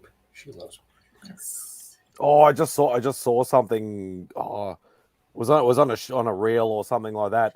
That you can actually race around Tokyo Yes. like Mario Kart on actual. Oh, I want to do that actual, so bad. Yeah, Yes. karts. You can rent that. You can dress up, and you can rent the carts and go around Tokyo driving the Mario Kart tracks. Yes. Just do the American version. It's called a drive-by. Yes, but no, you can race the streets of Tokyo. They have a whole thing. It's awesome. I'll be in Japan next year, and that's definitely on the list. That could be your first. That could be your first video. Get a GoPro. Take it easy now. Yeah.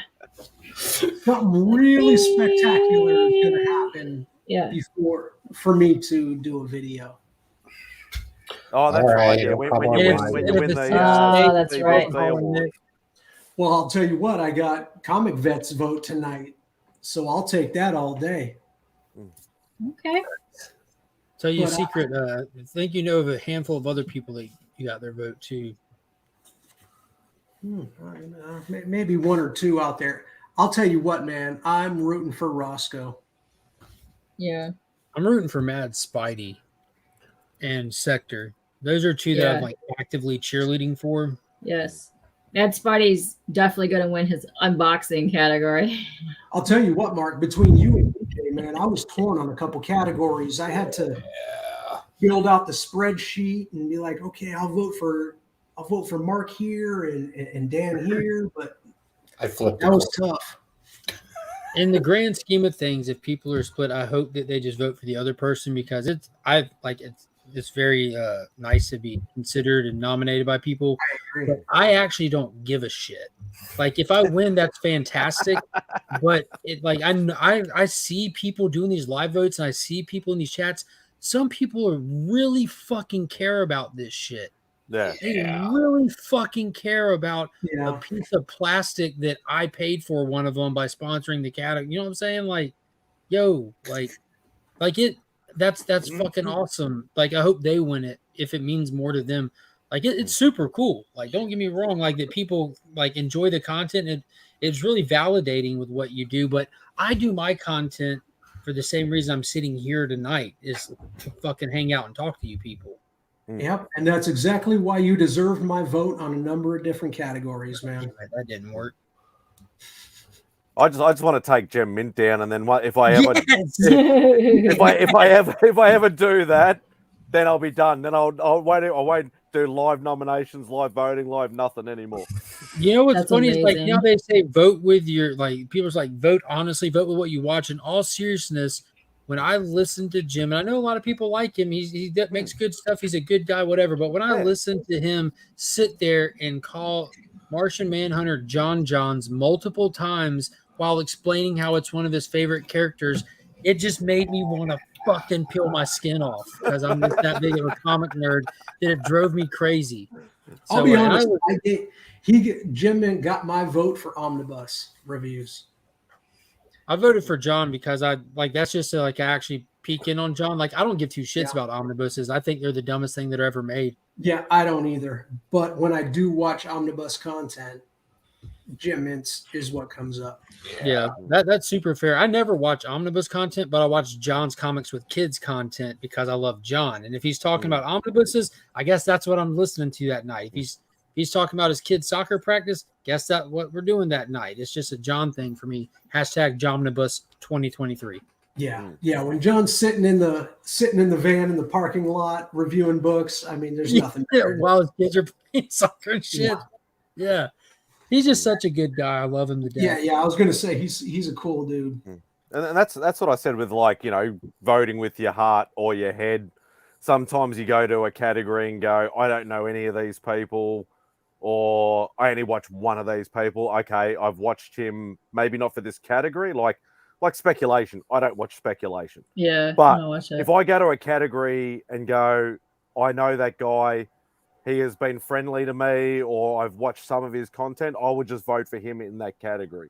Yeah, that's where the heart comes into it. I voted for Izzy in that bracket that Izzy was in. Because out of all those people, like I admittedly don't watch that much YouTube these days because how busy life is. You know what I mean? I could be watching YouTube right now or hanging out with you guys. You know, I'm going to hang out with you guys over sitting there just watching fucking videos.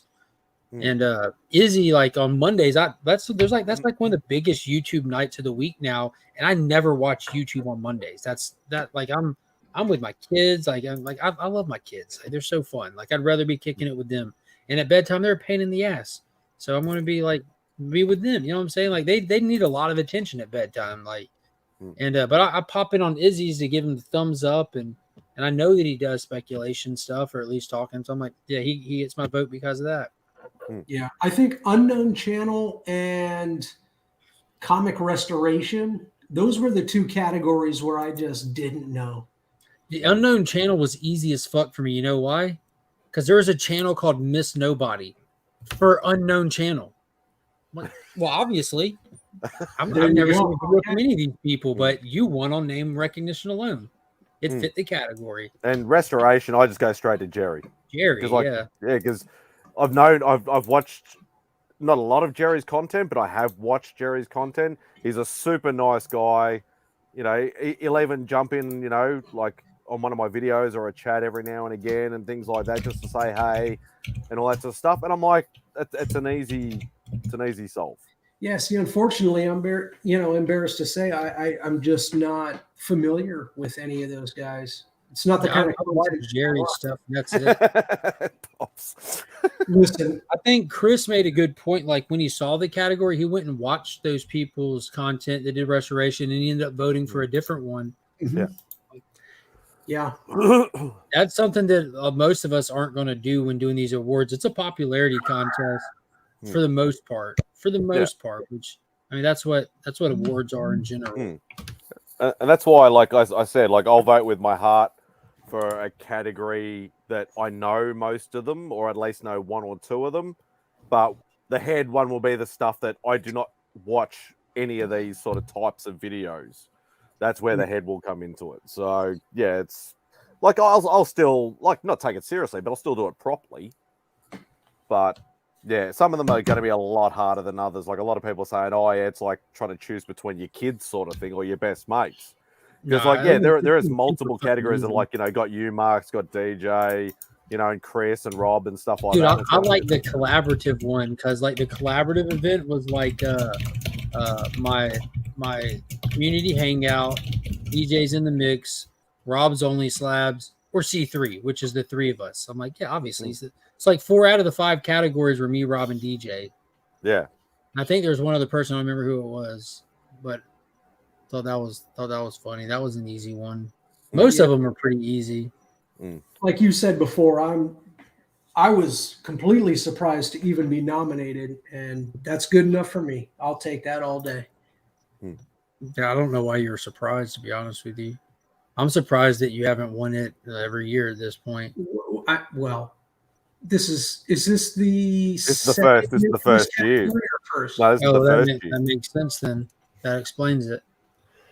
I think Roscoe is a phenomenal artist. That's who I voted for. And listen, man, if I won, I'll be grateful and over the moon about it. But if I lose, or when I lose, I'd like to see Roscoe take it. Yeah, and I think Roscoe is who else is in that category? Because they put extra people in that category. Izzy's in it as well. Madam Blaster, Izzy, Blaster. Austin, Roscoe, and Naman. Okay, so Is there Madam one more? Blaster's There's gonna 6 win it, right? altogether. Well, Madam Blaster, yeah, but that's what she does for a living, though. Well, I mean that's neither here nor there. Which is I mean, therein lies the Roscoe, controversy of that, right? Yeah, but who really cares, to be honest with you? Because Roscoe's quality of art could be done professionally as a cartoonist. Sure. Like it could. Whether he's actually doing it professionally or not, the quality is clearly there. Is Madam Blaster having like industry people, or like does she have like some like large scale customer basis that's aware of her being nominated, or is it still just the community looking at it? Yeah, and I was going to message Brian and tell him to pull me out of the category.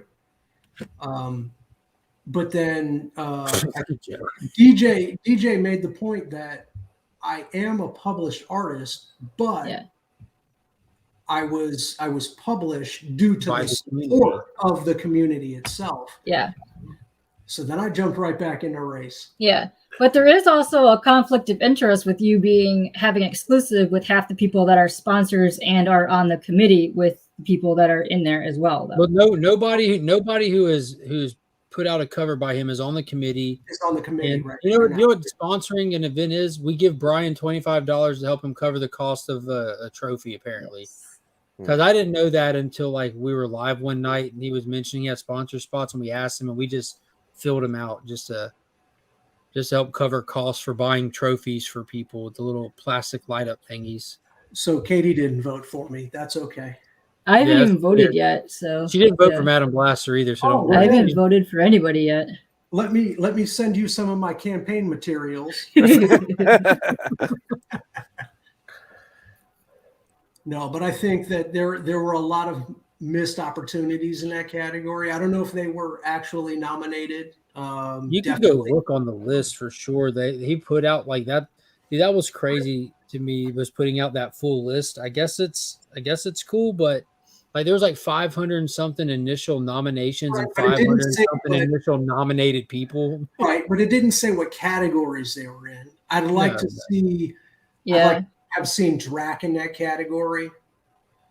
One guy that I really like that I have been following for a couple of years now that has we've actually seen him progress in real time. Soul Twice. Yeah, Soul Twice is good. That guy's Soul got Twice is good. Tricky Trapster is like professional level artist, but he's kind of like backed away. I didn't understand why Weekly Burning wasn't. I actually nominated Tricky for that category, but I believe he was disqualified because he deleted his YouTube channel. Who? Tricky Trapster. Tricky. Yeah.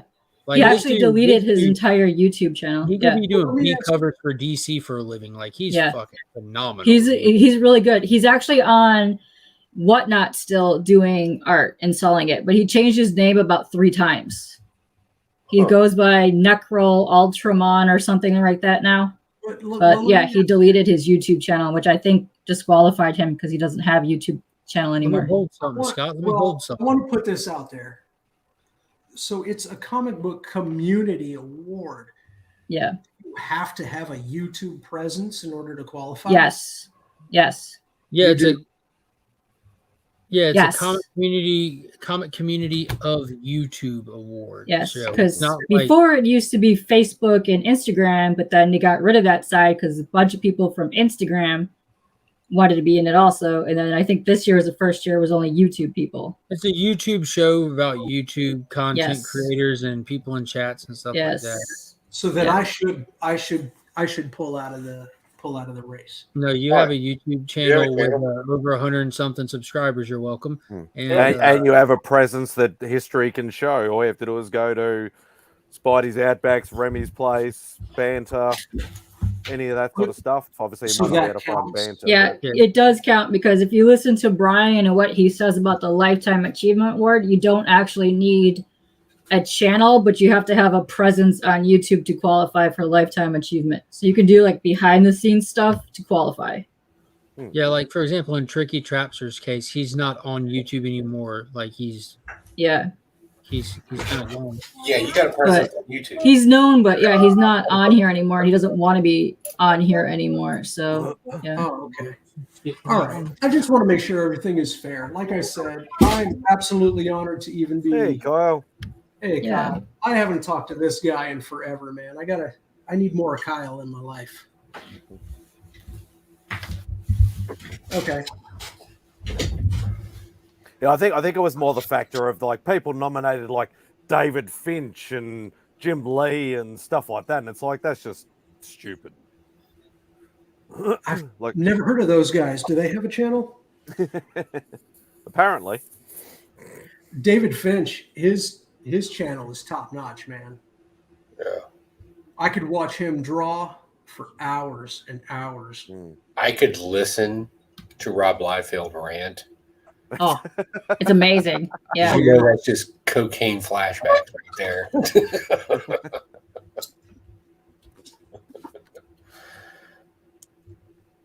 Yeah, that guy. Look at that. I am still in. I'm waiting for some glass and a specific border that I want, but I still can't believe I got that original artwork for $100. Oh yeah. What is it called? The color. What did he call it? I'll grab it. Watching that motherfucker tape them together, I was cringing, Austin. I was gonna die, man. I was like, no tape. When it came and it arrived, I spent a good 90 minutes peeling the tape off of. Luckily, he taped the back of it and not the front. To peel that tape off, luckily he used a cheap tape, so it was easy. Oh, did you get some like It was prelims a or something? two-page Did you? Or- splash, hot hamburger size of wasn't it Spartan? Yes. It wasn't Spartan. Yeah, But he's like, look, this was a 2-page splash. See if I hold it together. Wait, I'll just tape it together. And everyone's like, what the fuck you're doing? It was after Austin had bought it too. Oh god. Yeah, I know Remy was trying to do he did one clip from one of the videos, but he was trying to put a few more together. Hang on, give me a sec. Yeah, that's Ooh, nice. Yeah, so and here's what's great about it too. There's like water damage. Oh, I love it. Oh, I love that. That makes the piece. Everything is like all tattered. You could tell he just threw it in a drawer somewhere for 20 years. And you got it for dirt cheap. You could see every stroke with the marker in there. Oh, yeah, this is a good piece. Oh, I love that. But I got a nice, I got a frame. I got a black border. It's all going to be bordered with a nice red wood in there. It's all coming. Framing is fucking expensive, by the way. Yes, it's ridiculously expensive for no reason. I had to pay. So another thing. I remember that night, Scott. This cost me $2,000 to frame. Yeah, What, that framing's helmet? expensive. Yeah. Just frame it yourself, man. It's a half day's worth of work. I don't have those skills, man. I just sit here and type. You don't know how to use a ruler? You're an artist. Frame it with pimples. Oh, it's fun to do it yourself. Like I cut my own mats and do all that stuff. And See, I'd love to do that. I just don't have the patience for it. That I can get. Yeah. We have shops over here that you can still do it yourself, but you can just buy the pre-cut stuff. So you're like, okay, that's the frame I want, that's the type of glass I want, and that's the type of mat, whether it's single or double mat. And then you can literally just put it together yourself, sort of thing, and you save yourself a shitload of money. Yeah. Well, the problem with that is when you get to weird sizes, because a lot of it doesn't fit for the framing. They have it in certain size brackets. Yeah, that's what I was gonna say. It's the unique sizes. Because that's literally, most of my art is literally I have to cut it myself because it doesn't fit in frames. So yeah. Because that's what we did. That's what we did with that. But we didn't. We just didn't put a mat on it. But we had to find an odd sized sort of frame for it, but had to go edge to edge. Is that piece for sale? It's only just one of the posters that the comic shops get. Oh, nice. Beck wanted to frame it up. So yeah, but it's also interesting too because I buy frames and like even if you buy 8x10s and 11x17s, even though they say they're that size, a lot of them aren't that size. Because I'll go put it in there, and I have literally over here and over here framing sections in my room, so I can put art in, and they do not fit. So I have to constantly keep finding different sizes and upgrading. Oh, that's cool. That had to be obviously professionally done because is that a cell? It's actually a canvas G clay. Okay. So, but it's only limited to what is it? 25 worldwide. Oh, nice. That's really cool, though. They did it in 3 sizes. The small one was a paper, and there was a medium and an extra large. So, yeah, the missus was hesitating a bit, and I'm like, just get the big fucker. And now it takes up like 3/4 of a wall.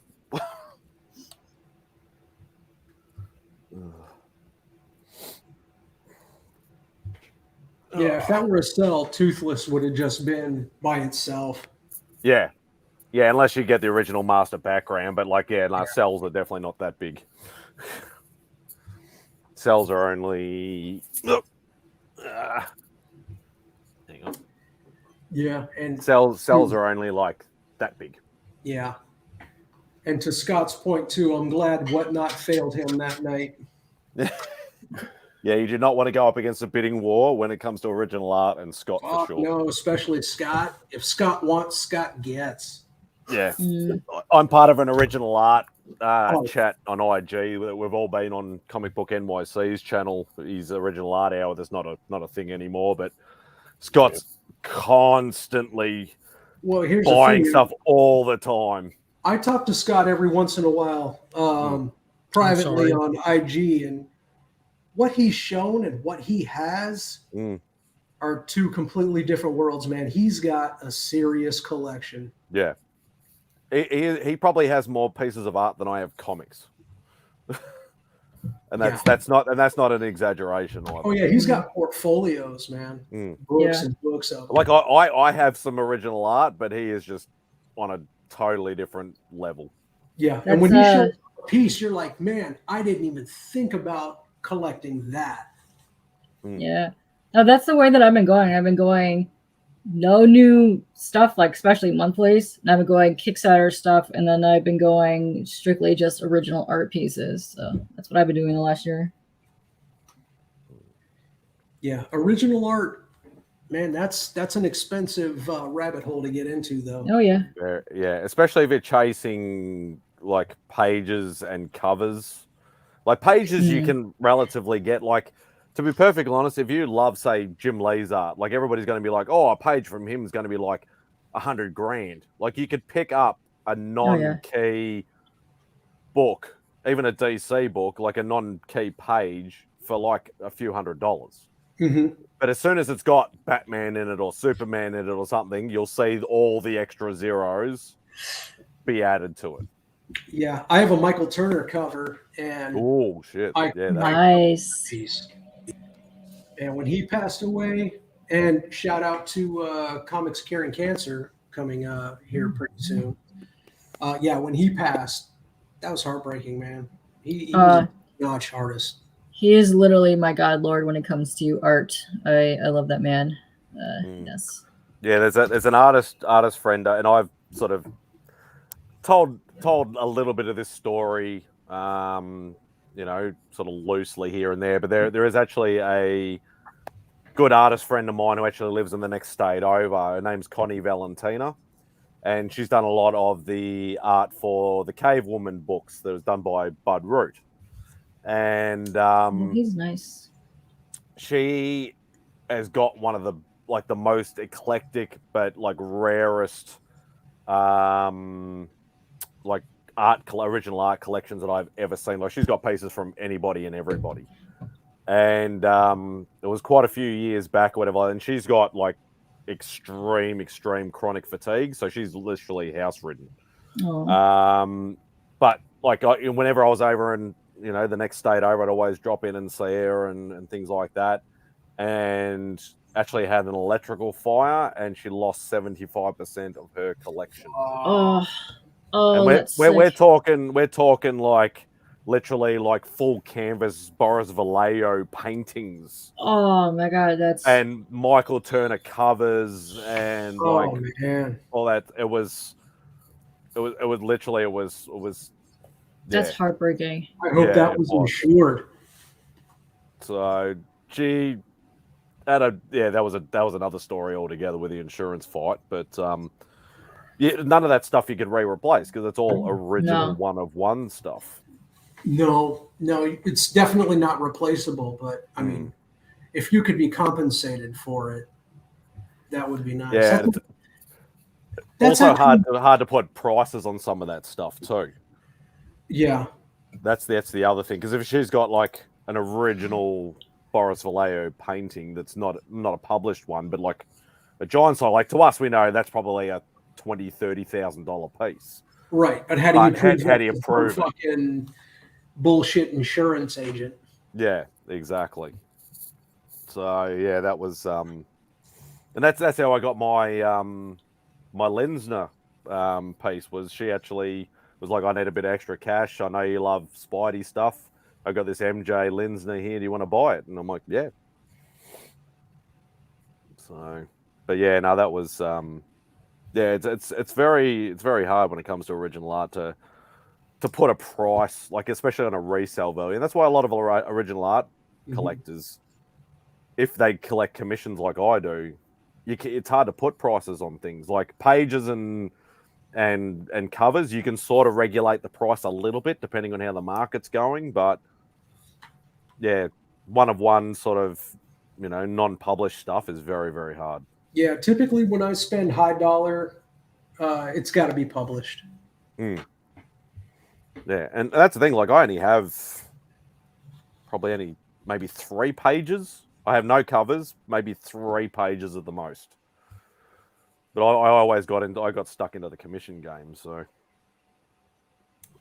yeah, that's one thing that I don't do is any commissions. Yeah, that's also a very big headache too. You got to be a very patient person. Yeah, well, I mean, hearing you and Beckerman talk about that, that's shit that I can't get involved in. Yeah. Commissions are like cars. They lose 25% of their value when you take them home.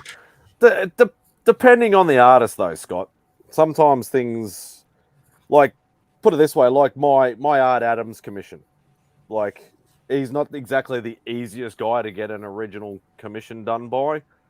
I can guarantee you what I paid for mine, I could ask probably five or 6 times the price for now on the resale market easily. But not saying I want to get rid of it. I'm just saying, so don't even think about asking for it, Scott. But yeah, like some artists can really hold and also increase in value, because you look at like even COVID for the original art market, and that's why I'm not doing original art anymore, is because I've been priced out. Everybody has exploded all their prices. It's extremely hard to get back in. You literally, you know, all the artists that I wanted pre-COVID, I might have been able to, you know, get away with, say, $500 for a decent piece. Now they're like $2,000, and I'm like, I can't afford that. Yeah. All right, fellers, I'm going to jump. It's good seeing everybody. Thank you for joining, Joe. Greatly appreciated as always. Anytime and every time. Love your face. Pleasure, Joe. I'm going to bed with Joe. Nice. Oh, now I see where it's going. Together? Yeah, it's a party. Be on the lookout for some zoo pictures tomorrow. Thanks for jumping on, Mark, twice. Yeah. Told you I'd be back. Hey, we are Legion. I hope so. You have a good night. See you, brother. Ugh. Yeah, dropping like flies. Well, it's late for them. Yeah. It's only 3:15 in the afternoon for me, so. Shit. It's only 10 o'clock for me. Oh, because you're West Coast, aren't you? Yeah. Yeah. Oh, yeah. Ooh. So any new? How's the horror book collection hunting going, Austin? Or have you backburned it? That's a tough game to be in. Yeah. It's few and far between. It's a lot of covers, a lot of books that I'm after, but man, the pre-horror game is expensive. Yeah, I was listening to, because like I don't know whether you caught Only Slabs this morning or this morning for me. Like, even though he didn't have any horror books, like just a lot of the stuff he was talking about, like, you know, like going through heritage auctions and trying to find contacts that have got some of these old books and stuff like that. And I'm like, he goes, it's just like some of these books, they just come up once in a lifetime, and you literally just have to like sink all your money if you want it. Yeah. And that's what I'm assuming some of these horror books must be like. But yeah, I mean, but even still, you noticed he brought out some impressive books. Oh, wow. Like, and some. But a lot of them coverless, restored. And I'm not knocking those books. Those books were fucking spectacular. But heavy restoration and things like that, that's just not what I collect. So not to downplay. I mean, the guy brought out 2 AF-15s today. Yeah. 2. But it's like what Rob said, like, and he said it quite a few times. Sometimes when you're looking at, especially the golden age stuff, sometimes you have to get over that restoration is a dirty word sort of thing. Like obviously there is restoration, there's conservation, but like for me personally, like I've always been in the same mind where like I just want the book if it's complete. I don't mind if there's like a value stamp cut out or something like that. What's this? Do I say a Golden Age sketch cover? Let me tell you a little story about Scott. It had to be over a year now. Correct me if I'm wrong, Scott. I was talking to him, and we were saying, what is the first sketch cover, or a blank sketch cover, or blank cover in general? That's right. We talked about this last week too. And Scott pulled out this book from, I believe, 1954. I think it was 1954, which was this cover of Panic. And we were talking about it for a while. Yeah, that's cool. There's a couple of reprints out there. There he is. There's my guy. So he, yes. What's up, guys? I know the cover. It's this book Panic from the early 50s. And I was like, wow, that's fucking incredible. That's awesome. Long story short, a year or so later, I don't remember. I don't even remember how it happened, but there was like an auction, and I said, I'll do a sketch cover for you. And I said, I do a Spawn sketch cover. And Scott ended up winning that auction or whatever it was. And he was like, I want the sketch cover on this book. I found it from the 50s. So I did this. I'm not going to show it unless Scott says I can show it, because I don't show any commissions unless I have permission. But to do my original artwork on a book that is, almost 70 years old was nerve-wracking. I can imagine. But I finally did it. Oh, there we go. I got permission. So this is that book. Oh wow. That I did for him, and I did it. Where's my pen? I did it with a paintbrush. So I did that. This book is old. It's brittle, but it looks beautiful. Hey, Biggie. That is. So. I mean, first of all, what you did is incredible, but the whole concept of it, you put Violator on a Panic cover. That is amazing. That's why I did it, and I sent him a note saying, how do you feel about me doing the Violator or the? Here's what I love about Scott. His response was short and sweet. Artist's choice. I love those two words. Artist's choice. But yeah, this book, it's beautiful, man. It's got the patina. Yeah. Here's the thing. I'm sending it to CGC, and so his commission is bought and paid for. He owes me nothing. But I think CGC is gonna make me come out of my pockets because it's so old. Yeah, I think that's the thing you're gonna have to be a bit careful on. Who cares, man? Who cares that he sent me this book to do this? I love it, man. I'm going to send it in to see this slab is going to be a beautiful thing. So I can't wait. And I'm going to have to cover up this book. Because you're certified by CGC now, aren't you? I am, yes. Yeah, that's right. Wow. That's that's right. I think you you mentioned that backstage last week, I think. I don't think we would talked about it online. What's this? Didn't I send you an extra copy for yourself? You're muted, Austin.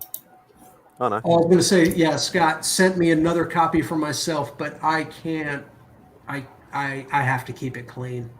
It's such a beauty. But Hi, Spooky. Hi. Hi.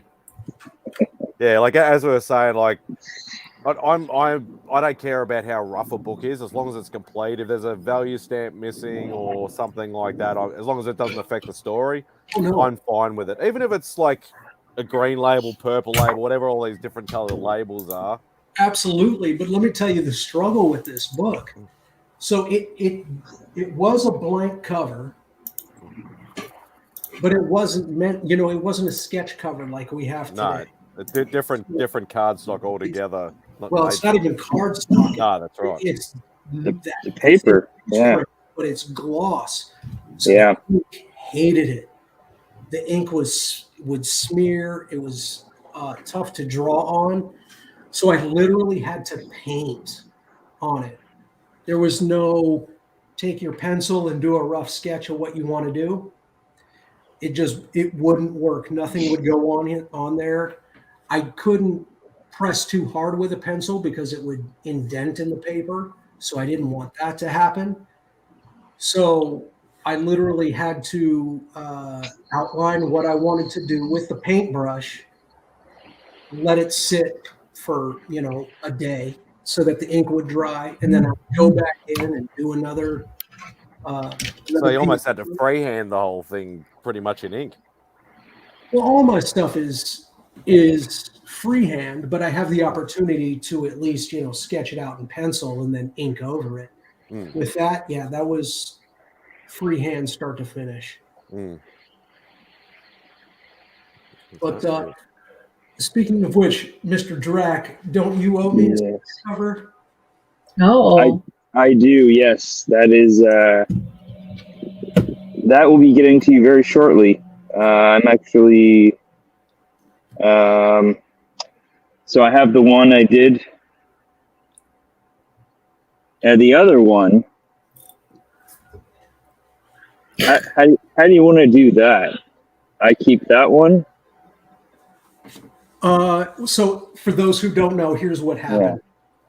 We both knew that we were going to Heroes Con, and we would meet for the first time. Now, I've been a Drac fan for a long time. So I told him I would love to sketch a cover and then have him ink it. Oh. And then have Drac sketch a cover and I would ink it. Oh, that's fun. We would trade the artwork. Art trade, yeah. So when we were at Heroes Con and I got to meet this glorious human being, I sketched out a little something and gave it to him.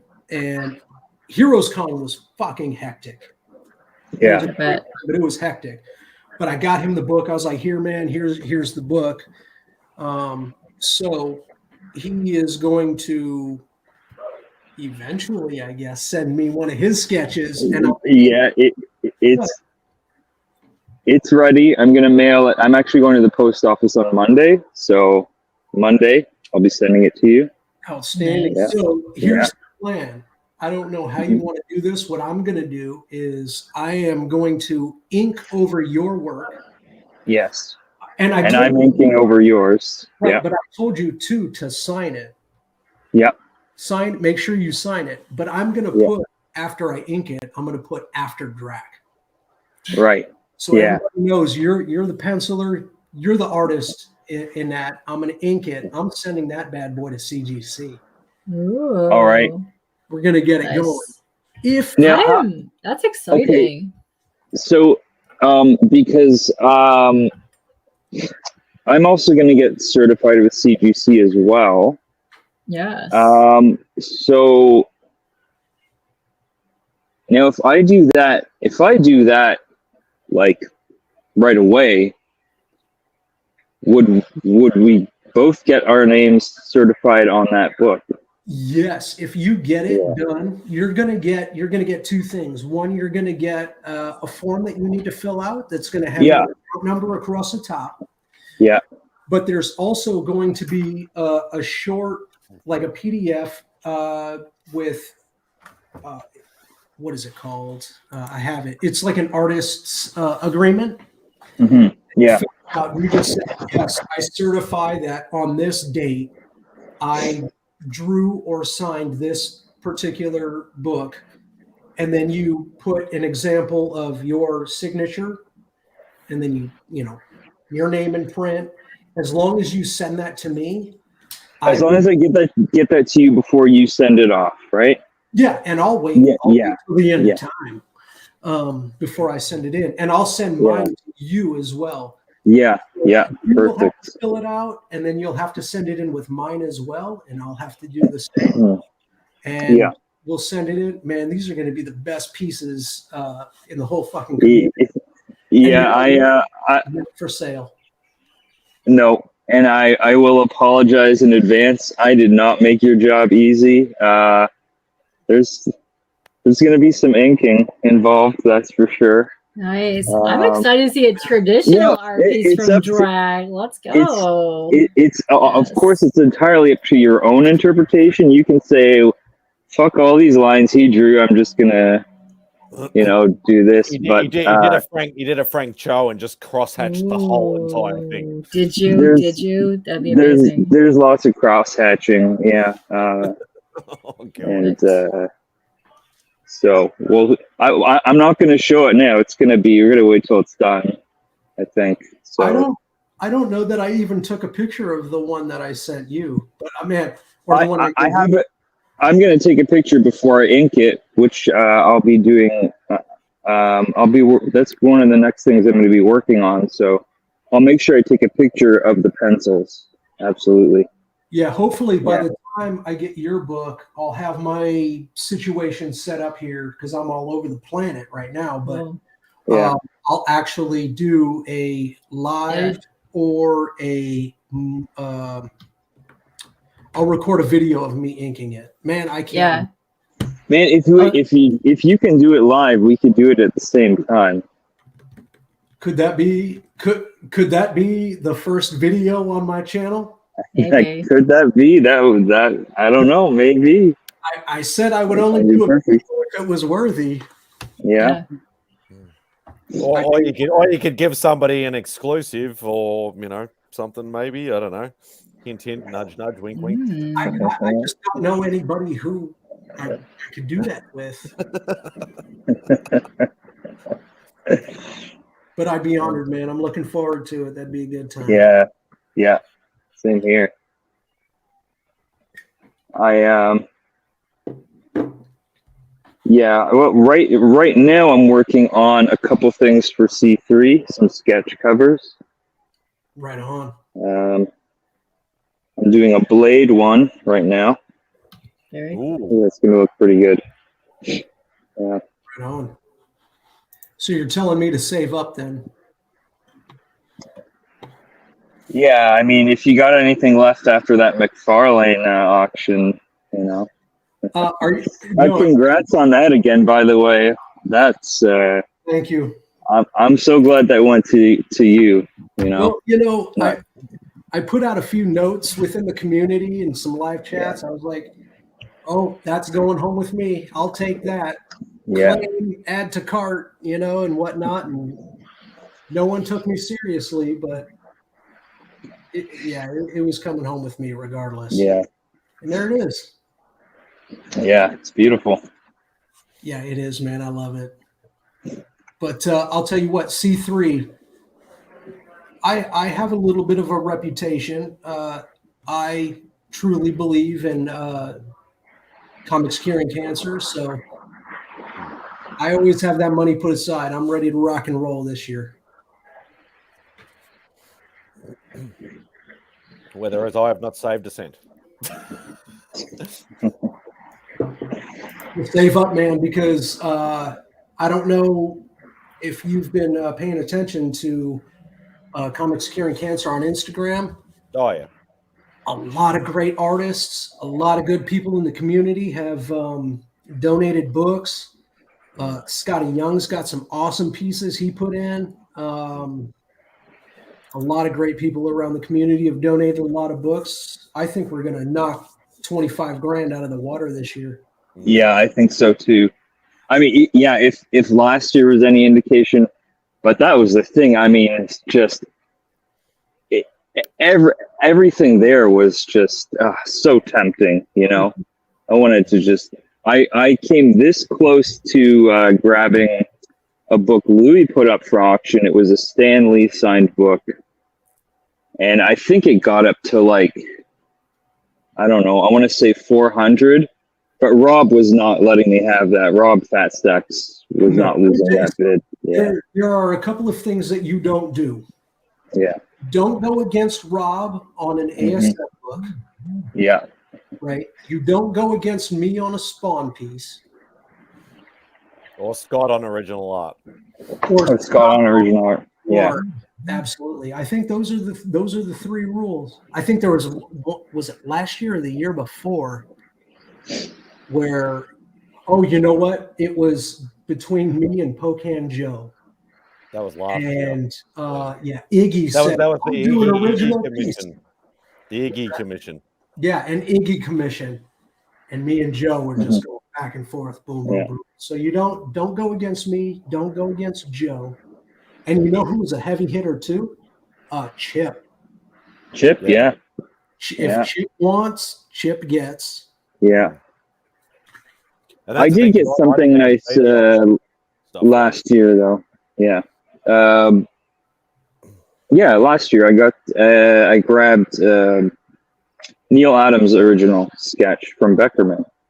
Yeah. Very cool. Yeah.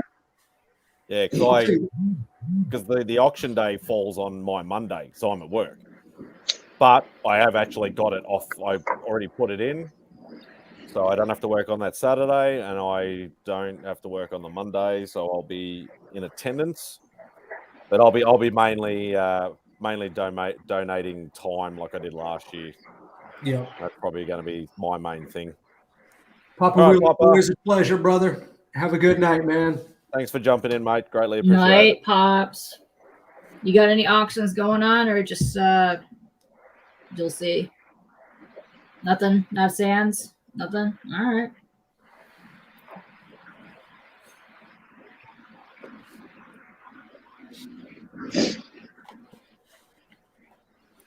No, that's good that you got that off.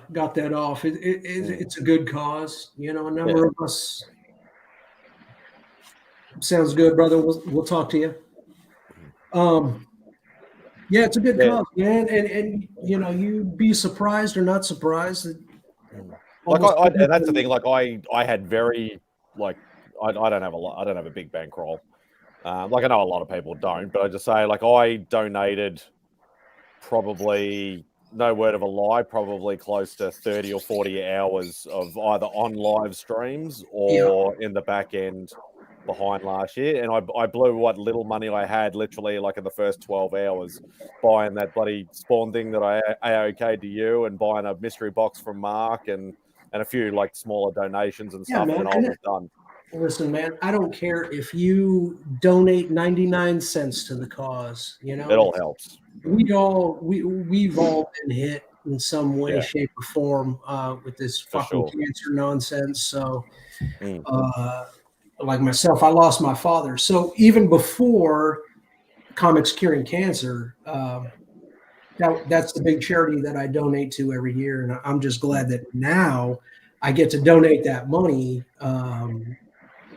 on behalf of the comic book community. So I'm looking forward to it this year, as I do every year. And I can't wait for it. Yeah, it's going to be a very awesome but very tiring weekend as well. Well, at least it's not like, because the first year was a 24-hour marathon. Yeah, on Chris's channel. Yeah, and I drew live for 24 hours. I only found out literally like probably at about the 18-hour mark or something, because I didn't really know Chris at that point. I literally just stumbled across somebody's IG post. I'm like, I'll go check what this is all about. And I caught like the last few hours of that whole thing. But that was still awesome just to hang out and just chat and that.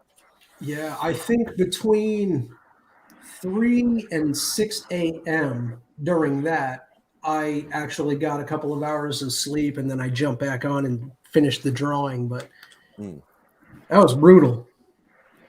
I'm not trying. I think the format now is a lot better. That it's sort of spread across like everybody's channel. So like, obviously we know Rob's gonna like pop up in most. Anybody who's doing live streams, he's going to pop up in most of them. He's not going to sleep much because he's a stream whore anyway. But yeah, I think at least it's going to give people a chance to go, okay, look, I can get 3 or 4 hours sleep here or there. You know, I don't really need to be part of this particular stream and all that sort of stuff. But yeah, and I'm glad that that DJ Links and Legion of Comics have gotten involved heavily too, so they can take a little bit of the strain off of them. Yeah, no, definitely. Like we all know how Rob likes with his OCD, and he likes to, you know, plan everything out now, which is absolutely fantastic, and we love him for it. But it's a good idea that Mark and DJ sort of took some load off his shoulders. Here's one thing that I'm a little bit, I don't want to say I'm concerned about it, but I got an opinion on it. So those who donate get put onto a wheel. Yep. And you can win prizes on Saturday night. However, the auction is on Sunday. And I think that's when the heavy hitters are going to come out and start putting in some serious money. Yeah. Why don't those guys get to be put on a wheel? Yeah, you sort of almost like miss out. Yeah. Like it's almost better to sort of do the auction Saturday night and do the wheel Sunday. Yeah, I think so. Especially, and you, Simon, make a good point, right? Because this is a global event, right? So people who want to be involved in the auction, they're around the world. You know, UK has a heavy presence in our community, as does South America, as does areas in Europe, right? Big time differences. Saturday night should be the big auction. And then Sunday, you know, final donations, maybe a couple of pieces here and there, along with the prize wheel. But, you know, we live and we learn. I'll definitely bring this up to Rob and Dan and Mark and see if we can change it a little bit next year. But regardless, man, if we make $5 to a good cause, you know? Yeah. Yeah, no, definitely. But it is a good point. Like, and I'm not trying to come across saying, like, you know, being selfish and stuff like that. But like, I've mentioned this publicly, and a lot of people don't necessarily like this opinion. But YouTube comic community is not just America. It's not just America and Canada, as you said. It is worldwide. You have to take some, even just minor considerations to other people around. Like, our money is just as good as the UK's money, and the UK's money is just as good as American money, and so on and so forth. We all have to pay currency conversions and stuff like that. So it's actually costing some countries like us more money than what it's actually, you know, costing you guys. You're just dollar for dollar. Whether it's me, it's like 1.4. Like if I pay $100 for an item, it's costing me $140, $150. Yeah, and you even have to pay extra when you go pick it up, usually, depending on what country you're in. Sometimes, like with, you know, like customs fees and things like that. But that's beside the sort of point. We got to sort of look at it where, like as Oscar said, sometimes you need to sort of think about other people. Okay, there's a lot of people that the Sunday falls on their Monday, so maybe do this auction Saturday during the day or Saturday at night or something like that. So more people have time to, and it's like, okay, if you win something on the wheel, it's on the Sunday, you know, or Monday for some people, and you can, Rob can say, hey, look, you won something on the giveaway wheel. Well, I'll just contact you and let you know, sort of thing. Yeah, and I'll definitely bring it up to these guys, and hopefully you guys will too. But you know, we're learning through the process. Yeah, well, as you said, like first one was literally just on Cardboard Crazy's channel, 24-hour, two lots of 12 hours, but 24-hour stream. You raised, I think it was $8,000 or $9,000 or something like that. I think first year was a better idea to spread it across multiple channels, because then everybody's overlapping circles and things like that can, you know, get the word out. And I never heard about this because I don't know who the hell Mark from Legion of Comics is, but I know you, so I'll join, sort of thing, and stuff like that. So it works a lot better that way. Speaking of which, Miss Turd Ferguson, have you?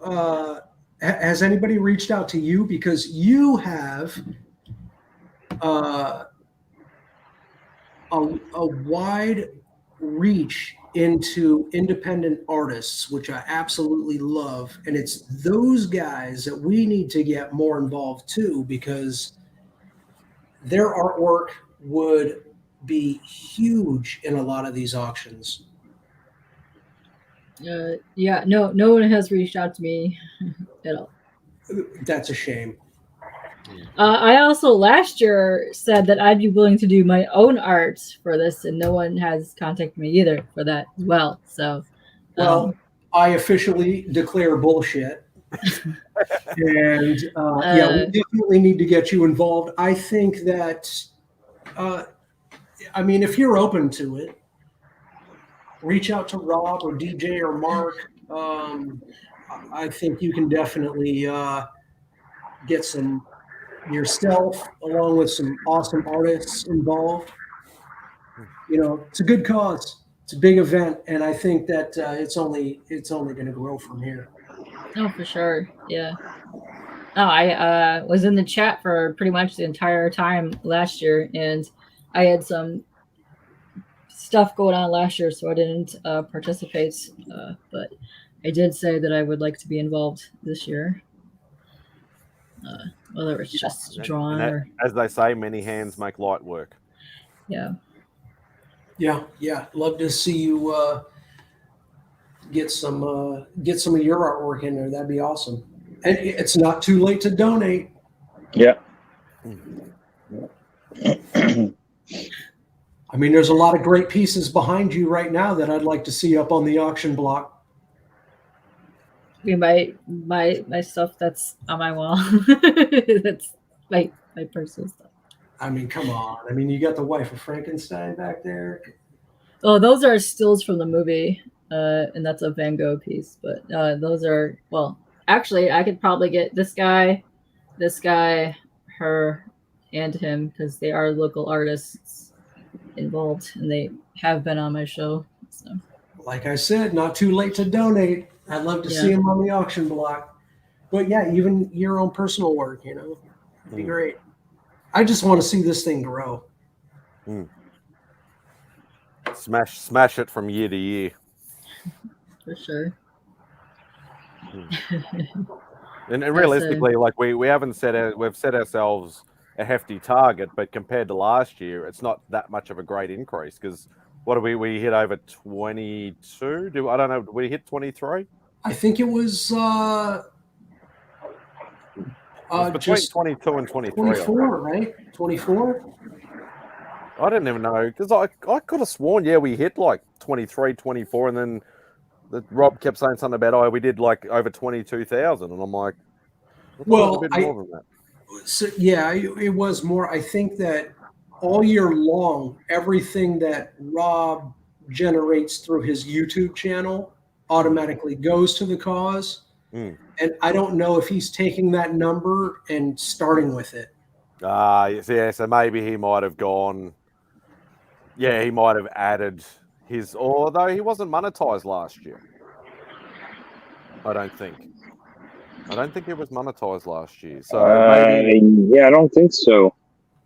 I think that was after. A lot of people. No, he got it afterwards because he was very, very close to hitting, and I think that's what pushed him over to getting the 1K. Yeah. During that. Yeah, because I know he had the watch hour, because he had the watch hours at like 700-800. He just needed the subs to sort of get there. So, but I think if we're aiming for like at least 25, so it's only a couple of $1,000s on top of what we did last year. But I honestly think we should go a little bit bigger and go for 30. I think and I hope that we blow last year out of the water. No way in hell, Kyle. No way in hell. I know it's 500, but it's not. You can't get ad revenue. I think it's a membership, maybe super chats. I haven't been. Nobody's confirmed that for me yet. You still need the 3,000 watch hours. 3,000 watch, which I'm nowhere near. Absolutely nowhere near. Yeah, same here. Not even close. Really? Yeah, not even close. Like obviously, and that's part of the reason why Remy asked me to take this over, because he goes, "This will help you with your watch hours doing some lives," because I barely do lives. What were your reels doing? Were they doing all right when you were doing them? Not okay, then this is your best bet then doing these streams. But yeah, like I think, and as I said, like I'm not 100% sure. I think you might be able to get super chats, maybe. Yes, I believe it's super chats are in there. Yeah, I know membership is definitely one of them. Which I can pull it up. I'll pull it up right now and tell you. Because I've checked in the YouTube studio on my phone, and it doesn't say anything about 500. Yeah. So if you maybe I wonder if it's locked per country. Yeah, maybe. Possibly. I don't know, but according to this, it says eligibility is 500. You have to have at least 3 video uploads in the 90 days, and you have to have one of the following in the last either 365, which is 3,000 watch hours, or in 90 days, 3 million short views. So the 3,000 watch hours would be that is for the 500 thing to go for the first step. And now there's another thing, and it says membership, supers, and shopping is what's included. Okay, so I can get super chats then. Yeah. So super chats are in there, and you can apply. And then once you get past that, it's okay. So that jumped up. So then it is the next step after that is 1,000 and 4,000 watch hours. 4,000, and then 10 million short views. Fuck it, let's go for 10 million. 10 million. I don't do many shorts. I definitely think you can hit the 3,000 easily, because just keep doing more of these. This is definitely going to help. And then if you do, not when I'm only sitting at like 800 hours. No, they're going to bump up though, because I'm at like 1,500, and I only have like 30 videos on my thing. But you can do it. So. Yeah. I'm a little bit upset right now that Biggie and Promiscuous Time Traveler are in the chat and not live right now with us on the panel. Well, he hasn't dropped the link in about a hot minute. So. That's probably my fault. Oh, here we go. See, this is why you got to get these guys on. Have you guys ever? This is hilarious. Go into the studio thingy and then look at the things that tag you in their videos just for shits and giggles. That kills me. I don't know anything about YouTube. Well, that's facts. Here's what's funny. I think one night I was on a stream many moons ago, and Mark did this whole push. And I got like 100 followers on my channel in one night. That was hilarious. Yeah, for no reason at all, and not a single video. But I will tell you this, Drac, if you're still on, man, I will create my first video. I'd love to do it live. Yeah. We'll do a live stream. We'll ink each other's books, man. Yeah, I'm totally down for that. 100%. Yeah. Okay, did you say it was 3,000 watch time hours? Yes. Yeah, like lifetime in a year? So it's hold on, let me go back so I can verify what it says. It's okay. So you need to have at least 500 subscribers. And then in the last 365 days, 3,000 public watch hours. Oh yeah, I'm not there. I'm 2,500 lifetime, so that's like over 2 years. And it's going to change by the day as well too. Yeah. So you got to keep checking it, but keep dropping more content. You've been doing fire stuff with your interview stuff that you've been popping up. So I got 2 more videos coming this week, nice. at least. Yeah. Nice. Yeah, so I think if you go to sort of your watch time hours or whatever like that, and then hit 365. So it says I got 850, and that's all I've got. Well, So you've see you said the the spike jump. at the end. Yeah, that's when you started doing these weekly, so they're going to start jumping too. Yeah. Then if you guys are you guys going to be rotating the hourly or whatever you're doing for the C3 thing? Because that's going to push you guys watch hours big time. I'm as far as I know, I don't have a slot. Okay. Rob's taking over my slot as the giveaway wheel slot, which I'm happy to do that. That's fine. Okay. Yeah. Look at Kyle. Montent. Yes, still my favorite video to this day is when I did a live stream with Kyle and we did an OnlyFans and we pointed our cams to our ceiling fans. It was the best. It was great. I actually used to love Kyle's like open chat night sort of things like that, where we'd actually, that was great. Yeah, Yes. not only talk about sort of like comics and pop culture stuff, but like like mental health stuff and things like that. Like I jumped on a few of those, and they were actually some really good. Really, I know he made a lot of them private, but they were actually very, very cathartic. Actually, I mean, the videos he did several videos with Dank that they would talk for hours. I watched all of that stuff. Really, really great conversations. Y'all are tripping. Hey, what's up, Kyle? Kyle, I missed you. Yeah, man. I've been going through some like personal stuff though, so. Yeah. But you're here with us now. Absolutely. There we go. That's Figured out facts. the camera. Oh, you got the camera on now. Nice. What's up? Whoa, whoa, whoa! What's this beard action we got going on here? What's this? What's this going on there? Nice. I got like long Viking braid hair. Whoa, Viking braid hair. Look at this guy. I undercut the sides. Undercut the sides and the beard. Are you stepping up the game? Yeah. What's up? Yeah. Been a hot minute since I've seen all you. we need is one of you on one of those shorts, singing those Viking songs that I keep seeing popping up with like people like beating their chests and Yes. shit. Yes. We should let's recreate that. Oh, you're gonna bring your bring that back out. Yes. Some comic stuff up. But yeah, no, I'm gonna be around a little bit more. Sorted out the biggest part that I need to do. Perfect. And I got a couple videos lined up. One is being edited. Actually, like 5 are being edited. But yeah, you'll see me around more. When you can start making content on the new channel?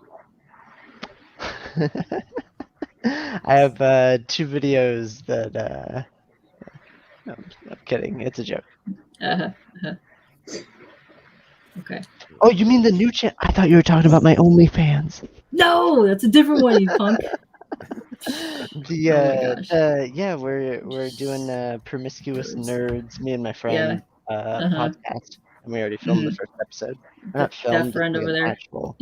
Actual podcast. Yeah. That one over there. The one that did this art. Yeah, absolutely. Yes, that one. It's a redraw of the first panel. Yes.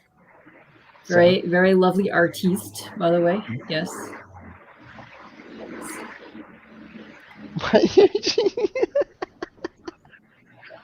K-pop knows too much about me. I do. It's uncanny how much stuff I know about you. You recall the video from like 2019 or 2020 or something. Dude, we have known each other far too long. Yes, I know. That's not healthy. I have a weird memory. Just saying. I would second that because I had actually forgotten about the OnlyFans where we literally had fans. Oh, look, there's yours. No, literally, that's that's funny. Yes. Yeah. That's hilarious. All right, so where's Biggie? He said he was doing something. Yeah. I think he was driving. He said, "I'm on the number." I'm at 230. Oh, 236. 236. I don't know. No idea. Status update, Biggie. Yeah, every time I see Austin, I think of that push that they did to make sure that Austin stayed ahead of me in subscribers. Well, hang on. Was the purpose to get me over you? I don't think it was. Was it? Mark made it that way as a joke, but he was just having a good laugh. Yeah, this is wild. I only have 19 videos total on my channel, even though we've done. Well, because you have 19,000 that are private. How many actual Why? videos? My watch hours aren't that bad. Yeah, because people like your content. Yeah.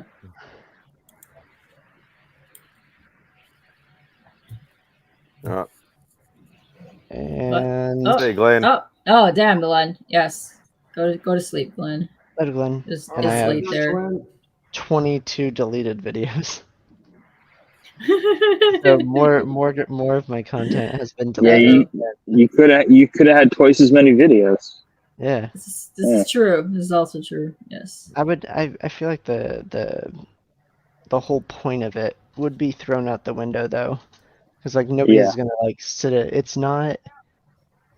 it's not a sit down and watch it kind of thing. It's just if you happen to be there kind of thing. Right. Yeah. Yeah. Because like that's the whole point of like these lives. I don't know many people that'll actually rewatch these like hangouts, but they'll if they're here they freaking hang out and participate and eventually get baited on to come on to the actual stream. Yes. Yeah, that's that goes for so many of these.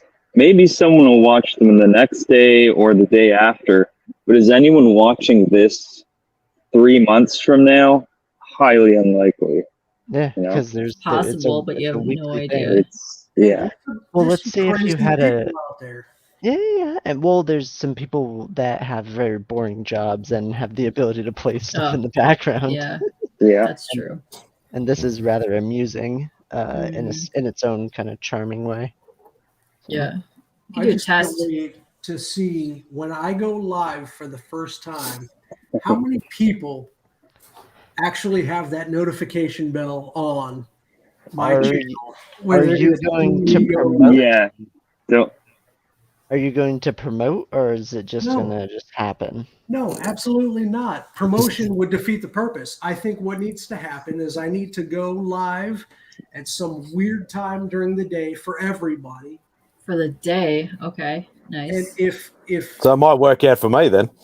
if you have the notification bell set on my channel, you win. Okay. So if you if it's Yeah. so Austin, if your first stream is with me, I'm on board to not tell a living soul about it and keep it a secret. The funny thing is, I already did have it on. I was actually just I was about to put it on, and it literally was already on. Nice. So all Way we have to to go. do, Drac, all we have to do is murder the 6 people watching. And then nobody will know, and then delete the video. Also true. Also true. Oh no, Blue Hellion, you're our next victim. You shouldn't Oh, have shown up. Hellion. Oh, wait. Because Austin just posted in the chat. Does that also mean that he is not going to be able to make his live stream because we also have to take him out in chat? Yeah, that's true. You're gonna, you Yeah. know, this plan is falling Sad. apart really fast. It is falling apart Yeah. so fast. Yeah. It's almost like It wasn't it's meant almost to like be. no, it's almost like like how Ahsoka thought that it was like good to jump out into space to slice the ship. I'm not sure if you're caught up on this. Yeah. No, that's like a episode 1 spoiler. It was kind of wild. I have not watched any of it, so spoiler. Thanks, Kyle. No. You're like a month. We're weeks into it. We just had episode 4. That was actually the last episode. It was episode 3. It was in. Oh, it was. It's only been out about a week. Thanks. No. Don't give me an about a week. The episode 4 has come out, and it's a weekly show, so more than a week. Wow. Okay. Just sounds better. A week and a half. So here's I love what it. we do, Drac. I think there's daylight savings in November. Yeah. Which means we'll only be 2 hours apart. Okay. Yeah. Oh. We Okay. line up this live stream and we just ink these books live. We don't say a fucking word. Ooh. Yeah. We're Is live. this a leap year? Well, Actually, I'm not sure. I don't believe so, but I don't think that's going to affect this. Yes. Yeah. So we just go live. Impromptu. We just go live and we just start inking. No, it's not a leap year. Don't say a single word. We just stay silent. Books. If anybody joins, awesome. We'll acknowledge them. Oh wait, I went the wrong We way. appreciate them. You know what you could really do is really screw people up is Drax should go live on your channel and then you should go live on Drax's channel. Oh yes. It is a leap year. I went the wrong way. That's 2024 great, is a yeah. leap year, so you could do it Since on. you're inking each other's covers, because that would make sense. You could do it on Technically, February 29th. even though Austin has not got any content, he would still be able to go live because he's over. Yeah. I think it's 50 subscribers. I think you have to have Yeah, to go it's live. 50. Yes. Yeah, I say let's do it. I'm down for this. Yeah. Perfect. Yeah, so 2024 is a leap year, so I'm not sure how that affects Dracula's. Yeah, messes with my sleep schedule slightly in So February of 2024, maybe. Yeah. instead of being 4,000, he's actually like 40. Yeah. Well, heck, Actually, this time 40. I'll be turning 42. Yeah. 42,000. Yeah. During C3, actually. Oh, we're gonna have a birthday stream celebration during. Yeah, I'm the gonna thing? have to. I'm gonna have to work that in there somewhere. We'll have to just put a hold on the charity events for like 24 hours. And, Okay, for 24 hours. All right. Also, fun fact, here's a spoiler. Blue Hellion hates spam. Wow. Like Damn. spam, like the canned meat? Like, yeah, the canned meat or like Yeah, messages or like or spam mail in your email folder. Yeah, please elaborate. well, nobody likes that. Or those flyers that they leave at your house. Yeah. We call that junk mail over here. I personally love the canned meat. I think it's 39. What a spring chicken. I think it's spam Yeah. like Yeah. things that are mailed to Blue Hellion because he's waiting on some comics to come, and then he keeps So- getting deliveries, and it's like spam. I don't know. Well, if it's a Yeah, if it's a I leap think year, so. if it's a leap year next year, that means I have to wait an extra day for my birthday because I'm on the 1st. How rude! It's the canned meat. Wow, you hate all canned meat or just spam? I was I need just to I know was, this. I need to know this.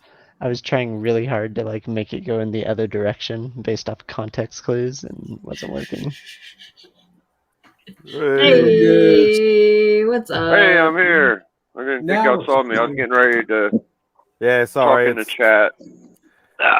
It's What's up? absolutely horrible, this bloody computer setup, because it's like I can see the top 5, but if you can't see something sort of flashing all the settings and stuff, cover it up. Yeah. Once you've got once you got like 5-6 people in there, you scroll up and then you know that there's extra people popping in, but there's no noise or anything. Yeah, there is. If you go to settings, you could turn that on. So go to settings, and it's like one of the last ones. It says, here, let me go. Yes, it's under guest. It says turn the noise on when a guest jumps in. There we go. Yeah, player sound when guest enters. Yeah, There we it'll go bonk or something. So you'll know when people jump in. Speaking of which, Spidey, have you anointed anybody to be an admin on your? Still nothing yet. Well, I gotta find out how to do it too. But I'm assuming Rob is probably campaigning, or not campaigning, but he's pretty much said he'd probably do it, and I'm like, yeah, it's probably it would either have to be him or Remy, but obviously I don't want to put that back on Remy. You he's not just always going to be. need their email. I mean, That's it. you're asking the guy who it took.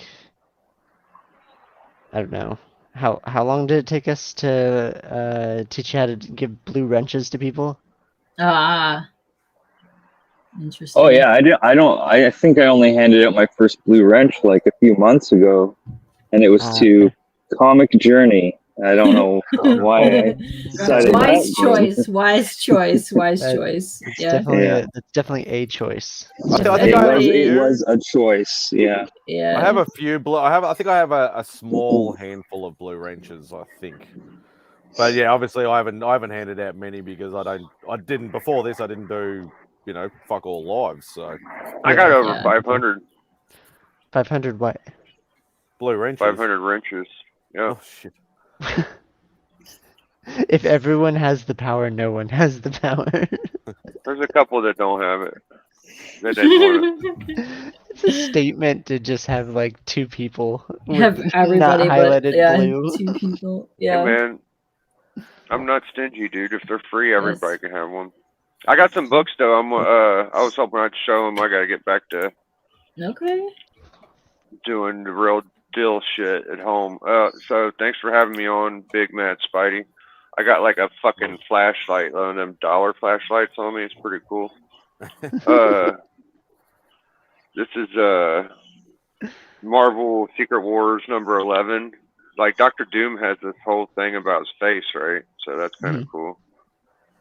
It's like, look at my glorious face. That's a solid cover, though. I love the Secret Wars covers. They're all awesome.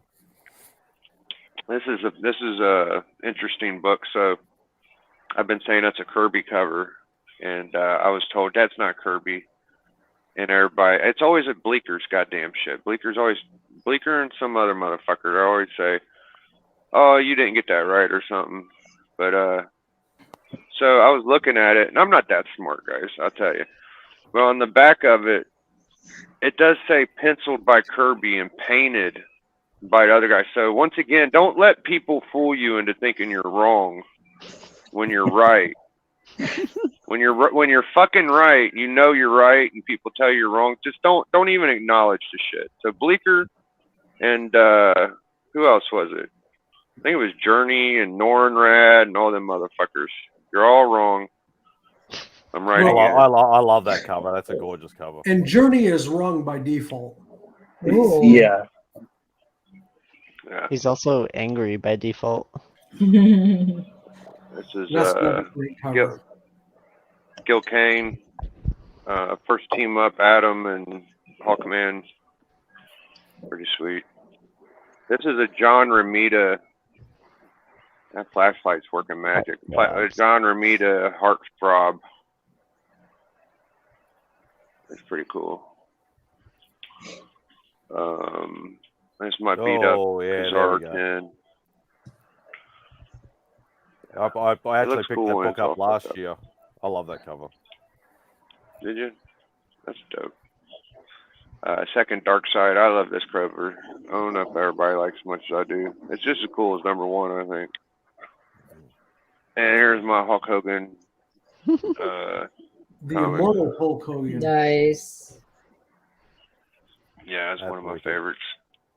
Yep, and that's it. Oh no, hold on, let's check this one out. This is Mr. Miracle. Like they're kicking the shit out of Mr. Miracle, and you see like a guy who's even got like a fucking water hose in the back. They're like gonna hit him with the water hose and shit. They're ready to go to town. Yeah, they're like gonna sexually molest Mr. Miracle. Now, is this technically a bondage? Huh? Is this technically a bondage cover? It's got to be. Yeah, I think so. I would like call it they're that, I never seen so many horny ass mobby angry people in my life. Look how horny they are. They're like the way that you're describing this cover, Vicky, I just keep laughing. Look at the guy with the hose. He's like, we got to clean them first. They're gonna clean them. You've got the water hose back there. They're all I would classify that right. as rapey. Rapey would be probably a good way Wow. to describe it. Well, I had fun, guys. Thank you so much. Thanks, Biggie. See you, man. Thanks for coming on. I'm on skedaddle. Skiddly diddly doo. Away. I'll see y'all later. Skedaddle away. Thanks, brother. Bye. He's good people. I like Biggie. Yeah. Comics That are was awesome. wacky. Comics are whack. Yeah. No, wacky. Yes. Like earlier comics, they're Oh. Yeah, you Dude. can say that again. 60s to 70s DC. There's amazing. Yeah. The campiest stuff you can think of. There's like a gorilla and like some random stuff, and their outfits are fabulous, and it's amazing. That's what I buy every time I go. I pick up like one or two. I'm like, this is the stupidest thing I've ever read, but like it's the best thing I've ever read. Yeah, I love collecting that stuff. I just bought a World's Finest, which has some absolutely out there covers, and it's got Superman being grabbed by a giant hand, and his head is popping off. I love it. My Yeah. favorite thing is buying covers that have either Superman getting his ass kicked or Lois just like kick it, like being like, ew, the cover. It's the best. There's so many of them, especially in the Lois Lane series. Amazing.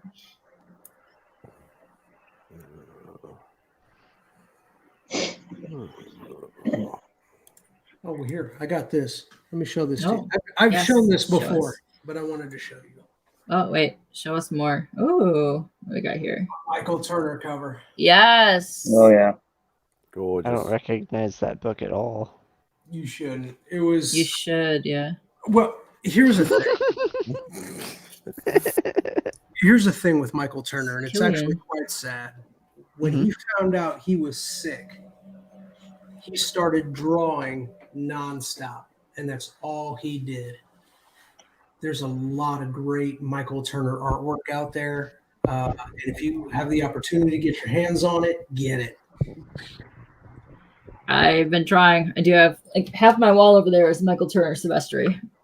Just Wow. the prints, but I will get a original piece one day. That's my goal. But yeah. So I got a piece. I might have it framed over there. He was working on a video game concept, and he did a piece, and he passed away before it was able to come to fruition. But yeah, it's a good piece. So if you get your hands on it, man, I'm a big Michael Turner fan. He obviously had a huge like portfolio stuff because they're still releasing his covers today. Oh, like, yeah. the Marvel stuff and everything, and Yeah. So so the guy Frank, who actually has a lot of his work, he's got a great stash of his original art that he just won't let go of. Eventually it will come to the public, and it's going to be expensive for me because I'm going to certainly try to buy it. Yeah. I think it's going to be also expensive in general. Yes. Yeah. Anytime they re-release any of his new like sketch covery book type things, I always grab them because there's so much new art, and I love just looking at the way that he sketches. It's amazing.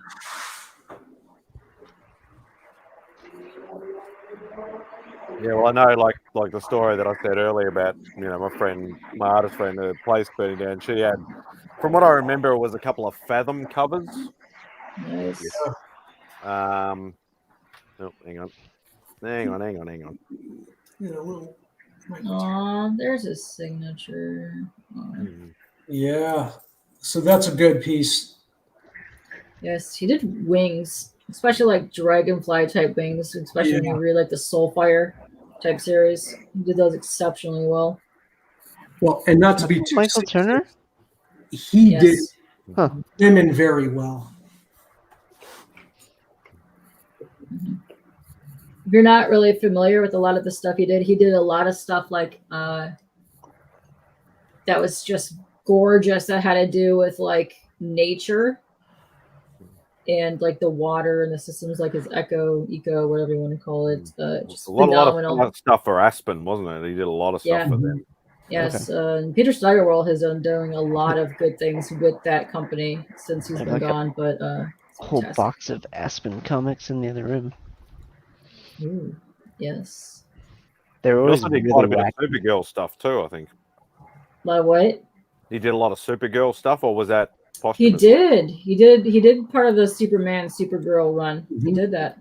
Yep. I think there's a couple of like absolute classic covers that like people like really go after too.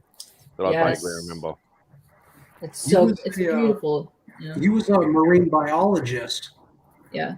Early in his career, if you will. So it definitely influenced a lot of his artwork. Yeah, you could definitely tell. Like I tell these people this all the time, is the pencil /ink /coloring on anything to do with the Aspen stuff is some of the best mesh of work that you'll ever see. It's absolutely just breathtaking, that page to page. It's phenomenal.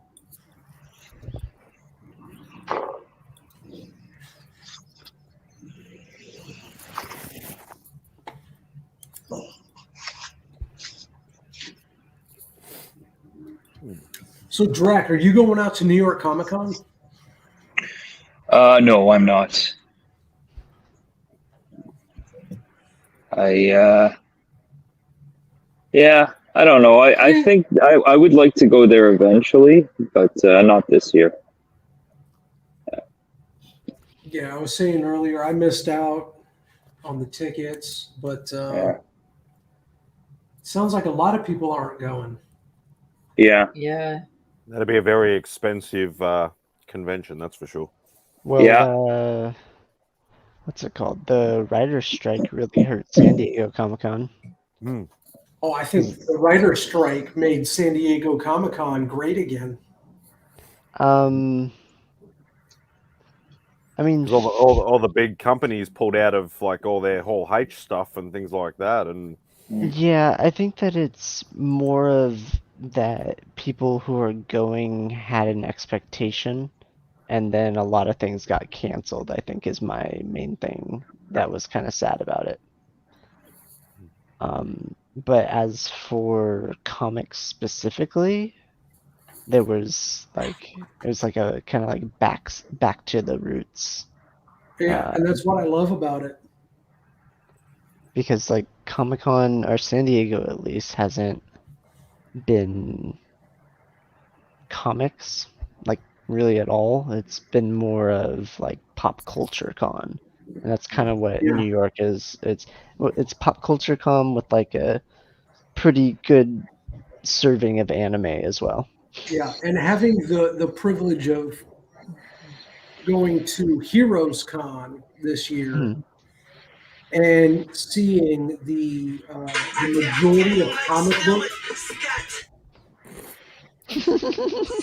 majority of comic books taking over a convention again, it was a great thing. So Kyle, Katie, we're gonna have to see you at Heroes Con next year for sure. Heroes Con. I don't know what state it's in. What state? North Carolina. Nowhere. It's on the other side. I'll go to the one that's in Texas. How about that one? I'll go to Dallas Fan Expo before I go to North Carolina. I could potentially see you there. All right, because that's like closer. And I just want some good. There's a couple Texas. Or I'd have to drive to Houston. There's some really good places to eat in Houston. Last time I went. Some good what?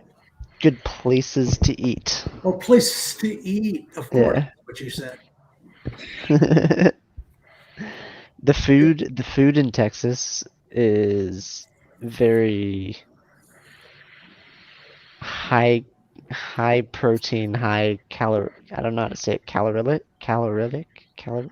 It's calories, but like it's fatty.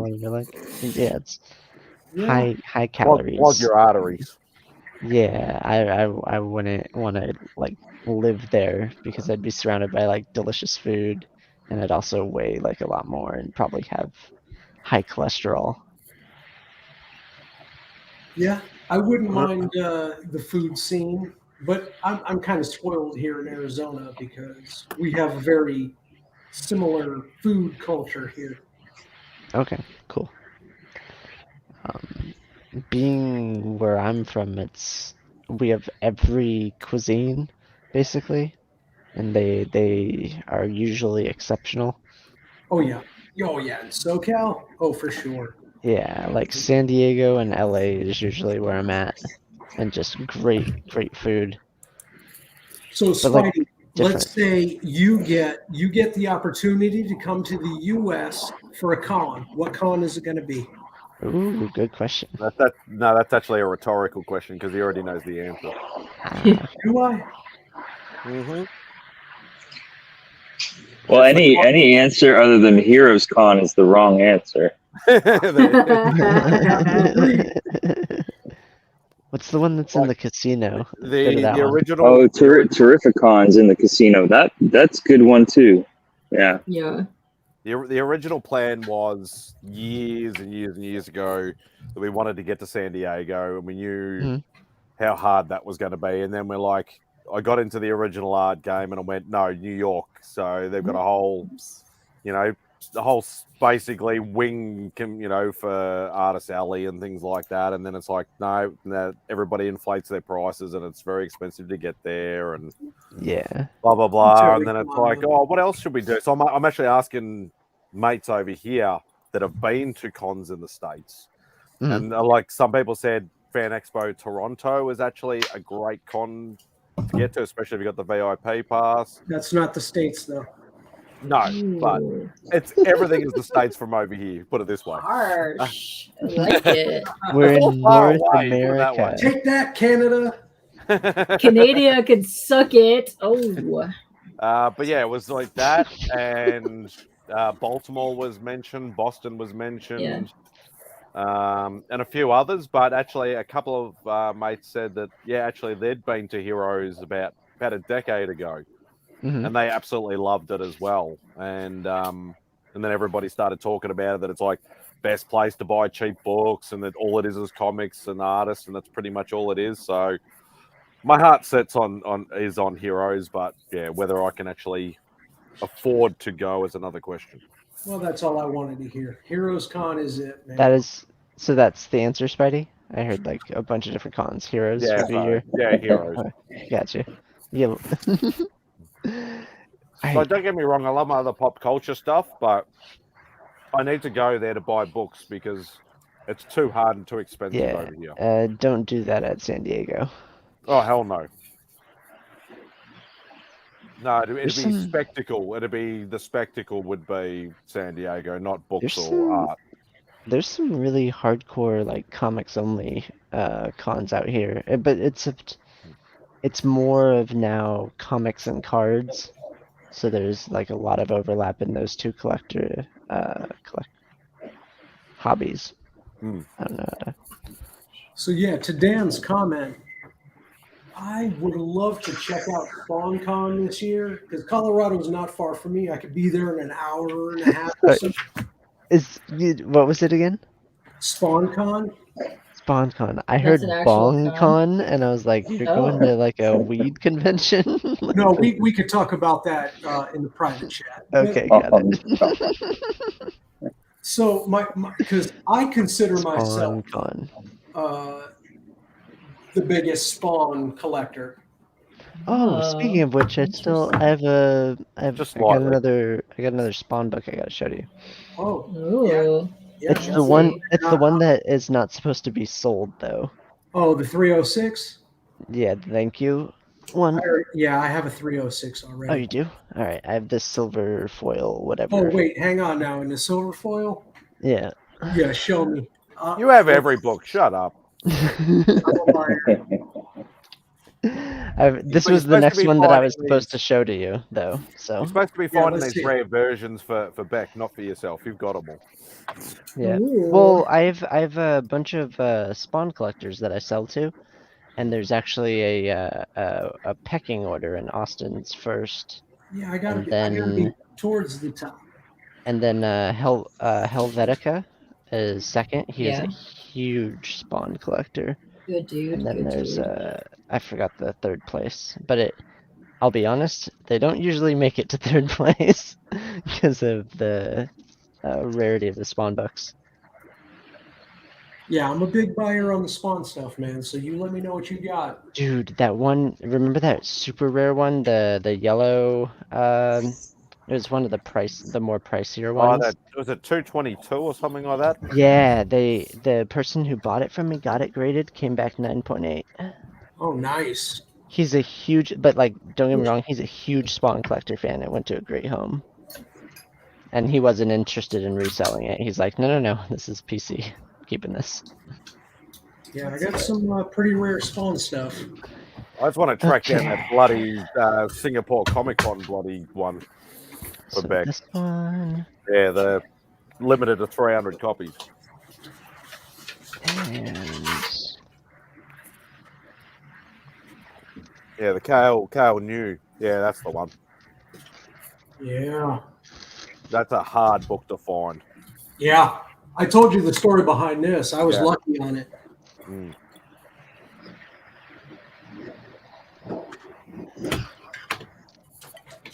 And then this one, this is the controversial book right now.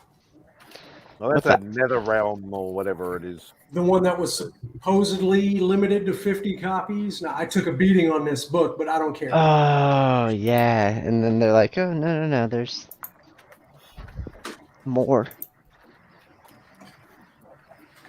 I don't care, man, when it comes to Spawn, because a book is only worth something if you're trying to sell it.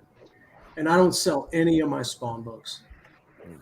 That's fair. Yeah. So it's literally, what price is it worth to me? Yeah. How do I wanted value it. it? But that's Yeah. what collecting is. Like, that's what collecting should be, at least, is how much does this, like, what is the value of this to you? Yep. How much are you willing to pay for something? Yeah, rather than how much did somebody else pay for it, and is it higher or lower than... Yeah, that's the thing. Now, if I was trying to flip the book, that would change the story entirely, but I'm Yeah, not. exactly.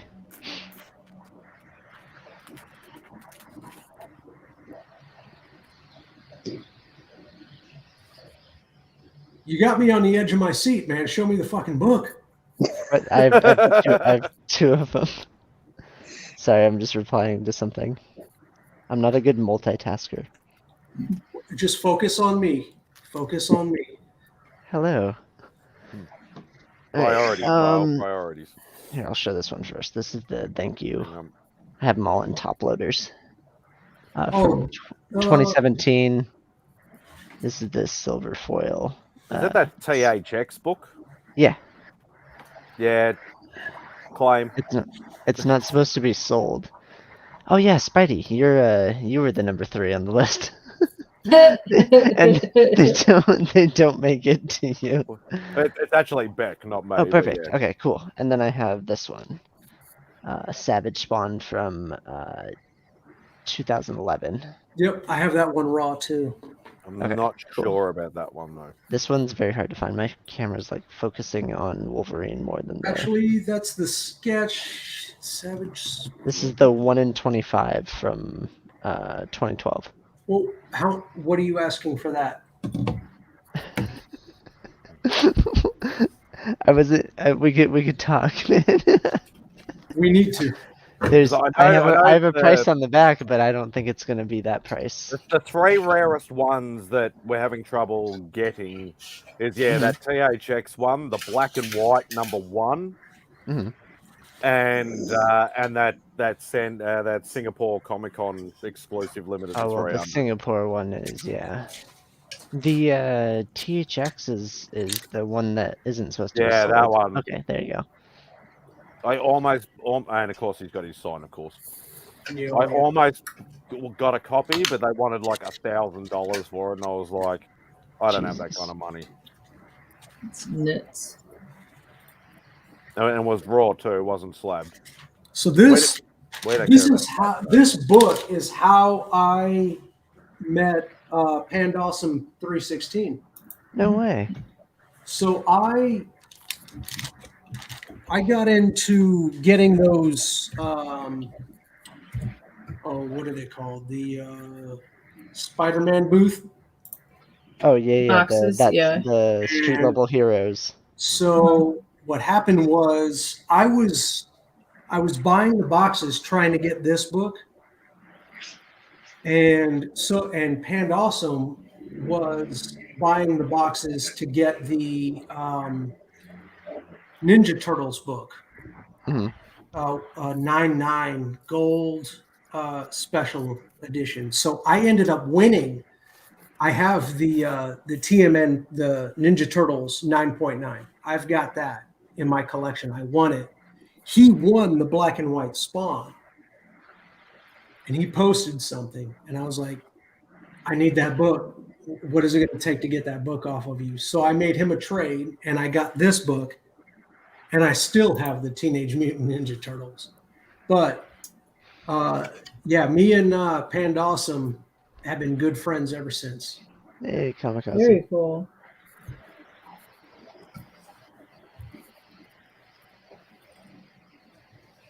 Jeez. And what is that talking about? Remarks there, Tate, or Well, signatures? and you know what? It's funny that you bring that up, Tate. Just pay attention to my Instagram. I meant to do it last week, but I'm probably going to do it tomorrow morning. Any of my books that are out there or whatever, I'm going to put out an offer. Send me any of my books. I'm going to sign, remark. If you want it raw, I'll send it back to you. I'll do all of the signing. If you want it CGC signature series, I will submit it to CGC for you. But yeah, stay tuned. I'm going to sign all of my books. That's awesome. Except for Kyle. I won't sign it. I wouldn't have it any other way. Shit, I would Amazing. I would personally sign and remark and walk to California to get Kyle. Oh. You know, I would meet you halfway. We can meet. Yeah, you're good people, man. I've known you a long time. I missed you.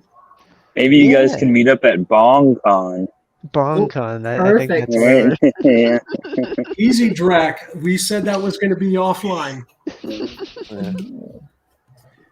But yeah, I'm gonna do that. I'm gonna whatever you want signed. I'm happy to do that. That's awesome.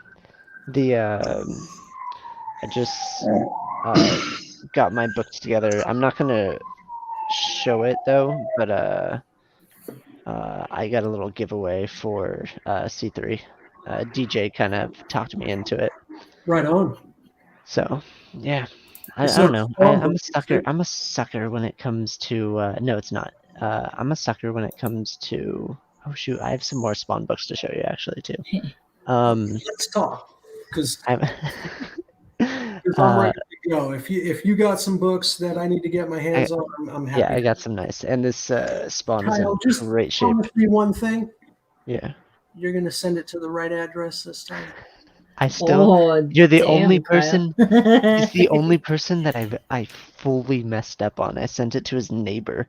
Let me tell you about the magic. Melbourne, Australia, and Let me tell you about the magic that this guy pulled off. We did a deal on a couple books, actually, Yeah. right? Yeah, it was a few. Yeah.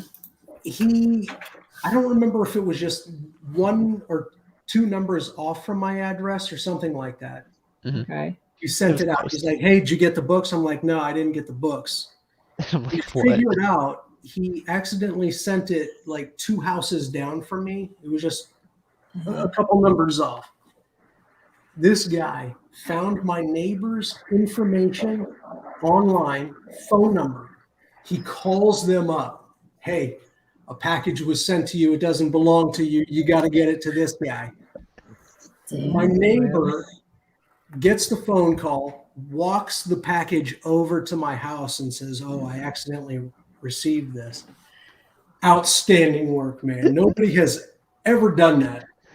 I had messed up, so I went above and beyond to fix it. Above and beyond, like, what did you do? Hack into the CIA mainframe? It was them and I actually had a conversation afterwards, after we got the book settled, and we're like, it's kind of creepy how all I knew was their address, and then I found their name, and then I found their phone number, and then I called them like during dinner.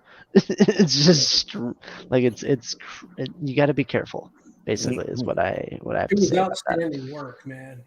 Oh yeah, but thank you. Yes, I was trying to be like, I don't know, we're selling to like people that we've kind of had like acquaintance, like we're internet friends basically, until we conglomerate at like a con like Heroes Con. So I don't know, you take care of your friends. I mean, that's what I'm trying to get at. It was outstanding. But yeah, man. How long did it take you to ship your books, though? No comment. If I think at that time I had my vehicle, so it wasn't hard to do it at all. Okay. So. All right, guys, I'm gonna hop off. I'm gonna go to bed, but let's see if I can find this good out. seeing you all. Nice. Yeah. Yeah, Austin, I'll talk to you soon, I'm sure. You know where to find me. Yeah. Mm-hmm. Same here. All right, We good gotta night. get your watch. night. We gotta Thanks, get your Drac. watch hours up, Drac. Yes. Makes no sense. We can do random weird videos during the week too, and do. We'll weird just host a watch party where everybody. We'll do an watches that Insomniac day. chat during the week. How about that? Yeah. There we go. Oh, the original Insomniac show. Yeah, of course. Yeah. Yeah. That'll go down well. What was the original Insomniac show? Insomniac Dracula Theater, of course. Exactly. Yeah. We'll see if CJ wants to host. Yeah. You might want to make an appearance. Yes. All right. Well, you guys have a good night. Bye, Jack. See you soon. We're just trying to keep you Bye. longer with Goodbye. riveting conversation. Yeah. Yeah. That's not gonna work. No, he's really good at stalling and having people come back. It's great. That's fair. CJ's a weird dude, man. He's so cynical. Well, here's and the thing, though. I can relate to him. His persona on YouTube is astronomical, right? The guy's a fucking wild card. Yes. I had the luxury of meeting him at Heroes Con this year. One of the nicest guys ever, man. He's such a cool dude in person. Yeah, it's all I mean, everybody has like their gimmick and stuff. I mean, he's still that fucking bullshit New York guy. Fucking bullshit New York guy. I like it. I like where you're going with this. Yeah, he's a cool dude, man. I like him a lot. I always tell this story about Rob, that we like hate each other in like the live streams and stuff. But I went up and visited him. Yeah. And he's such a cool dude. Oh, Rob's one of my favorite people. So He's so laid back and like I don't know. I really appreciated like actually meeting him. yeah, when I first met him was at C2E2 a couple of years ago. Mm-hmm. And I brought my family up to Chicago and we were all hanging out. And I was like, Rob, I know, because Rob comes to the cons early, and I went to the con early because I want to be there, first day, early in the morning. And I'm like, come have lunch with us. So he shows up. One of the coolest guys ever, man. Got along. We're sitting there with my family. We're having a meal. And he's just like he's been a member of the family, the whole time, and just bullshitting, going back and forth. He's good people. And then at Heroes Con, he had some problem with getting a car to the hotel. And I just show up. I'm going to find a car to the hotel because we're staying at the same place. Mm-hmm. And I see him, and I just show up. he's fucking pissed. He's mad as hell, right? His car didn't show up. It's like 30 minutes later, whatever. And I just show up standing right next to him, like, hey man, can I hitch a ride with you? And he didn't fully recognize that it was me at first, but he turned around. He's like, oh shit, yeah, man, let's do it. Come along. And he's such a cool dude, man. And he made a killing at Heroes Con last year. Oh, yeah. His haul was the one I was jealous of the most. Like every Yeah. single book he bought yeah. basically is on my hit list. Well, here's the thing. He was like, well, I think I'm going to broaden my horizons on what I collect. I'm like, oh, what are you thinking? He's like, well, you know, I think I'm going to start to go after some of these blue chip keys. And I was like, okay, yeah, you're going to get 2-3 good books. We would meet up for dinner at the end of the day, and he would pull out 5, 6, 8 books. Like, I got this. I was like, holy shit, man, like you weren't joking. And ever since then, if you watch his Monday mail calls, he's pulling out some keys, man. He's been absolutely smashing it. Rob's on a mission. It's also a really good time to buy those books. Well, I'll tell you what, I think by next Depending on the country you're in, yeah. I think by next summer, a lot of these keys are going to drop in price. Okay. I mean, they're already dropping. And that's why I'm saying that it's a good time to buy, is because they're lower than they were, but I can also see them dropping further, yes. Oh, yes, absolutely. Like, I'm probably going to pick up another Iron Man #1 next week just because it's so cheap, and I love the cover. That was the one big shining light of my YouTube auction stint that I did over COVID or whatever like that, was actually picking up an Iron Man #1. So did you get one or you don't have one? No, I got it. It's one of the books that was actually, like the books that are still sitting there with my guy in Vegas. That book was one of the first ones he sent. He sent like a lot of the layers. I picked up like that. I picked up like Iron Fist 1 and like a few other sort of Silver Age keys and some run fillers and stuff like that. But I was glad that was one of the books that that got sent first. But I don't even know what's still left in that one short box that's there. I know Rob and I, like we talked about that last week. Yeah, I was going to say Rob is trying to help you get your hands on those books, right? Yeah. I'm just trying to get in contact with him at the moment. Like I haven't, I've just been flat out this week, so I haven't had a chance. But I need to organise that because I have no idea what's left. I know there's I'm pretty sure there's nothing really big, but there's probably still some Silver and Bronze Age like goodness in there to help, fill some runs and stuff like that I'm trying to do. But basically, my plan is if I do ever get over there to Heroes especially, is like Rob's haul is what I want to try and achieve if possible. Yeah.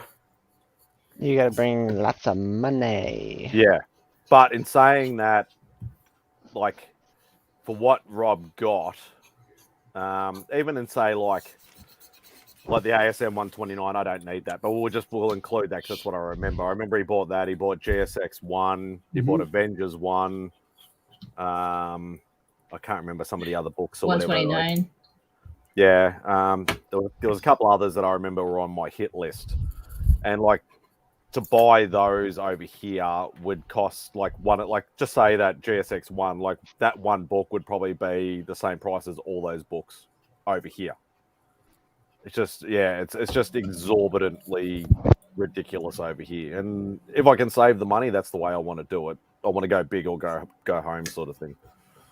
So I should just bring all those keys to Australia and make it go. Well, that's what like Joe and I have actually talked about. Like he was like, whether he's serious or not, I actually said to him, I said, look, if you actually want to do this and actually come for a con and actually sell books over here, obviously, your blue chip, like Silver Age, Bronze Age keys is a big killer over here. There are some people with decent bankrolls over here. Obviously, unfortunately, I'm not one of them. But there are some big boy hunters over here. Bring a lot of like store exclusives, con exclusives, ratios, because we just do not get that stuff over here at all. Like you guys can just literally go to a con, pick up this stuff, or go online, pick up this stuff. A lot of this stuff is not available to us unless it's on the eBay or secondary market, and it's exorbitantly priced. He literally Or you would have make to an pay absolute shipping. killing. Like, Yeah, he would. You're make not a going to killing piece over it here. together one at a time with Well, shipping costs. So my wife is a huge what is it called when you hate spiders? Arachnophobiac. Arachnophobia. I remember you saying you're going to Japan, and I said, well, it's only a very cheap flight and a quick flight down to Australia. I want to do that. I want to go to Australia because we went to Japan in 2009, 2011, something like that. Loved it.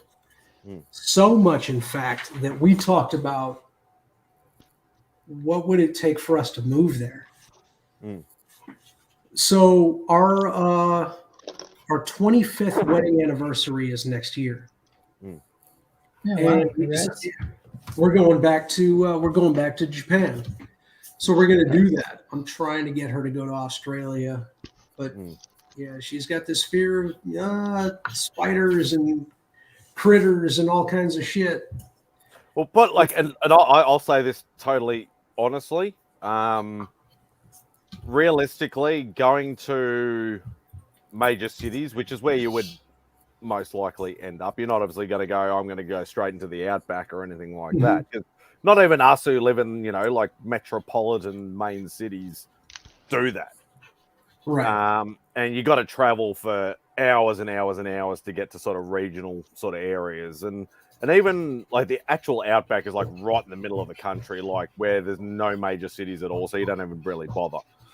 But going into say like metropolitan Melbourne or the outer suburbs or Sydney, you're not going to open up a toilet, thing and see a ginormous spider the size of your head. You're not going to have snakes popping out of your windshield or anything like that. It may giant happen. spiders.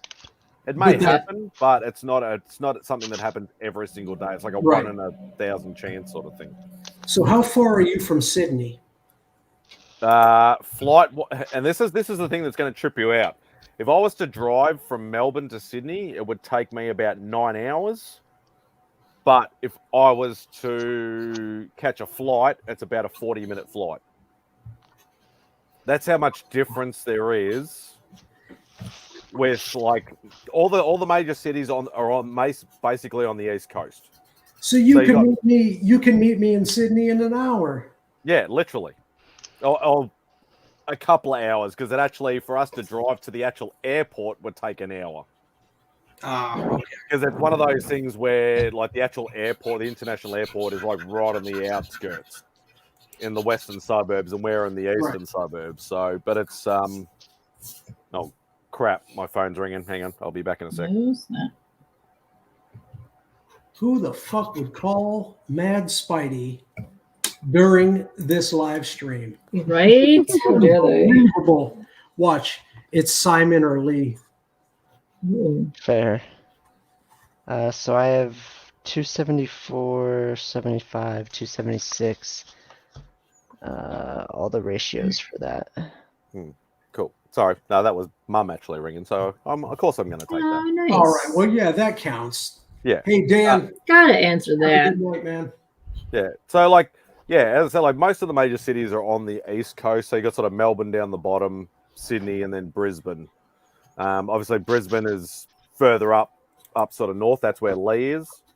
And then sort of like me, Simon, and Sarah, the Aussieverse guys, Talking Pop Culture, and that are all in Melbourne. But yeah, it's like where like a lot of us are on the east side, and it takes like an hour to get to the main airport. But then yeah, it's only like a 40-minute flight or something to get to Sydney. So what's the big Comic-Con in Australia that you guys would all gravitate to? Well, there's two major. Well, actually, sorry, there's three now. But like for most years, there's been two major ones. There's Oz Comic Con, and then there's Supernova Expo. Those two major cons literally will do like a tour around Australia to most of the major cities. But what they do is they alternate. So for argument's sake, like in April, pretty much the big con season starts. So you got Supernova's usually in March, April, but it'll be in Melbourne, and then it might do like that's one weekend, and the following weekend it might be say in Brisbane. So they do alternating like cities on alternating weekends, and that's generally the way they sort of do it. Mm. Like what sort of time of year were you looking at going to? Well, like to Japan. April, May. Yeah, so it's depending. You'd be looking at probably Supernova in Melbourne. Would be as I said, it's usually late March, early April. Sometimes a little bit later in April, depending on obviously rental space and things like that. Then you start getting into sort of like June, July for the next set of major ones.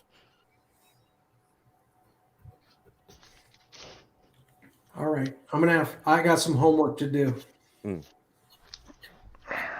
I'd love to be able to meet you guys up in at Supernova. Supernova. Yeah, and even like Lee has actually come down for a couple of cons down here in Melbourne a couple of times actually now. I would like to say that if I told Lee I was coming, he'd make a special trip. Yeah, I think he would. Probably. But there is a rumor that he is supposed to be going to Heroes next year. That is the rumor anyway. I don't know whether it's confirmed or not, but if Lee makes it to Heroes next year, I'll be I'll be so excited to see him. Oh, don't show me. I saw a Spawn book. I was just trying to tease. These are all the other Spawn books that I have. Oh. Like 260, 265, 266, and then it hops to 75, 76. Beck just walked in the room. She's like, I heard my favorite word. 4. I'm going to need you to send me picks and prices. This one's a hard one to find. Yeah, picks and prices, man. Because these are all like the really low print ones, too. I'll fucking take a lot. I'm not joking, man. You send me the picks and the prices. I'm just because I'm already going to talk to you about the other one. So. But yeah, I did. Oh, the book I did for Lee is at CGC right now. Aww. I think. Hey, what's going on, Lee? There we go. Yeah. Oh no, no, it's not. I got to send this one. The reason why I still have this is because I have to send it to CBCS because it's signed by his favorite artist. But I did that. Oh, nice. So wait, that's dope. That's dope as heck. Yeah, I remember that. That's awesome. I don't remember seeing that. Tyler actually commissioned me for this, and I was like, "Yeah, man, happy to do it." That's cool. And then I got a couple other books, but I can't show them. I'd really like to, but speaking of which, I need to back up. I was doing something when you showed the thing from Scott. I gotta back up and take a look at it. The book for Scott? For Scott, because wasn't he in the? Oh, you're just gonna show it again? Yeah. I'd like. Well, to he gave permission to show it, so yeah. Oh wow! And this book how was it? Yeah, how was it? I have a lot of questions about how it was to draw in such an old book. It was a bitch, man. There was only one book that was tougher to do. And that was this one right here, which technically I'm not allowed to show, so I got to turn that. That's fine. And that book was tough because it is a transformer. And man, the fucking geometry that goes into transformers. I told, so I sent Mark a note. I was like, listen, man, I'm going to have to charge you extra because I went through so many erasers. I did get this book. This book is January 1954. Jeez, man. Wow. And Because like, what did you do on it? Was it marker?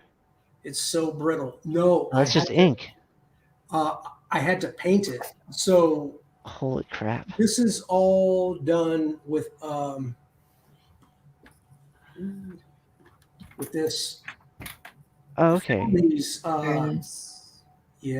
these Japanese paint brushes. Yeah, I have one. Oh, they was it Shikashi? I can't remember.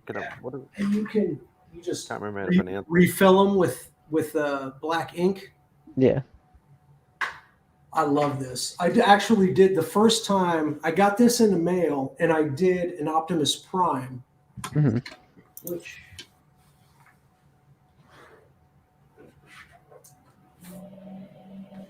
so this is the first piece I did with this pen, which was this quick Optimus Prime. Yeah. I love this pen. It flows really well too. I'm not sure if you have has like that like kind of bendy tip at the end. Yeah. So it's like a real brush. Yeah. This book, so I had to do it with that, and then the red is a paint. What's they called? Where is that thing? Are they like the Poscas? Yep. No, you're right. Yeah, Posca pen. So I did that, and then I signed it with a Posca pen. This Wolverine was done entirely with Poscas, or the equivalent of Poscas. It's a different brand. Yeah, but this book Paint is marker. so brittle, man. Like the. Wow. Oh my god! Yeah. I see. I mean, it's. You did a good job for what you're I getting. like the effect though from the brittleness of it and like the weathering of it. It makes the art pop more, I think. It definitely makes so the art pop. to kind of match too, I originally inked it with a brown pen. Oh, okay. I like Gotcha. that. Okay. Yeah. That one was a bitch, man. I hated this book. I was going to say maybe you can try and claim that as the real first appearance of Violator. Well, it is 1954. But yeah, the bitch of it is, like I said earlier, is to get this graded because it's so old. CGC is going to probably triple the cost to grade this just because of the age. But in saying that, if it's a book that's not really worth much, doesn't it go on monetary value as well? It by default will go into a different grading category just because of the age.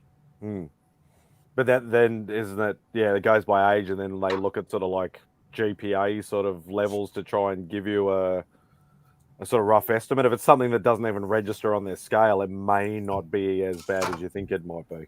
Yeah, I have no idea what they're going to charge me, but it doesn't matter. I just can't wait to see that book in a slab.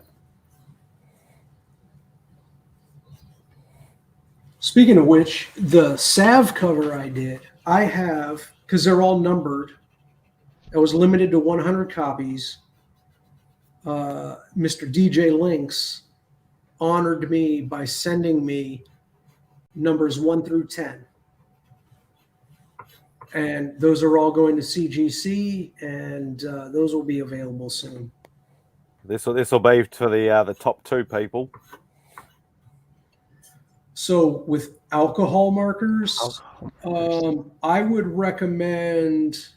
Well, if you have a modern blank cover, you should be okay. But when you do the cover, slide like what I use is a just like a regular comic book board. Put that behind the cover because the markers will bleed. And when you submit a book to CGC, believe it or not, the cover doesn't mean shit. It could be fucking tattered all to hell. The book inside is still, a cover A. That's what they're grading. So you don't want to get any ink. You don't want to get any no bends, no folds on the book inside, but the cover, the sketch cover, you want. But You can rip the sketch cover if you wanted. That doesn't affect the grade. It's part of the art that you're doing. Right. So with a blank, so let me pull one real quick. When you say you just want to practice with the alcohol markers, you're trying to figure out just plain paper by itself, because there's many forms of paper that you can get that are decent, but you need to be very careful. Even when storing it, when it's finished, it will bleed through to the other pieces of paper. Right. So what I do, even with the ones that I just doodled on, let's say, let me show you. So like this. Because of the Sharpie that's in it, it would bleed through a sketch pad to the underneath it. So I just throw them in bags and boards comics. Yep. Bags Exactly. and boards. I do the same exact thing. Yeah. So like this, for example, right? Void Rivals. So I could doodle whatever I want, but if I color on it, what I don't want to do is interfere. Yes. Right? Because this is a cover A. So if I start coloring on this and it bleeds and it starts to affect this, that's where the problem comes into play when you're grading the book, because this is technically just cover A. So you don't want to fuck with any of that. And also, be careful of some of the blank covers too, because the interior of the blank is actually the title page, not the cover, like the older ones. So the inside of the blank is actually counted towards your grading, because it'll bleed through. There's a lot of because I know a lot of friends in the industry, and they bitch about it all the time. Yeah, that's a good point. I can't remember off the top of my head a good example. There's a lot of Spawn books, a lot of Spawn books that are like that. Yeah, let's see. I got ooh, nice. Ooh. Gold This one. I gotta remember the Ashley Wood sketch cover that I have for you, Austin. Ooh. Ooh, I almost dropped it. Could you imagine? No. Sorry, you probably got a dozen more. So, Katie, excellent point. This cover does not cover a cover A. Yeah. This is actually part of the cover. Spawn books. So this, you do not want to bleed through this because it counts towards the grading. So yeah, I'm glad you brought that up. That's a good one. Unless you're not grading at all, and you're only doing it for yourself, you're just doing it for art's sake, then so yeah, I'm a little bit indifferent. Like me personally, I want a 9.8 all day, every day, right? As does everybody. But people like Scott, Hoarder's Hide, I've done a couple, done some work for him, and Rob. They don't care what the grade is. As far as they're concerned, it's a piece of artwork, so it doesn't matter. No, they get it graded as art quite often too. Same. I don't care about grades, like at all. But, I mean, not to say that I don't take care of my books, though. Yeah, I mean, I always strive for the 9.8, but I've done stuff like Tyler. Yeah. So what I have to say about, if you're going to use strictly alcohol markers for some covers, not all of them, some covers are so glossy, the alcohol marker will not bleed through and stick to the thing. It'll smear right off your thing. So you want to test out, get some crappy cheap ones and test it out, because there's a lot of them that are like that and it'll just wipe right off. I watched somebody sign a book with an alcohol marker, and they had it, the CGC person that's supposed to witness it was there. Yeah. And they immediately threw it in a bag and board. And we're like, no. Smeared the signature the entire way up. It's bad. Yeah, when I signed the Sav books, because the Sav books are all high gloss covers, I literally had gloves on my hands to pull them out, because one, it's a dark cover. I didn't want fingerprints. Yeah. So I pulled them out with the glove and I signed it, and they sat for 24 hours to dry. And thus, like, I know about a decade ago, the blank cardstock absolutely went to shit with nearly every single company. A lot of professional artists that did commissions especially if they do work in Copics, would not touch any. They would stop doing blanks altogether because of that reason. Yeah. Funny enough, I did a. I'm going to try to pull up a picture. I did an Ahsoka book for Tyler's wife, Tyler Shattered Glass. Never heard of him. Yeah. Not too many people have. Yeah. He's not a very popular guy. Yeah. He's got some like weird football channel or something. Yeah. Oh, nice. It's funny that you said football, though. I'm doing a football-related video So with him right now. I did that cover for her. Pretty. And as I was doing it, because I work on this art table, I would erase, because I sketch with the pencils and I erase over and over to get it just right. I completely fucked up the back cover with just eraser shavings, and so there was like all kinds of black stuff on the back. At this point, I didn't know that CGC didn't give a shit about any of that. They just wanted to know about the condition of the book inside the cover. So what I ended up doing was I drew on the back of the cover to cover up all of the bullshit. It didn't mean anything at the end of the day, but yeah, just be wary of that too. Yeah. So because as I draw, I'm moving the book, right? I don't draw. I keep the book, perfect, and then I just draw the whole picture. Oh, I'm always moving my art around. I'm always. I'm turning it this way, that, yeah. It, moving it around. Yeah. But yeah, be careful of that back cover too. So the book stays stationary, and I move my body Yes. to adjust. Swivel desk is your is your friend. So take the rough covers also, you need to test that as well, because depending on the color of the marker might not actually take it either, because if you're going to get a purple or a green cover, like it won't it'll affect the color of the, like how saturated it's going to be as well. That's another great point that I'm glad you brought up, because the Sav book is black, dark, deep black. Yes. And I have a nice deep red Posca. Yeah. But when I drew on it, it looked pink. Yeah. Yeah. So the ink, the way the ink reacts to the different color background that you're messing with changes everything. So Tate, just so that you know, this is, I bring this up a lot. Okay. I go bananas when Michaels or whoever has the different versions of, buy one, get two free things. I will go and I will get all of these. I don't care which ones they are, what size they are, because I will cut them down, make them smaller. Marker, mixed media, charcoal, whatever. Bristol, because Bristol comes in two different forms. I don't know if people knew. Smooth and textured. Smooth, you're going to use alcohol markers on Bristol, it might not take it. It might rub right off on smooth Bristol. So you need to be very careful with paper. Whatever you do, take one paper out of each one of these, test every single on, because whatever medium you're going to use, whether it's pencil, ink, whatever you're using, crayon, is going to react completely different on each one of these papers. Always do test paper. Even it's going to react color-wise, it's going to react smear-wise, it's going to react completely different on every single version. Going to react differently color-wise, anything.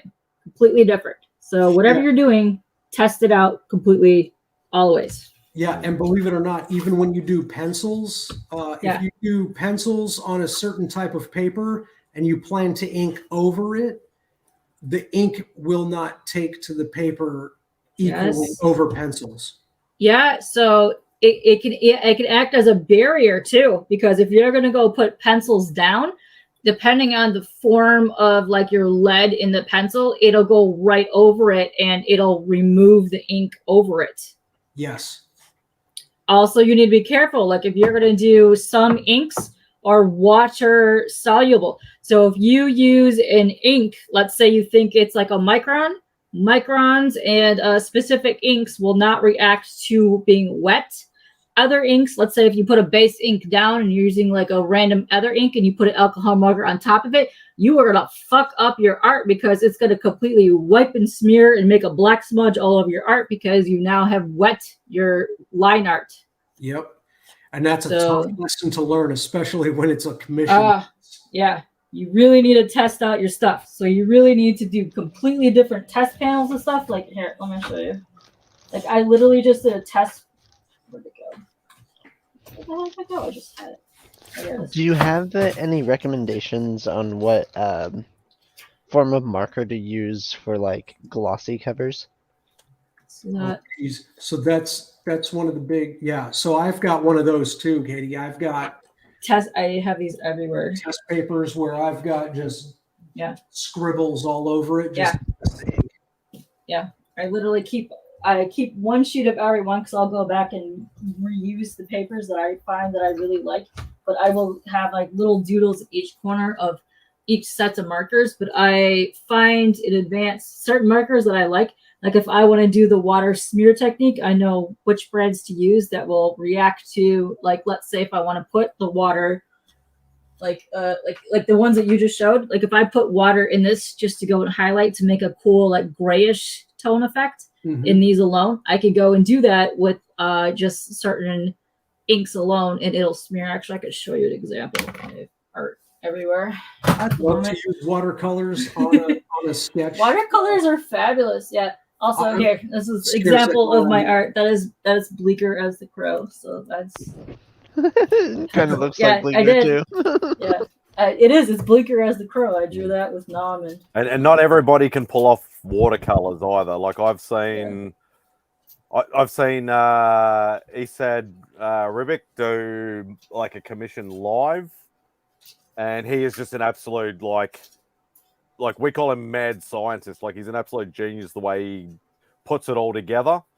But then I've also got pieces by people that are professional artists that have done pencil and ink for years and have tried watercolors, and it doesn't necessarily pulled off as well as what they think it would have. So there's many versions of forms of watercolors that you guys can use. And I like to not do straight up swirly woo-woo watercolors. I like to do water. Yeah, I like to do my version of mixed media watercolors, which is like layering it and then adding inks on top of it. So it's more like painterly, but also mixed media-ish. Where the hell is this damn shit? What's the one that is like one and done? It's like gouache. Gouache. Gouache. Yeah. Acrylic. It's like acrylic paint. So Tate, I went to school for graphic design as well, and the only thing I learned in school was what I needed to learn, and then I had to go and learn it on my own. That's fair. Have you ever tried watercolor pencils? Yes. I would love to try that because I've seen those color pencils where you just do like a light layer of the colors you want. And they're really fun, and then you activate it basically and spread the pigment around. Oh my God. Okay. Here. This little rando doodle that I did just to test out different versions of inks and how they would react. So this is a metallic Sharpie, charcoal, 3 different versions of pens and how they react with the like water over it. They also ran out. So see the different colors in the washes here? It's all because this was just the line art and I just wet the lines with the line art and the inking. And it spread. Yeah, and it spread because you can wet the line art. So, I mean, depending on, and see how they're 2 different tones? Because depending on some are gray based, some are pitch black, some are blue, some are purple. So Sharpies, if you get a Sharpie and you'd use a Sharpie, they're purple based. So when they fade, because Sharpies will fade over time, the black Sharpie is more purple tinted. So if you're going to go mix 2 different colors, it's a purple base. I just heard you say Sharpie over and over again. Yeah, Sharpie. And I'll give you an example as well. Give me a second. These are really good tips, though. All joking This is You're welcome. This is the difference between somebody being a master and somebody actually trying. This is a bit of sneaky back scenes from my old school days in Facebook. What paper was that on, K-pop? What's that? What paper was that on? This was just my bullshit sketch paper that I have, but my favorite sketch paper, I like a B watercolor paper, is amazing, that I like to use for my mixed media stuff. It'll take Poscas, it'll take watercolors, it'll take pretty much everything that I throw on it. It doesn't bend. It is great. And also, if you're looking into like really good, like micron type, like see how it's like really good thick watercolor paper. It's fairly cheap. You could get it in different sizes, but it's called B watercolor paper. And this is my favorite underlying inker, but they're called Kelly Creates, but they're in the scrapbook section. They're solid black, and they take very nicely, and they do not spread. So I'll use these under my watercolors as my base ink lines. Then I'll go over it with like a shitty liner on top, and then after I use my watercolors on it. But yeah. So this is my Esad Rabik piece. So an absolute mad genius, but he does, absolutely phenomenal work. Esad does a lot of X-rated or mature-rated stuff as well. And this is somebody first attempting to use watercolors. It's still Rainey. That's Tom Rainey. So his first this was like literally his first couple of months of actually trying watercolors for commissions. Nice. I have two prints of his on my wall. So it still looks really good, but you can tell that it looks unfinished. Yes, it's more towards the bottom than anything, but that could also be his lighting technique. So the way that it's lit up looks like he's on a light or something too, but it does look somewhat unfinished with just the way that the colors are done. Yeah, so that's pretty much sort of like how he, how he would actually. I don't think we're going to have many other. Oh, I don't even have my exam. All my art's in storage right now.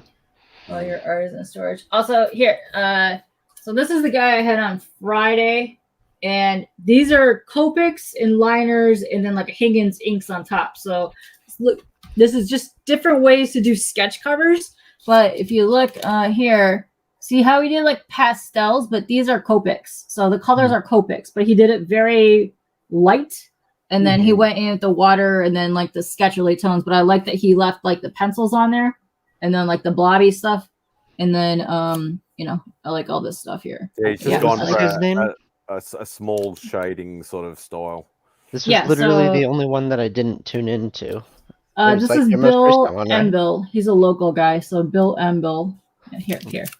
How many local artists are just around here? Oh, many. There you go, right there. But yeah, yes. Guy that you just had on your show. One thing that I always try to do too is a lot of people actually like the pencils to stay in there. Yeah. But I erase them. It depends. I think it depends on the style, but I like a mix of styles in my art. I like solid, clean line work. I like really good ink work, like solid, just black and white inks. But I also like the sketcherly style. Like it's a mix where you can see like the underlying pencils, and I like this like that kind of stuff. But then I like really good solid like painted pieces. So I like it when people mix it up and do like a mix of different styles on covers. If it's nice and neat sort of thing, and like even if you can see some of the pencils it's still very, very, very faint. Like you can barely see the pencils. They're so super light. But it blends in with the art piece, so I like it. But like, if you look over here, like, see how he does like the sketchy lines there, and then like I like that kind of stuff. So I like that it's like mixed like that. Because as long as it's not like it looks out of place or like he's forgotten to erase, some like thumbnail sort of style things, or just trying to sketch an outline sort of thing. If it's just random sort of thing, which a lot of artists sometimes do. That's when it can look ugly, but if it looks like it's part of the piece, then I don't mind it as well. Yeah, I don't think I've seen much ugly art in my life. Oh shit, there's a ton. Oh, do you really? Oh, no, I'm not gonna show that. Yeah, different styles. Check different out the first styles, half but I of my mean, Instagram posts. You'll see some other there's, stuff. I mean, when you look at your own art from before, I think everyone goes look at their art and goes, "Oh, holy shit, that looks horrendous." But it's amazing when you look at your art and it evolves, and you're like, "Wow." Yeah, when they I did first that. started and people were complimenting me on art, I couldn't understand why. Like, this is garbage. I didn't even finish it. Yeah. Also, Joe, if you want to know what Poscos look like, they come in many, many, many forms of their paint markers. So this is the Fat Boys, and they all have that logo's there. The logo there. I know. They don't have fine tips though, which is kind of a tragedy. You can get them. I think tips. like don't quote Really? me on this. I think Posca was actually developed in Australia. I think. Oh, So really? that's I think so. I'm not 100% sure. Right here. Super fine tips. I see a lot of people using these styles for signatures. Right here. See that, Kyle? Got it. No, I don't. I'm doing something. Sorry. Yeah, Right here. Poscas Fine are tip. 100% Australian developed and Super owned. fine tip. There you go. I'll look on my phone. But yeah, it's this one is the uni. It's the pin Uni type. ball? So look for the pin type. I actually have one of those really thick, the black ones, to actually like when I'm like doing an unboxing, I like go over all the personal Got it. detail. Okay, I see it. Yeah. But they're really nice, especially like art. Messing with art and art supplies is fun. I kind of like doodled this as we were doing some. Was that a spawn? It might have been Spawn. He's like a hawk. Like claim. Yeah. Yeah, the broad tip crayons, the big fat crayons, those are always Oh yeah. I did for the first like 4 years of my art streams, it was like 15 years ago. I did crayon portraits of the people that would hop in my streams. That's fun. Would you like to see some? Oh, Frank Miller. What was Literally. that, There you that go. Wolverine piece he did? With the penis signature. Penis signature. Nice. What? Have you never heard of that before? Yeah. I have, but like. There you go. These are examples for when I was on You Now and I was doing, well, this is original character, but this is somebody that I drew in my chat that was one of my viewers that I did crayon portraits of. That's fun. Yeah. The paint pens that we were using are by Thule Art, if you ever heard of them. Oh, yes. I have some over there. They have so many tones and so many shades and different aspects. It's like there's Sharpie also has some, but they're not as great. They don't have good solid coverage. It couldn't be as bad as Copics though. Copics is ridiculous. Like the amount of like you're like grey is grey, but they have like about 1,000 different greys. It's ridiculous. Yeah. That's fair. I mean, Thule Art has a skin tone one, which I think is very underrated. I think all skin tones are hard. It's very, very hard to blend that properly, and if you're gonna hand a different shade and give you a bunch of different options, I'll take that any day. Yeah. I've got a ton of Arteza markers too, which are pretty nice. Yeah. Arteza is pretty decent. I showed these off a bunch of times, but I love these. So when I do watercolors or any kind of stuff, especially these would probably look really good on a cover. If you want metallics, Arteza, the metallic watercolor set. Here, let me show you. They're very, very, very iridescent, and they will change depending on the colorage of the paper that you're using. So they're pretty awesome. They're very, very, very shiny. This one's going to be kind of hard to see in here, but they're super pigmented and super shiny. So they will look really neat, but check it out on the black paper. They're really awesome. Shiny. Those are cool. So they will look really good because this is basically You know how you get some of the like a thick cardstock construction paper? This is some of the covers you get in this, so that would actually work really well, and they dry really fast.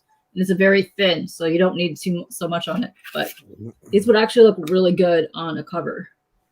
And depending, and they are the same, like right here. How do black inks lay over that? Very nice, actually. I've done charcoal and inks, but because it is very thin, so because it's thin, the inks take pretty nicely. And if you want, I can put some inks over it right now. I have microns as well, but see how they're very, like right now, how it's lined up is exactly how it is in from top to bottom, but they're just reacting differently because it is on the different paper. That's so because wild. it's pulling up the different iridescent properties based on the paper that it's on. So if it had a green paper, it would pull up different colors as well. So it's neat. Is that single layer, or did you have to go over that? Single layer, yeah. See, the black is a little bit splotchy because I just kind of blopped it on, like because I did it during a test stream a while ago. So if I would have taken it better care of it, but yeah, it's really nice. I think it was like not even $20, and I think they had a 10% off to keep on at the time on Amazon when I bought it. Nice. But yeah, if you want, it looks much better on the black background or the black. The black looks really dope, but if you look at it up close too, on the white, looks really neat. But if you put it on like the reds, because there's a lot of red covers and a lot of greens, it would change properties and probably pull out a different color on. Oh, here, you could kind of see it here as well when I do that. Yeah, but on the black, it's just phenomenal. It reacts to the light differently. Yeah. I wish I reacts to like, yeah, see that? The same colors. Yeah. I just recently did a red cover for Planet Comics. Yeah. And that was another one of those where it was a bitch. I wonder who that would be for. And what kind of markers were you using? Yes. Yeah. Here, see, these are the watercolor trays, and they come. So if you want to just replace one, yeah, they're iridescent watercolors. So if you want to place a tray, you can. Yeah, nice. They're the Arteza. You can get it from the website, but I got these off of Amazon. So. Oh, Amazon is the place to Yeah, Amazon. And they had like a 10% code like right on the site when I bought them. So I've never heard of them. Arteza? No, Arteza's Amazon. pretty. Oh, Amazon. Yeah, but yeah, no, they're very brilliant. Because even when you like pick these up and you kind of like move it around, like look at the different colors that it pulls up. So any color paper that you're gonna pull it up on is gonna pull and reflect differently based on the paper that you're putting it on. That's so cool. Isn't that cool? They have that on some cars too. Joe wants you to give So Grogu a head tattoo. It's their metallic. They're called 24 metallic watercolor set is what it's called, but they're more like pearlescent. If that makes sense, because they do pull up the different properties of the colors. Yeah, paint Grogu. I have two of these little fuckers. With that type of art, though, I mean, depending on the picture, would determine whether or not I use a metallic type media. Yeah. Okay. Yeah. So just for shits and giggles, where are my microns? But no, I've used those in a couple pieces, and they do go nicely because let me show you. I've done a few pieces where I've done inks over metallic inks, and I've done charcoal over metallic inks, and it actually responds nicely. And that's kind of like my thing, what I do a lot of. Let me show you. So this is black paper, the Artigain paper, and this is metallic Sharpie with charcoal ink on top, and then white charcoal. So you see those super reflective properties, but the properties of the metallic actually take it nicely. So it's actually pretty dope. You can get the layers in there. That looks cool as hell. Yeah, I know. I am super huge into art that changes properties in the light and or like when you move it around. So yeah, you can. That's why sometimes close, you can see the different shades. What you work on can make a difference in that too, because working on canvas can quite often make you change light properties as well. Yes, and like I could show Do you too you because I have a. do you also like lenticulars? I do, but I like. So I got really big into. I ditched pens, and I've told you this before. I ditched pencils. I mean, for portraits a couple of years ago, and I just hopped right in with pens. And then I like art that changes, so I've been doing a lot of weird mashups with portrait stuff. Where the hell is this shit? Oh my god, I took this out the other day to show people. I smashed all my stuff. So I have to get back to art shows eventually, so I can show people. Oh my god. But yes, reuse your comic bags and boards because this is what you use them for. I use old boards for securing shipping a little bit better. Yeah. So here, this was my example of my watercolors. I don't do swirly woos. I do like the painterly, but then if you go up really close on it, I've got like ass loads of like inking lines on top. So like, yeah. So I like to mix media style, all that stuff. It's fun. Yes. Where are you? So I can show you. Shit. I need to organize all my crap better. None of my stuff is organized. I got shit everywhere. It's so funny, like going back through this and then like going, oh, don't forget about that. When it comes to like comics and art and my collectibles, I'm extremely organized. But when it comes to like my clothing, it's kind of a different story. All over the Okay, here we go. Uh-huh. All right, here. I'll show you. Stand, please. All right, bam. Got it. Like I have like spreadsheets and photos of most of my collection. Yeah. I did that. I know too much about you as well, so there you go. I know we've both seen each other's spreadsheets. I know. What does that even mean?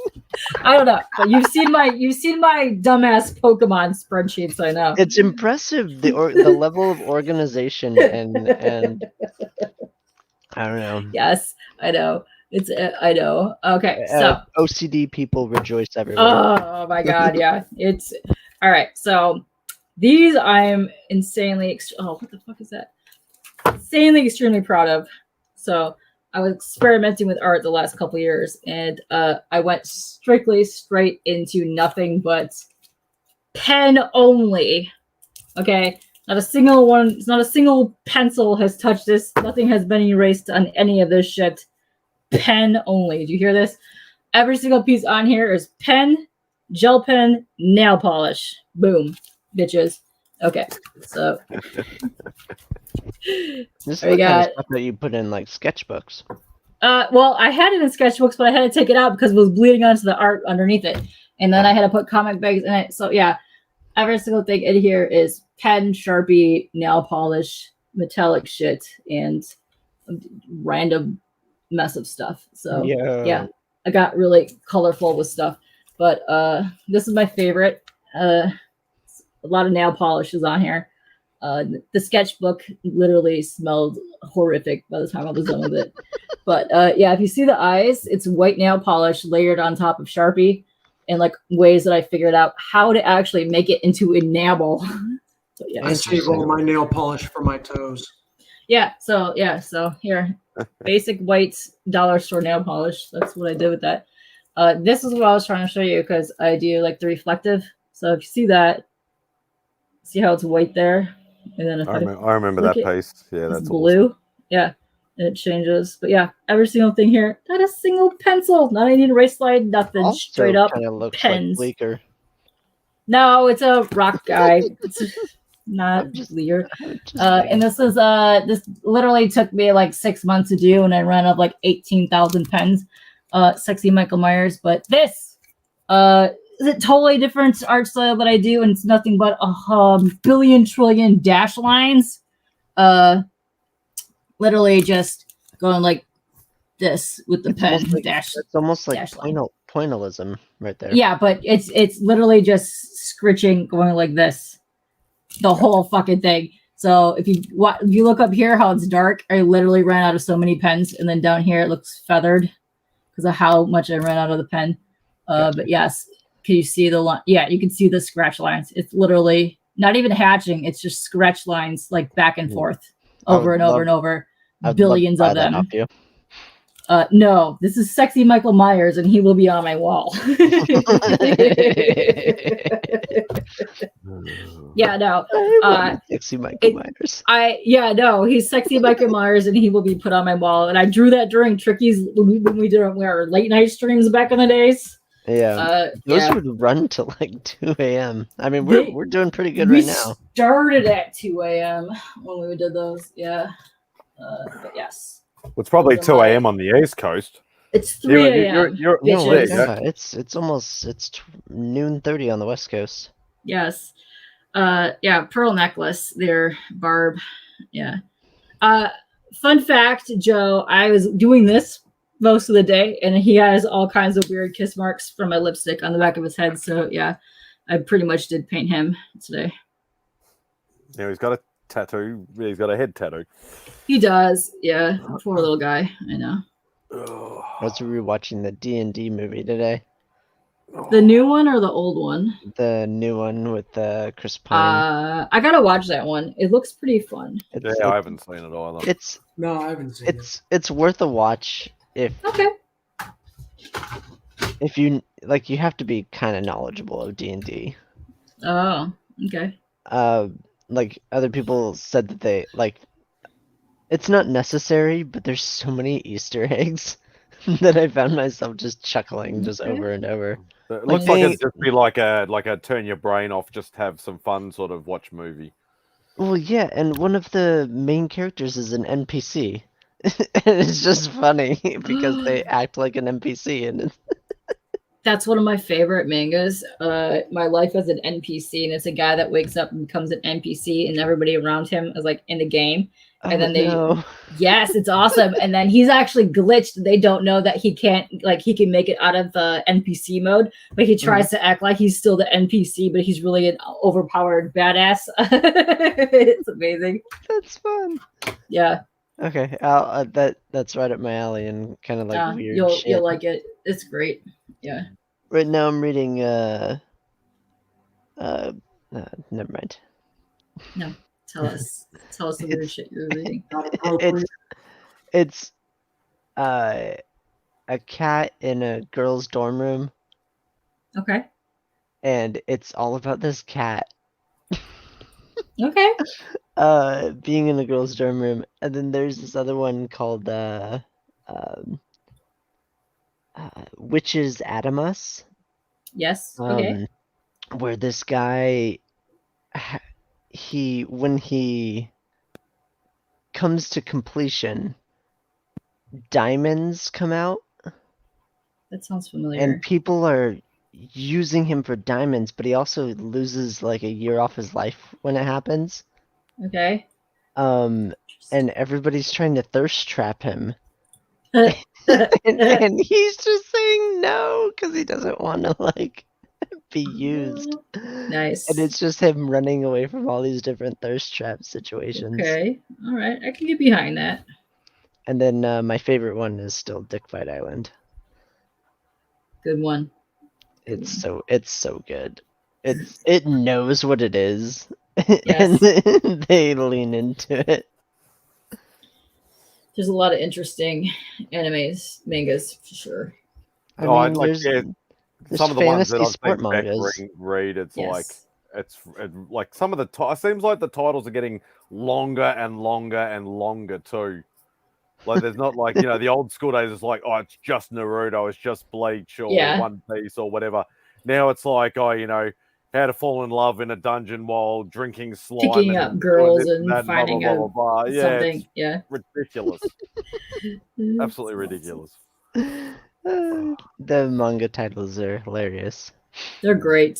I like them. I defeated a level 1 dungeon. Yes. I like I was reincarnated as slime and I became the lord monster. That's the one I was trying to think of. Yes, yeah. I like that one. That one's good. Oh, Yeah, there's some absolutely ridiculous. That one's ones. fun. Yeah, that one's good. Yeah, I think because they have like, and that's the thing. Like people that are not into anime or manga don't realize how many they are. It's like trying to So many. like it's like trying to So remember many. like every single movie that Hollywood's ever made. Uh, It's literally like that I ridiculous amount. I would go out to say that there are probably 50 times more mangas than there are comic titles. Yeah, Oh, yeah, I would manga, say you would be spot on. manga is still the most Easily. consumed media in the world, right? Yes. Yeah. Yes. Only because of the sheer volume that they release it in is probably why. Yeah. It's just ridiculous. It's amazing. absolutely like it's literally a sweatshop churn out sort of style. That they when just you keep pumping it out. here's one of my favorite titles. When you have titles like this, do you love your mom and her 2-hit multi-target attacks? Yes. I recently started watching one where it's called I married my what is it called? Oh shit, it's so stupid. It's basically I married my father-in-law. What it's called. Yeah. So the dad somehow got morphed into the wife's body.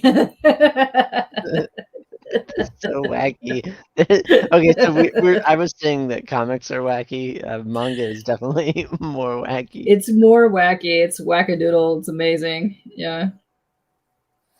Yeah, it's nuts. All right, I think I need to end this. What time is it? Yeah, it's fuck at It's the corner. not actually late for me. It's just that I've been on here for so long, and I actually still have stuff to do. Responsibilities, gross. I Yeah, know, you're going man. on 7 hours. You said responsibilities. Oh. I was actually gonna try and make this a short one and go about 2 to 3 hours. Yeah, no, good you've job. officially become the Saturday night insomniac stream. It's like I that's the problem. Like I don't know how to say no. I just keep going and every time somebody That's else jumps my in, I'm problem. like, I don't want to end it now. They've only just jumped in like for 5 minutes. Yeah. I don't want to be a dick. I want to at least give them That an happens. hour or so. Spidey, we're trying to get your watch hours up, man. You've Yeah, I know. consistently had 10 people watching this. That's why you need to assign an admin. Yeah, and eventually, I'm gonna need like a Sunday off here or there because whenever we have like the little tiny like comic fair things, they're always on Sundays. Ah, okay. So that's yeah, gonna be that's gonna be the hard one. It's Saturday night for us. Yeah. Yeah. Sunday Whether morning, we're gearing up for football. Yeah, well, because I start this at like exactly the same time, Remy and Chip started theirs, but it's 11 a.m. on a Sunday for me as the start time. So it's almost 6 p.m. So, but no, thank you everybody who jumped in, who was in the chat, who hung out for 5 seconds or almost 7 6 hours. and a half. 6 hours and 45 minutes. Yeah. I greatly appreciate each and every one of you. I really need like an end song. Like, yeah, I need to work on that now as well. Yeah. I don't want to hit Loowee up again. Like I've already hit him up once. That was enough. But yeah. Hit up that one guy in Japan. That one guy in Japan. I'll hit up Titus. Titus. Oh god, no. Whack. No, I won't start doing that. All right, but yeah, thank you to everybody. I greatly appreciate it. Take care. And end. You need like a